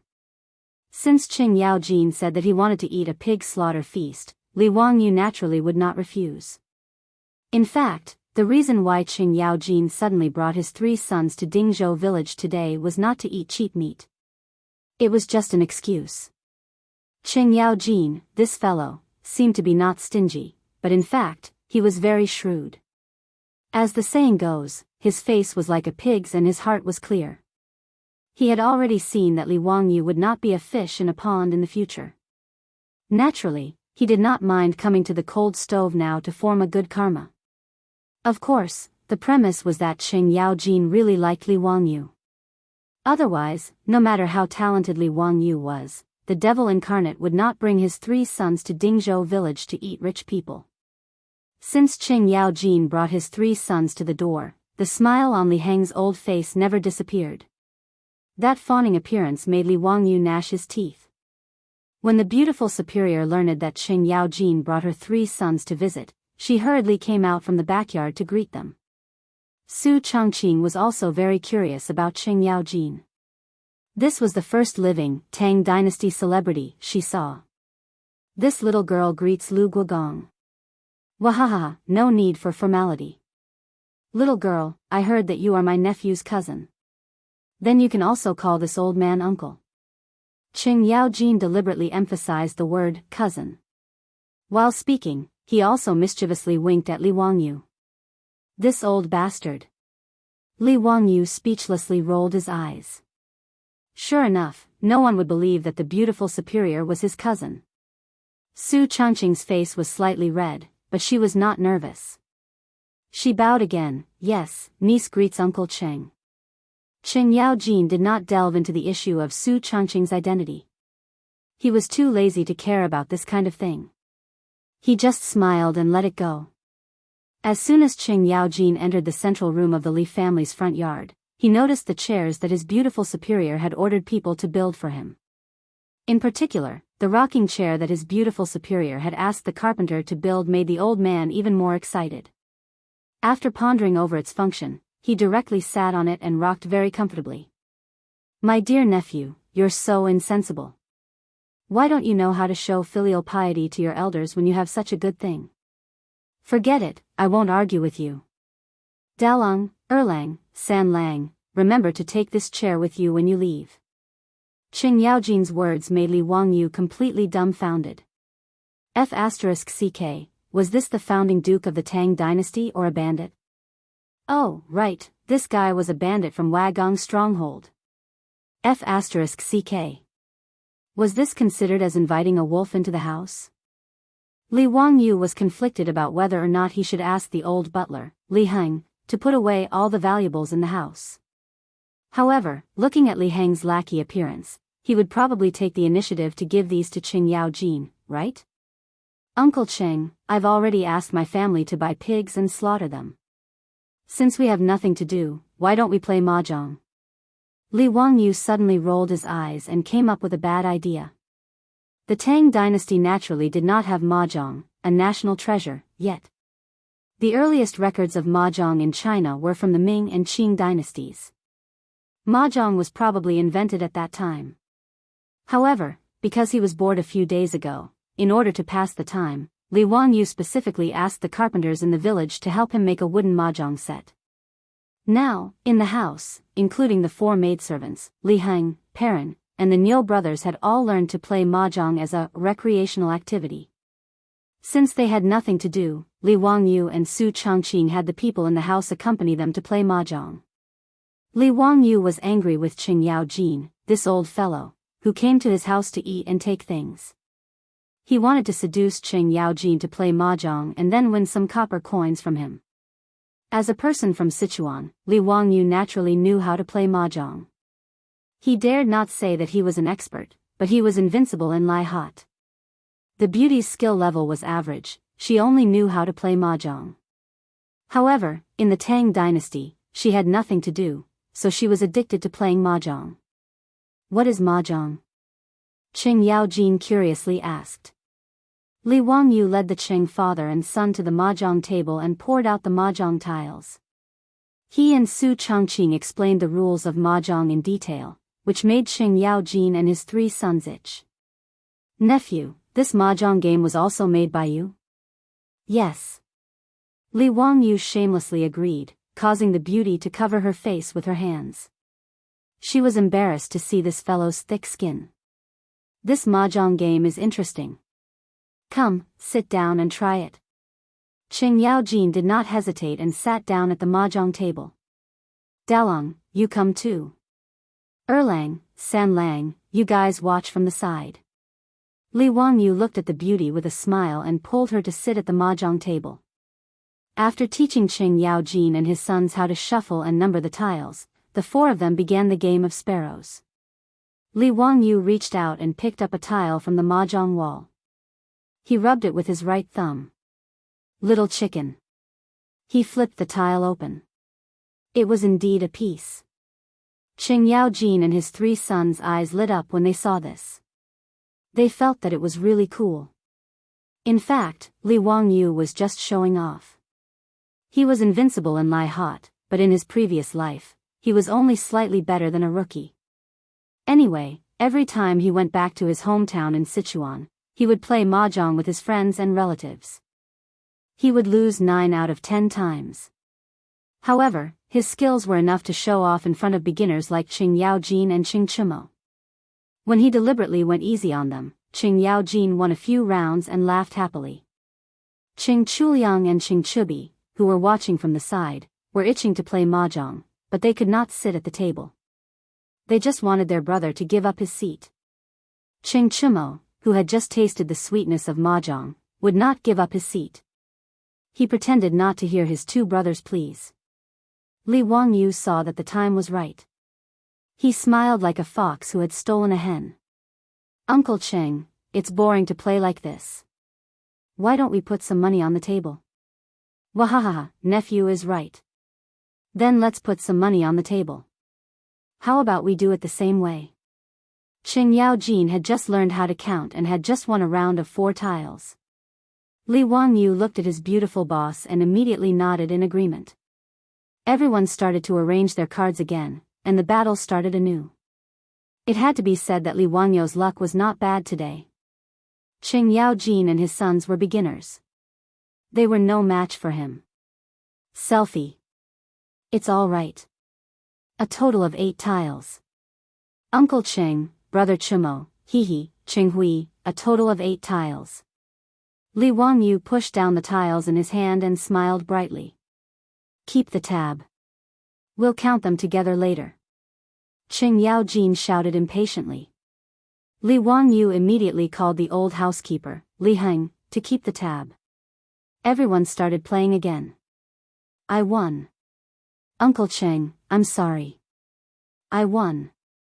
Brother Chumo, you won. 2 rounds of mahjong were not finished. Qing Yaojin's originally black face became even more unbearable.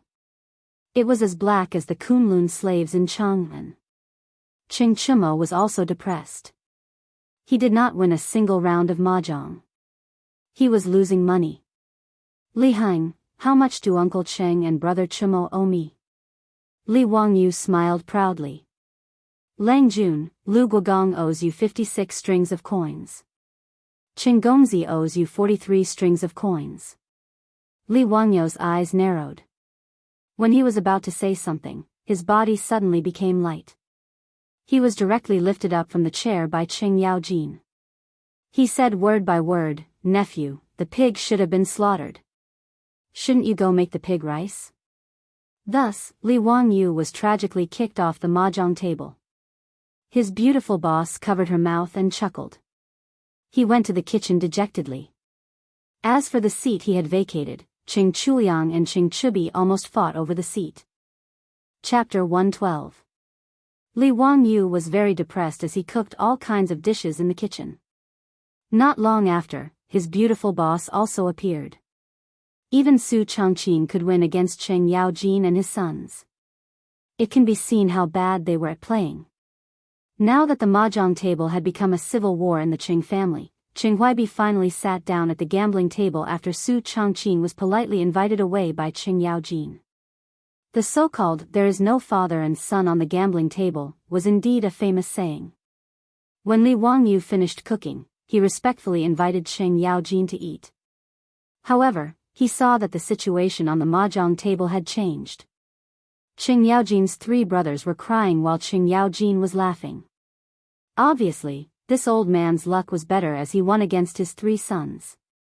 Because Qing Yaojin had brought more than a dozen guards with him, Su Changqing asked Li Heng to find a mat and a short table for the guards to eat in the front yard. Qing Yaojin and his sons were invited to the Li family's dining room to take a seat. Qing Yaojin and his sons were very curious about Li Wangyou's large dining table. They were also full of praise for the high back chair. This made Li Wangyou very worried. Would this old man take the dining table and chairs with him when he left? The rocking chair in the central room of the front yard had already been unceremoniously moved aside by Qing Yaojin's personal guards. Seeing this, Li Wangyou's face twitched. What made him even more worried was the washroom in the front yard of the Li family. Ever since Qing Yaojin asked Li Heng to take him to the washroom, Li Wangyou felt that this old man's eyes were constantly glancing at the washroom. This old man wouldn't want to take away his ceramic toilet, right? If Qing Yaojin didn't think it was dirty, then let him take it. Li Wangyou hurriedly stopped this nauseating association and asked the maids to serve the dishes. Qing Yaojin and his 3 sons actually didn't come to eat. The pig slaughtered rice was just an excuse. The nobles of the Tang dynasty almost only ate beef and mutton. They politely declined pork. At this time, seeing Li Wangyou really use cheap meat to make a table full of dishes, they couldn't help but look at each other, hesitating for a long time, not knowing whether to eat or not. The 4 of them looked at each other for a long time, and finally their gazes fell on Qing Chubi, meaning that he should try it first. Qing Chubi almost cried. Just because he was the youngest, he had to be bullied like this? What happened to fatherly love? Where are my brothers and friends? Looking at the threatening eyes of his father and brothers, Qing Chubi had no choice but to raise his chopsticks and reach out to the plate of Dongpa pig knuckle.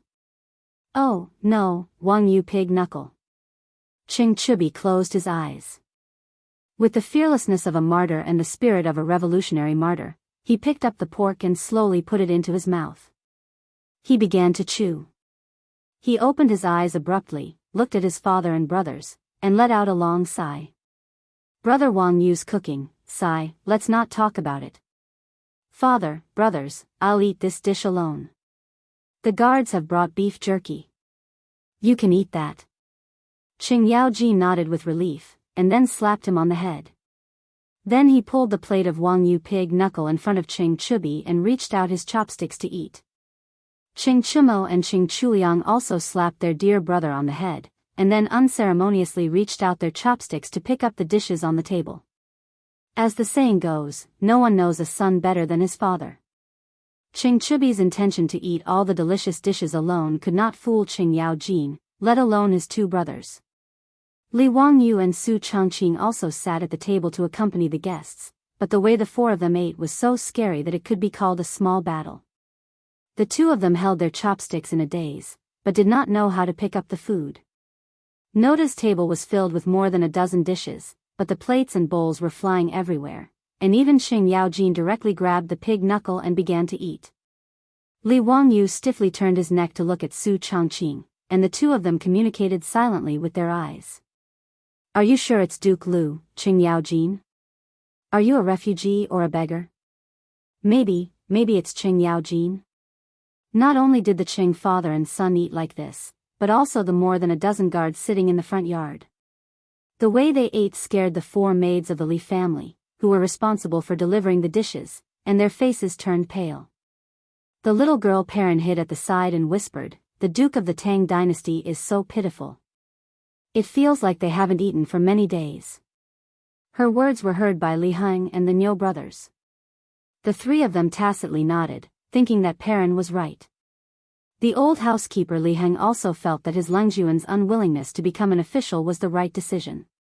The officials of the Tang dynasty were so pitiful that they could eat so much meat and end up in such a miserable state.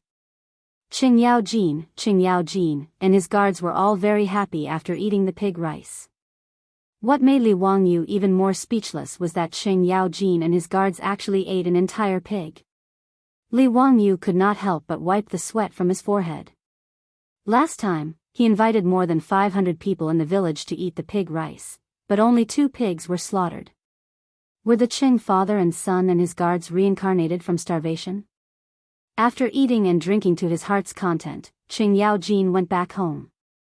Before he left, he did not forget to slap Li Wangyu's shoulder with his big palm. Wahahaha, nephew, your house is really good. I will come often. His words made Li Wangyu, who was almost unable to stand because of the heavy blow to his shoulder, almost fall to the ground. Fuck, come often? Was this Qing Yaojin afraid that he would not go bankrupt fast enough?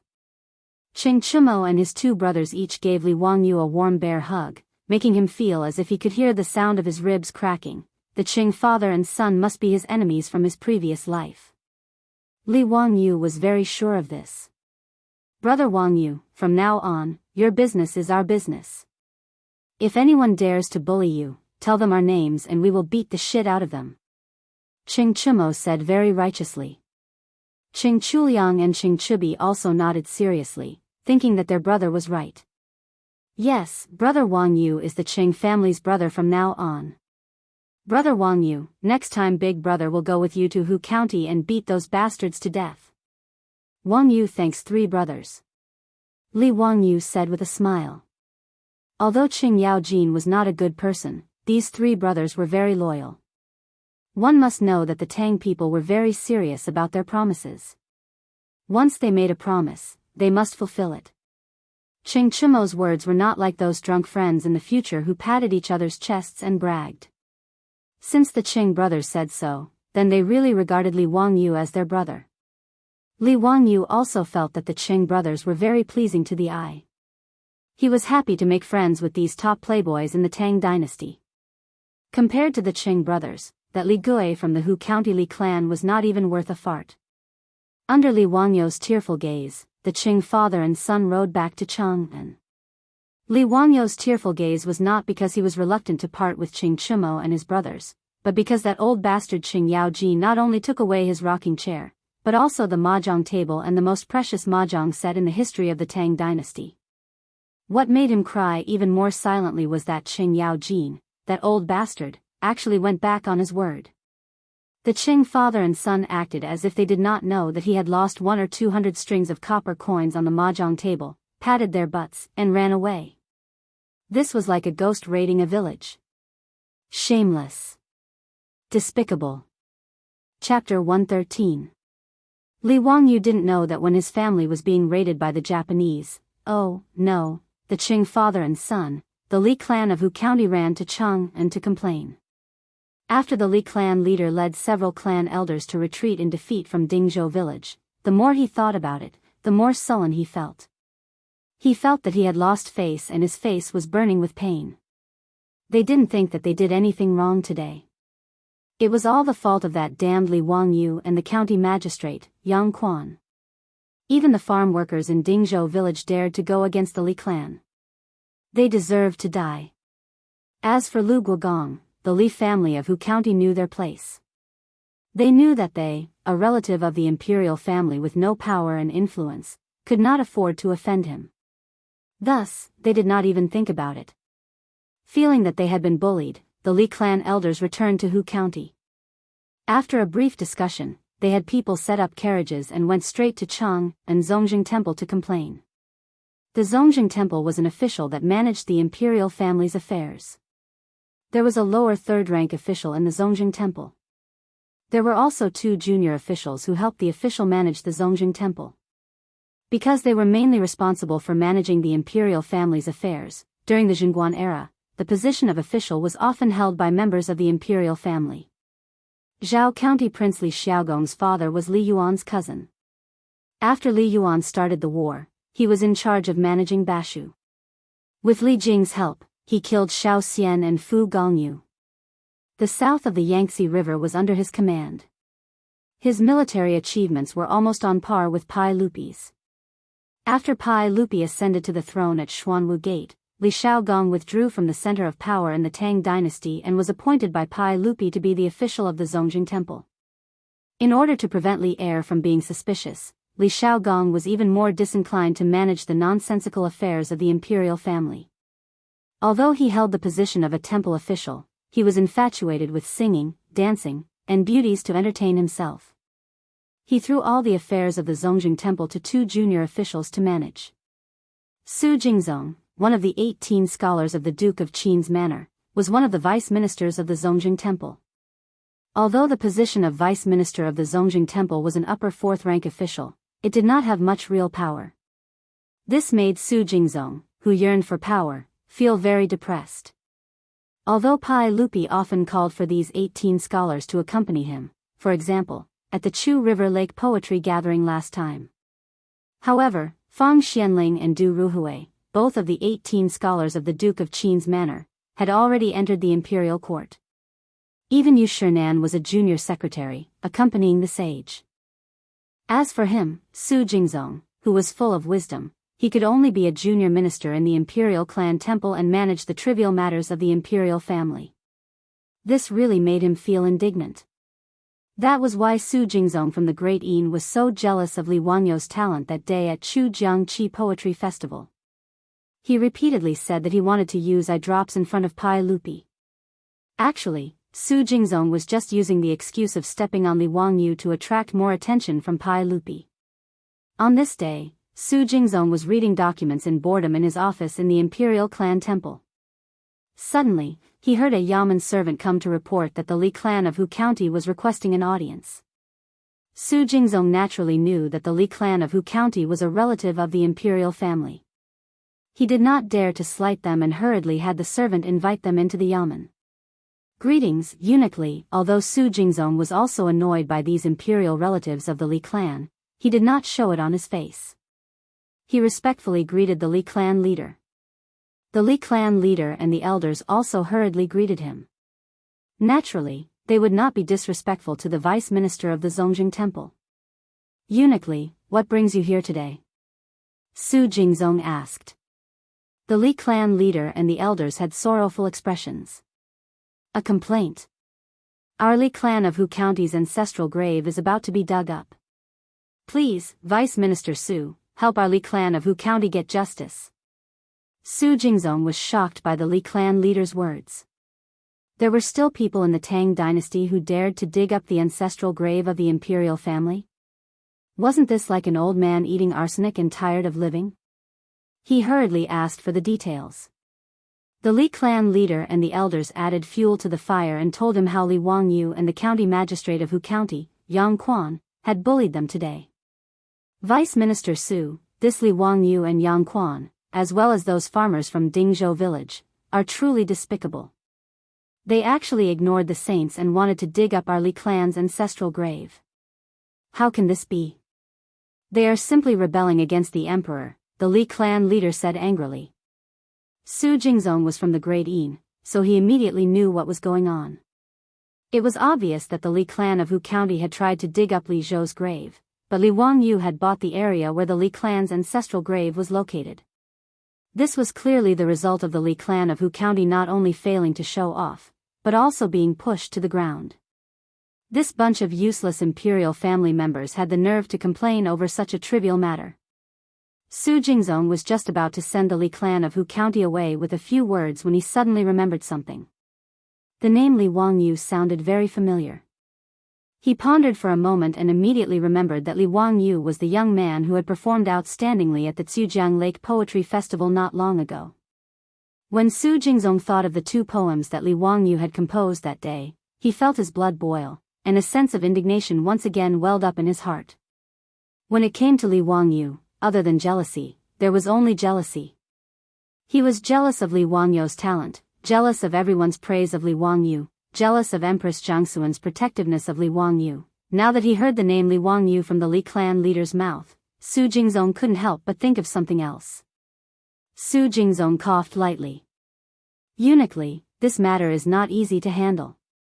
First of all, Li Wangyu has the title deed, so he is in the right.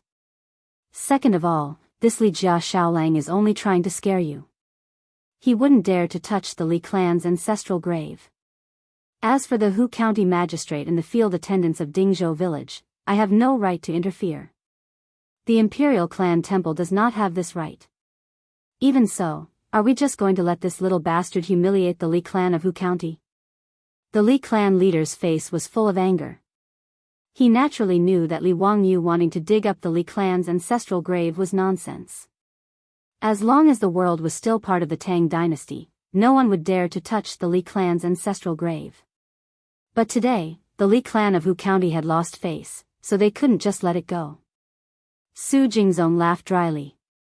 This matter is indeed difficult for the Imperial Clan Temple to intervene. I hope Eunuch Li can understand, but the Li clan leader saw that he was only halfway through his sentence, so he hurriedly asked, Su Shaoqing, but what?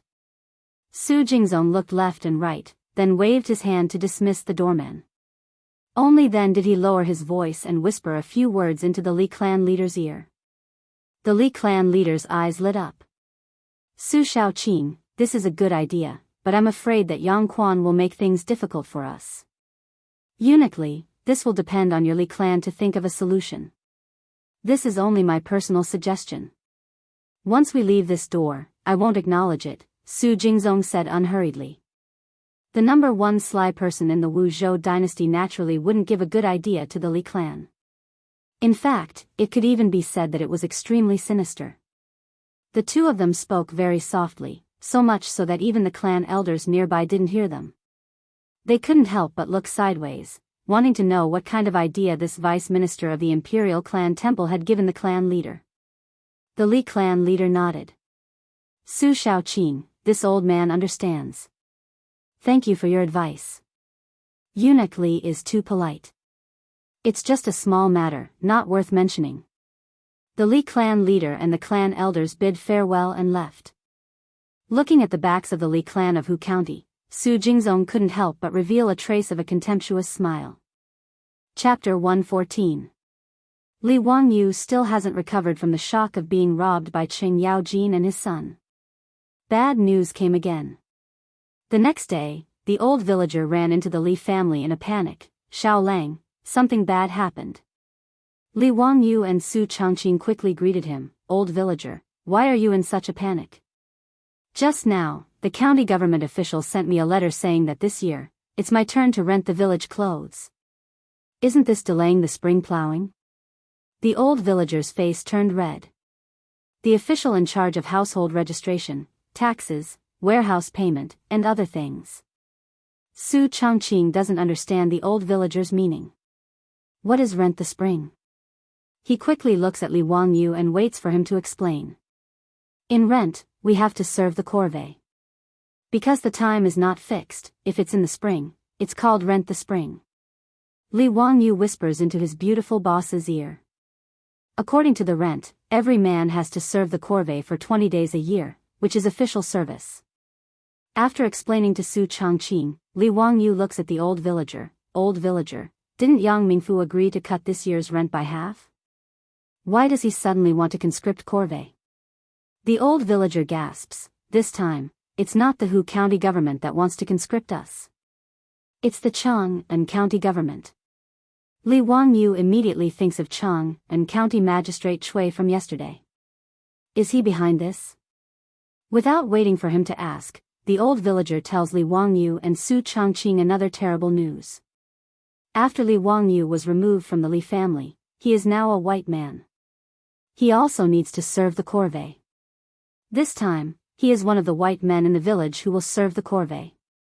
Li Wangyu is dumbfounded, but I'm not a middle-aged man. In the early Tang dynasty, men above the age of 16 were middle-aged men, and above the age of 21 were adult men. Li Wangyu had just turned 16, so he was not considered a middle-aged man, so he should not serve the corvée. The old villager shook his head.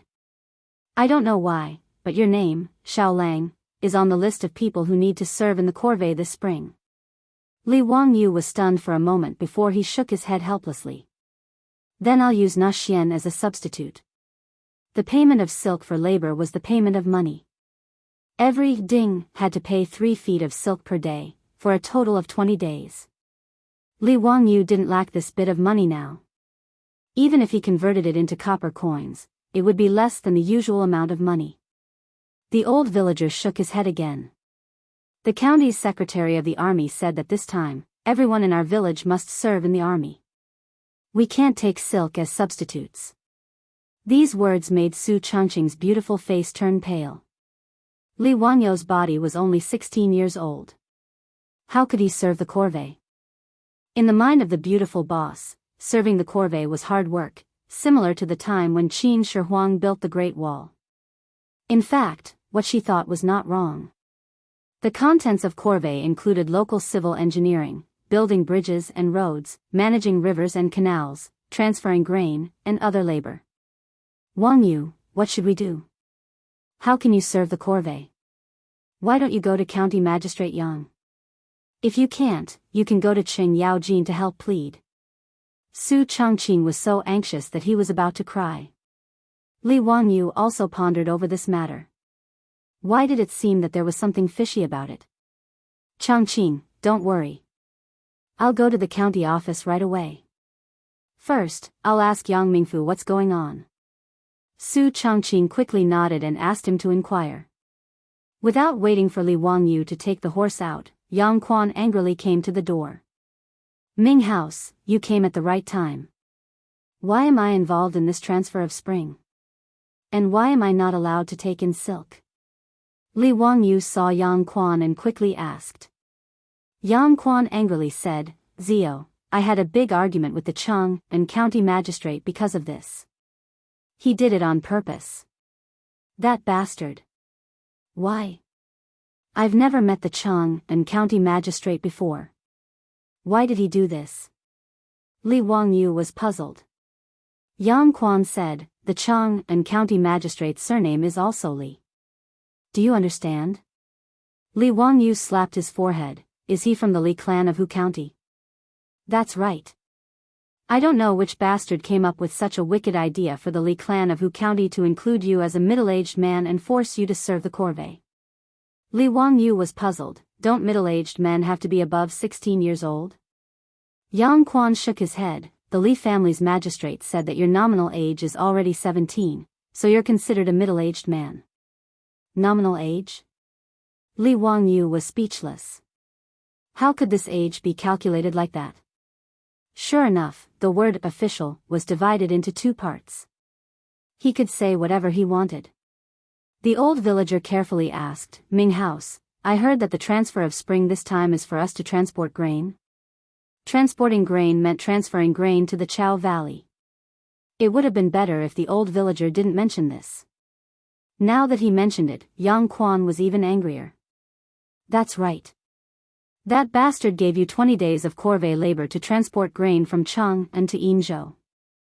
Li Wangyu didn't know where Yinzhou was, so he asked Yang Quan about it. He estimated that it should be around Yulin City and Meiji in the future. It wasn't too far, about 400 kilometers away. In the future, it would only take 4 hours on the highway. Although the old villager had never been to Yinzhou, he knew the approximate distance. After a rough calculation, he heaved a sigh of relief. Not bad. It's about 800 to 900 kilometers away. The ox cart will take about 10 days to get there. 20 days is enough for a round trip. Yang Quan coldly snorted. Do you know how much grain your village is required to transport this time? His words stunned the old villager. He quickly asked, Ming House? In the past, wasn't the grain transport task about 200 dan? Is there a change this time? Yang Quan directly raised one finger. Another 100 dan?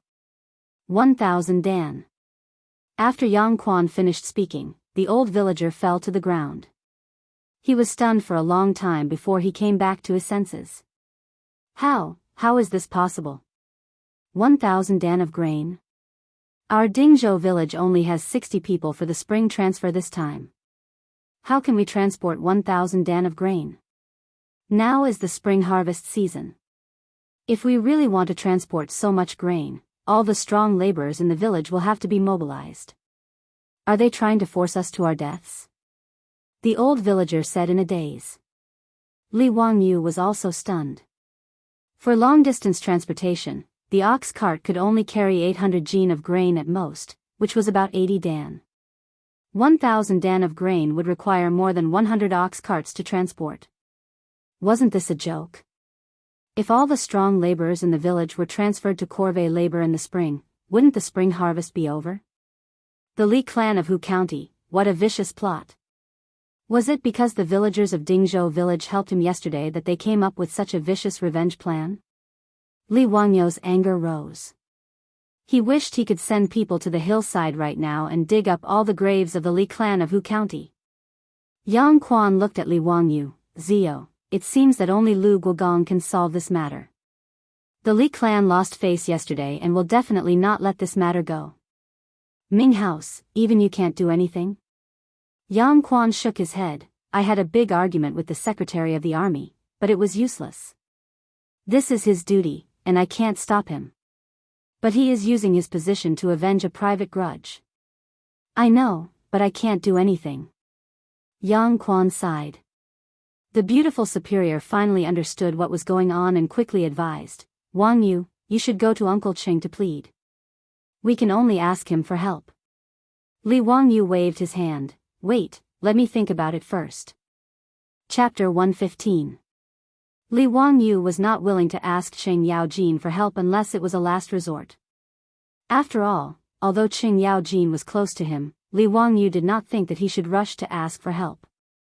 Moreover, the cynical man was stubborn and felt that it was shameful to ask Cheng Yaojin for help. Even if Cheng Yaojin stopped Li clan's conspiracy this time, what about next time? Did he have to ask Cheng Yaojin for help every time? Li Wangyu paced back and forth in the central room, wondering how he should face this matter. According to Yang Quan, although the rank of the secretary and supervisor of Chang and County was not high, it was his authority to conscript people to transport grain. Moreover, once this matter was decided, Dingzhou village must complete it. If they could not complete the corvée work, the punishment would be very severe. It was possible to be beaten with a paddle, jailed, or even a criminal. Li Wangyu did not think that he could fight against the government. Then the only way was to find a way to transport the grain to Yinzhou. However, he had just asked Yang Quan. There was no waterway in Yinzhou, so it was impossible to transport by ship. The only way to transport was by land, by ox cart or carriage. The ox cart transportation capacity of the Tang dynasty was just like that. The carriage was faster, but the load capacity was not good. He patted his head gloomily, hoping to find a way to solve the current dilemma. Su Chongqing looked worried. Wang Yu, don't think about it. You'd better ask Uncle Cheng for help. Li Wangyu thought for a long time and felt that there was no other way. He could only sigh and nod silently.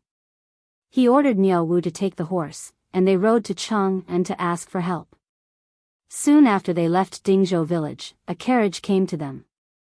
Because the road was not wide, Li Wangyu and Niao Wu pulled the horse aside and waited for the carriage to pass first. The carriage squeaked past them, and the coachman nodded to them in a friendly way to show his gratitude.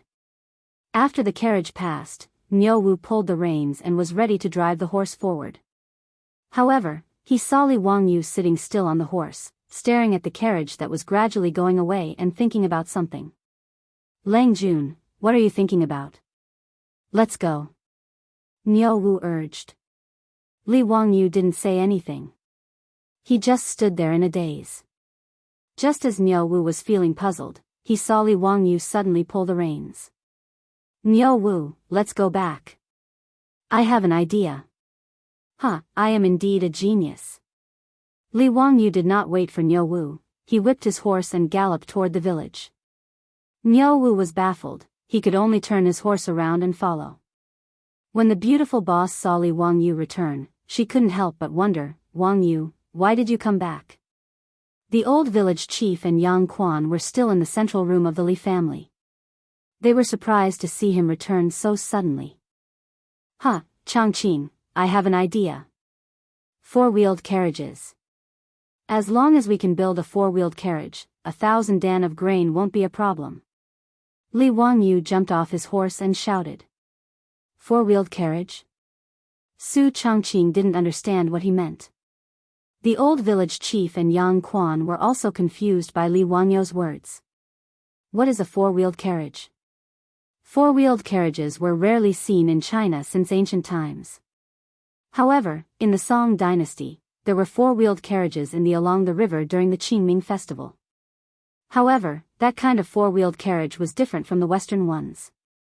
Its four wheels were installed on a fixed frame, so it couldn't be turned. The problem of turning was solved by the strength of the four oxen. That's right. This was the reason why Chinese carriages and oxen carriages had two wheels since ancient times. They didn't invent bogies. Since the Roman era, four-wheeled carriages with bogies appeared in the West. However, in the East, there was a detour in this regard. When Li Wangyu saw the Tang dynasty carriage, he felt that something was wrong. After thinking for a long time, he suddenly realized that it was because the carriage and oxen carriage of the Tang dynasty only had two wheels. In terms of load, four-wheeled carriages were much heavier than two-wheeled carriages. Li Wangyu remembered that the Napoleon army in Europe relied on four-wheeled carriages to solve the problem of transporting military supplies. At that time, each carriage with 4 horses could carry up to 1.5 tons. It was equivalent to a four-wheeled carriage carrying 30 dawn of grain. 1,000 dawn of grain could be easily carried away by more than 30 four-wheeled carriages. Moreover, the speed of a four-wheeled carriage was much faster than an oxen carriage. An oxen carriage could only go 7 to 8 kilometers per hour, while a carriage could go up to 20 kilometers per hour. If the carriage traveled for 8 hours a day, it would be 160 kilometers. From Chang'an City to Yinzhou City, it would only take about 3 days. Ming House, when does the secretary and the army want us to set off? Li Wangyu asked. He needed time to gather people to test the carriage. 5 days later, we will set off from Chang'an City. Can the oxen used to transport grain be replaced by horses? I need more than 100 horses. Li Wangyu asked again. Yang Quan frowned. Of course you can. After all, oxen are more precious than horses. Could it be that you want to use carriages to transport grain? Horses are not as strong as oxen. That's right, Xiao Lang. You can't joke about this. A carriage can only carry 5 to 6 dawn of grain, while an oxen carriage can carry 10 dawn. If we use carriages, the village will need to mobilize more people. This is absolutely not acceptable. The old villager hurriedly advised. Don't worry. I can build a carriage that can carry 30 dawn of grain. I will go find Carpenter Lu now. Li Wangyu finished speaking, turned around and ran out. His words made Yang Zhua and the old village chief look at each other in dismay. Could it be that this Li family's young man had lost his mind? A carriage carrying 30 dawn of grain? How is this possible? Even an oxen carriage pulled by 4 oxen could not carry so much grain, let alone horses. Ming House, you see. The old villager looked at Yang Quan, hoping that he could persuade Li Wangyu. This matter was related to the survival of Dingzhou village. Li Jia Xiaolang's temper could not be allowed to act recklessly. However, the beautiful boss on the side understood Li Wangyu's words. Her eyes could not help but brighten. Although she did not know how much grain a four-wheeled carriage could carry, she knew that four-wheeled carriages would replace two-horse carriages. Moreover, when she traveled abroad in the future, she also rode a four-wheeled carriage that pulled tourists for sightseeing. 2 strong horses could carry more than a dozen tourists around. It was much more powerful than the oxen carriages of the Tang dynasty. Yang Quan and the old villager naturally did not know about this. After Li Wangyu ran out, the two of them were restless. They did not know what Li Wangyu wanted to do. The old villager led the way, and the two of them walked to Carpenter Lu's house. They wanted to see what Li Wangyu's four-wheeled carriage was with their own eyes. In Carpenter Lu's house, Li Wangyu was holding a charcoal pencil and was busy writing and drawing on a piece of paper. As he wrote, he was talking to Carpenter Lu. Carpenter Lu's 3 sons were watching by the side. Yang Quan and the old villager did not know what was going on, so they could only stand aside and watch. After a long time, Li Wangyu finally put down the charcoal pencil. Carpenter Lu and his 3 sons listened with excitement. Xiao Lang, you are really a literary star that came down from the heavens. You even know about this magical item. I will try it with my sons immediately. If we succeed, Xiao Lang, you will have made a great contribution to the people. Carpenter Lu sighed. Chapter 116. In fact, the four-wheeled carriage was not complicated. The key was the steering mechanism. The steering mechanism was not difficult either. It was just a thin layer of paper. Once it was exposed, it would no longer be mysterious. The front axle of the four-wheeled carriage was connected to the chassis through a rotating pivot. This way, the front wheels could turn. The front wheels of the carriage were smaller than the rear wheels. The front wheels were responsible for steering, while the rear wheels carried the weight. Since it was a four-wheeled carriage, the load capacity of the carriage would be higher than that of two wheels. This was without a doubt. As for the shock absorbers and springs of the carriages of the future, Li Wangyu did not have any extravagant hopes. After all, it was a carriage used to transport goods. There was no need to consider comfort. It was not strange that he knew the structure of this carriage. When he was young, the village had a cooperative carriage to transport goods. The few naughty children loved to ride in the carriage. That carriage had broken down several times. Every time it was repaired, Li Wangyu would look at it from the side. After a while, he figured out what was going on with this carriage. Carpenter Lu and his 3 sons' craftsmanship was really good. In addition, the family just happened to help people build ox carriages. The wheels and other things were ready-made. He took his 3 sons and used 2 hours to process a set of steering mechanism for the carriage. He found the chassis of the ox carriage and installed it. Not long after, the first four-wheeled carriage of the Tang dynasty was built. Because it was temporarily modified from the chassis and wheels of the ox carriage, it looked a little strange. The old villager walked around the four-wheeled carriage a few times. He had a look of disbelief. Xiao Lang, is this what you said? A carriage that can pull 30 pickles? Don't joke around. This is impossible. Li Wangyu laughed. Try it and you will know. Everyone pushed this extremely simple four-wheeled carriage back to Li Wangyu's house. It attracted a lot of attention from the villagers. What kind of carriage is this? It looks strange. Why does it have 4 wheels? How can these 4 wheels be used? Maybe it's Li Jia Xiaolang's new toy. We'll know when we see it. The four-wheeled carriage was pushed to the entrance of Li Wangyu's residence. Li Wangyu didn't have time to feel sorry for his 2 horses. He even brought the 2 horses that Yang Quan and his entourage rode over and had Carpenter Lu harness them. Following which, he called for the Ox brothers to help move the grain. There were more than 300 dan of grain stored at home, and he asked them to move 30 dan of grain out for the experiment. These grains were all packed in gunny sacks, and each sack was worth 1 stone. The villagers who were watching the excitement also came over to help. Soon, a total of 30 dan of grain was piled on top of the carriage, forming a small mountain. This made the villagers, who were watching the show, burst into discussions. What is Li Jia Xiaolang trying to do? You're not thinking of using these 4 horses to pull the carriage, are you? Impossible, that's 30 dan of grain. Even 4 oxen wouldn't be able to move it. Isn't it? Who has ever seen so many things made of horse? What's more, this carriage looks strange. It has 4 wheels. TSK, it's really strange. I bet that the horses won't be able to move it. It's more likely that the gods will appear. Yang Quan and the old villager also didn't believe it. Even though they had seen Li Wanyu's drawing of the carriage and saw Carpenter Lu and his son build the carriage with their own eyes, they still didn't think that 4 horses could move so much grain. Li Wangyu pulled Niu Wu. Erlang, do you know how to drive a carriage? Yes. Then you sit on it and try to drive the carriage. Li Wangyu pushed Niu Wu onto the carriage. Niu Wu's face was strange. Lang Jun, are we really going? I'm afraid that these 4 horses will be tired to death. I can't bear to do that. The old housekeeper Li Heng's face was full of heartache. The 2 horses at home were his treasures. How could he bear to let them pull the carriage, let alone the 30 dan of grain?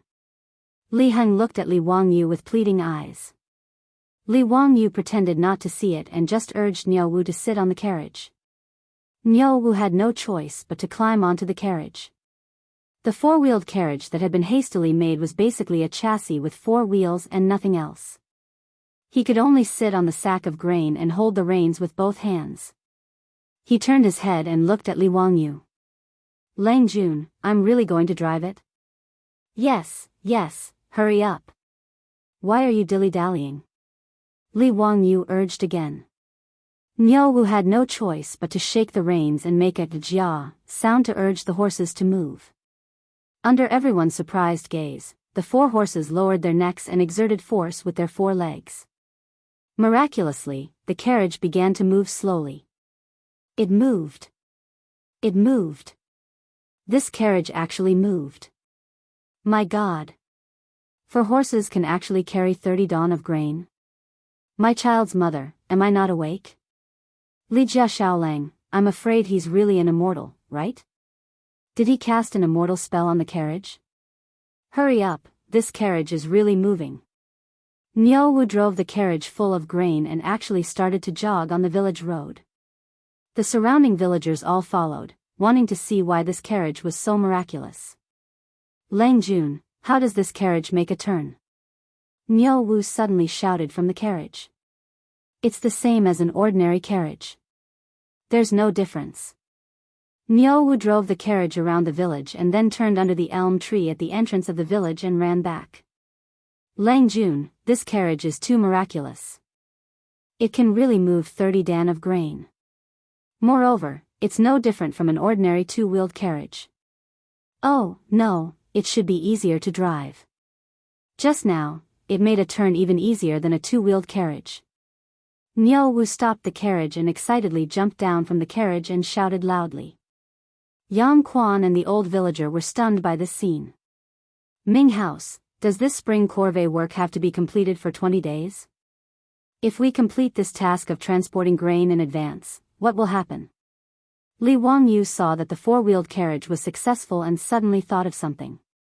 He quickly pulled Yang Quan and asked. Of course not. Your corvée work this time is to transport grain. When the grain is transported, the corvée work will be completed. Yang Quan casually replied, his eyes never leaving the four-wheeled carriage. The next moment, Yang Quan excitedly grabbed Li Wangyu's arm and said, Zio, you can actually make such a magical weapon? If all the carriages in the Tang dynasty were like this, do you know how useful it would be? Quickly give the carriage blueprint to me, I want to submit it to the imperial court. Li Wangyu helplessly rolled his eyes. F***ck, you want to take away all the good things I have. Do you have any shame? Why are all the officials of the Tang dynasty like this? Ming House, I can't give you the blueprint of the four-wheeled carriage. Why is that? Yang Quan was puzzled. Li Wangyu smiled and said, wait until we finish this spring corvée work. Yang Quan was stunned. Thinking of his question just now, he suddenly understood. He pointed at Li Wangyu and said with a smile, Zio, you. Okay, I understand. Then I will wait for a few more days. Li Wangyu's words made Yang Quan immediately understand what he wanted to do. However, he was not prepared to oppose. As the saying goes, it is impolite not to reciprocate. Since Li clan used such a shameless method first, then Li Wangyu should fight back a little. Chapter 117. After confirming that the four-wheeled carriage was indeed feasible, the old village was so excited that he almost knelt down in front of Li Wangyu. He originally thought that they would not be able to escape this calamity and that all of the strong laborers in the village would be sent to carry out the task of transporting grain in the spring. However, he did not expect that Li Wangyu would be able to create a magical weapon like the four-wheeled carriage. The poisonous trap that the Li clan of Hu County had set for Dingzhou village was actually so easily resolved by Li Wangyu. This was the idea that Su Jingzong had given to the Li clan. Ever since Li Zhou passed away, the Li clan of Hu County only had a few 7th rank and 8th rank officials left in the court. The one with the highest rank was the member of the clan who was in charge of the army in Chang'an County. Su Jingzong was naturally very clear about the situation of the Li clan of Hu County. After all, He was the vice minister of the imperial clan and was responsible for managing these relatives of the imperial clan. As a result, Su Jingzong gave the Li clan leader such a desperate plan. Right now was the time for spring. He had the Li clan's secretary of the Li clan conscript corvée labor in Dingzhou village and pushed the task of transporting grain to Dingzhou village. Even if Dingzhou village wanted to report this matter, they could not say a single word. Transporting 1,000 dan of grain and a distance of 800 li was completely in line with the regulations of corvée labor in the spring. However, due to the busy farming season, the county yamen would not do this under normal circumstances as it would delay the farming season. If the corvée labor of a village was conscripted once a year, if it was a task of transporting grain, 200 dan or 1,000 dan were all in line with the regulations. However, if the Dingzhou village's corvée wanted to complete the task of transporting grain, they would have to use all of the strong laborers in the village. If the Li clan thought of a way to do something else, such as changing the ones pulling the carriage to old cows or sick cows, then the Dingzhou village's corvée labor would be even more difficult. At that time, even if the entire village was mobilized, they might not be able to transport 1,000 dan of grain to Yinzhou in 20 days. If they couldn't complete the task within 20 days, they would be sent to jail by the county magistrate and would be punished with a paddle. This group of villagers, including Li Wangyu, who had offended the Li clan of Hu County, would not be able to escape. Even if they did not die, they would be skinned alive. At this time, the old villager didn't have time to say more. There were only 5 days left before they set off. Now they must hurry up and start making the four-wheeled carriage. He loudly informed the villagers of the spring transfer of corvée labor, which immediately caused an uproar in the village. What? Muramesa, are you sure? Asking us to transport 1,000 dan of grain per village, are you trying to force us to our deaths? Dog officials of Chang'an County. They will die a horrible death. Someone ignored Yang Quan's presence and directly scolded the two words, dog official, which made Yang Quan speechless and could only pretend that he didn't hear it. Old village chief, this is the spring plowing season. How can we transfer so many strong laborers? If the spring plowing is delayed, it will all be over. Chang'an County cannot be so unreasonable. Yang Mingfu, you have to make a decision for us. Isn't this spring transfer going to force more than 100 families of Dingzhou village to their deaths? There were even villagers who immediately knelt down to plead for Yang Quan. The village was in a mess. The old villager quickly jumped onto the four-wheeled carriage piled with grain and shouted with all his strength, "Quiet, quiet, listen to me." With great difficulty, the villagers finally quieted down. The old villager pointed at the carriage under him and shouted, "You cowards, what are you making a fuss about? Do you see what this is? With this four-wheeled carriage made by Li Jia Shaolang, are you afraid that we won't be able to complete the task? Let me tell you, the grain transport this time is very easy. It will take less than 10 days to go back and forth. Not only will it not delay the harvest, but it will also give us a lot of time." With his shout, the villagers of Dingzhou village abruptly reacted. Wasn't it true? Everyone had seen the four-wheeled carriage just now. 4 horses were pulling 30 dan of grain along the way. A quick-witted villager immediately calculated, 1 carriage is 30 dan of grain. 1,000 dan of grain is only 30 carriages. 1 carriage can carry 2 people. Then our village only needs to send 60 or 70 people. Is that right, villager? Yes, that's right. The villagers of Dingzhou village became noisy again. Just now, they were all ashen-faced, but now they were all smiling. The old villager shouted again, "Quiet, the matter is not finished yet. This four-wheeled carriage is good, but there is only one. We will set off in 5 days. We have to make 30 carriages in these 5 days. All the strong laborers in the village, put down what you are doing and listen to Carpenter Lu's command to make the four-wheeled carriage. Do you hear me?" The villagers hurriedly nodded in agreement. This was related to their own interests, so naturally, no one would refuse. All the villagers, young and old, were busy under the command of Carpenter Lu and his 3 sons. To make 30 four-wheeled carriages in 5 days, time was very tight. Fortunately, this was just a carriage for transporting grain. Other than the chassis, the carriage, and the steering mechanism, there was no need for anything else. The village immediately became lively. Some went to the mountains to cut wood, some went to transport wood, and some went to help Carpenter Lu's family pull the saw. Looking at the lively scene in Dingzhou village, Yang Quan stroked his beard. Ziyu, your ability is really amazing. I really don't know how many good things you have in your stomach. Li Wangyu smiled. Ming House is too kind. However, to change the oxen pulling the carriage to horses, I hope that Ming House can help. He was most afraid that after the carriage was made, Chang'an County would not be willing to pull the horses for him. That would be terrible. Ziyu, don't worry. Leave this to me. I promise to give you the horses in 5 days. Yang Quan assured him. Originally, Chang'an County needed to prepare more than 100 oxen carriages and more than 200 oxen pulling the carriages. Now that it was changed to more than 100 horses, Yang Quan dared to guarantee that Chang'an County would not refuse. 5 days passed quickly. With the efforts of the villagers, more than 30 four-wheeled carriages were made. In order to save time, they did not even have time to plane the shafts of the carriages. They simply made them from logs cut down from the mountains. Even the bark was not removed. These 30 four-wheeled carriages looked shabby and rough. However, these carriages had all been tested. They were very sturdy. Each carriage could easily carry 30 dan of grain. There was no problem at all. Yang Quan did not go back on his words. Early in the morning, Chang'an County sent more than 100 horses to the village. All the four-wheeled carriages were hitched to horses and ready to leave. Li Wangyu was also part of the Ding Hu that was transferred to Spring. Of course, he had to leave with them. Miao Yong stayed at home to look after the house.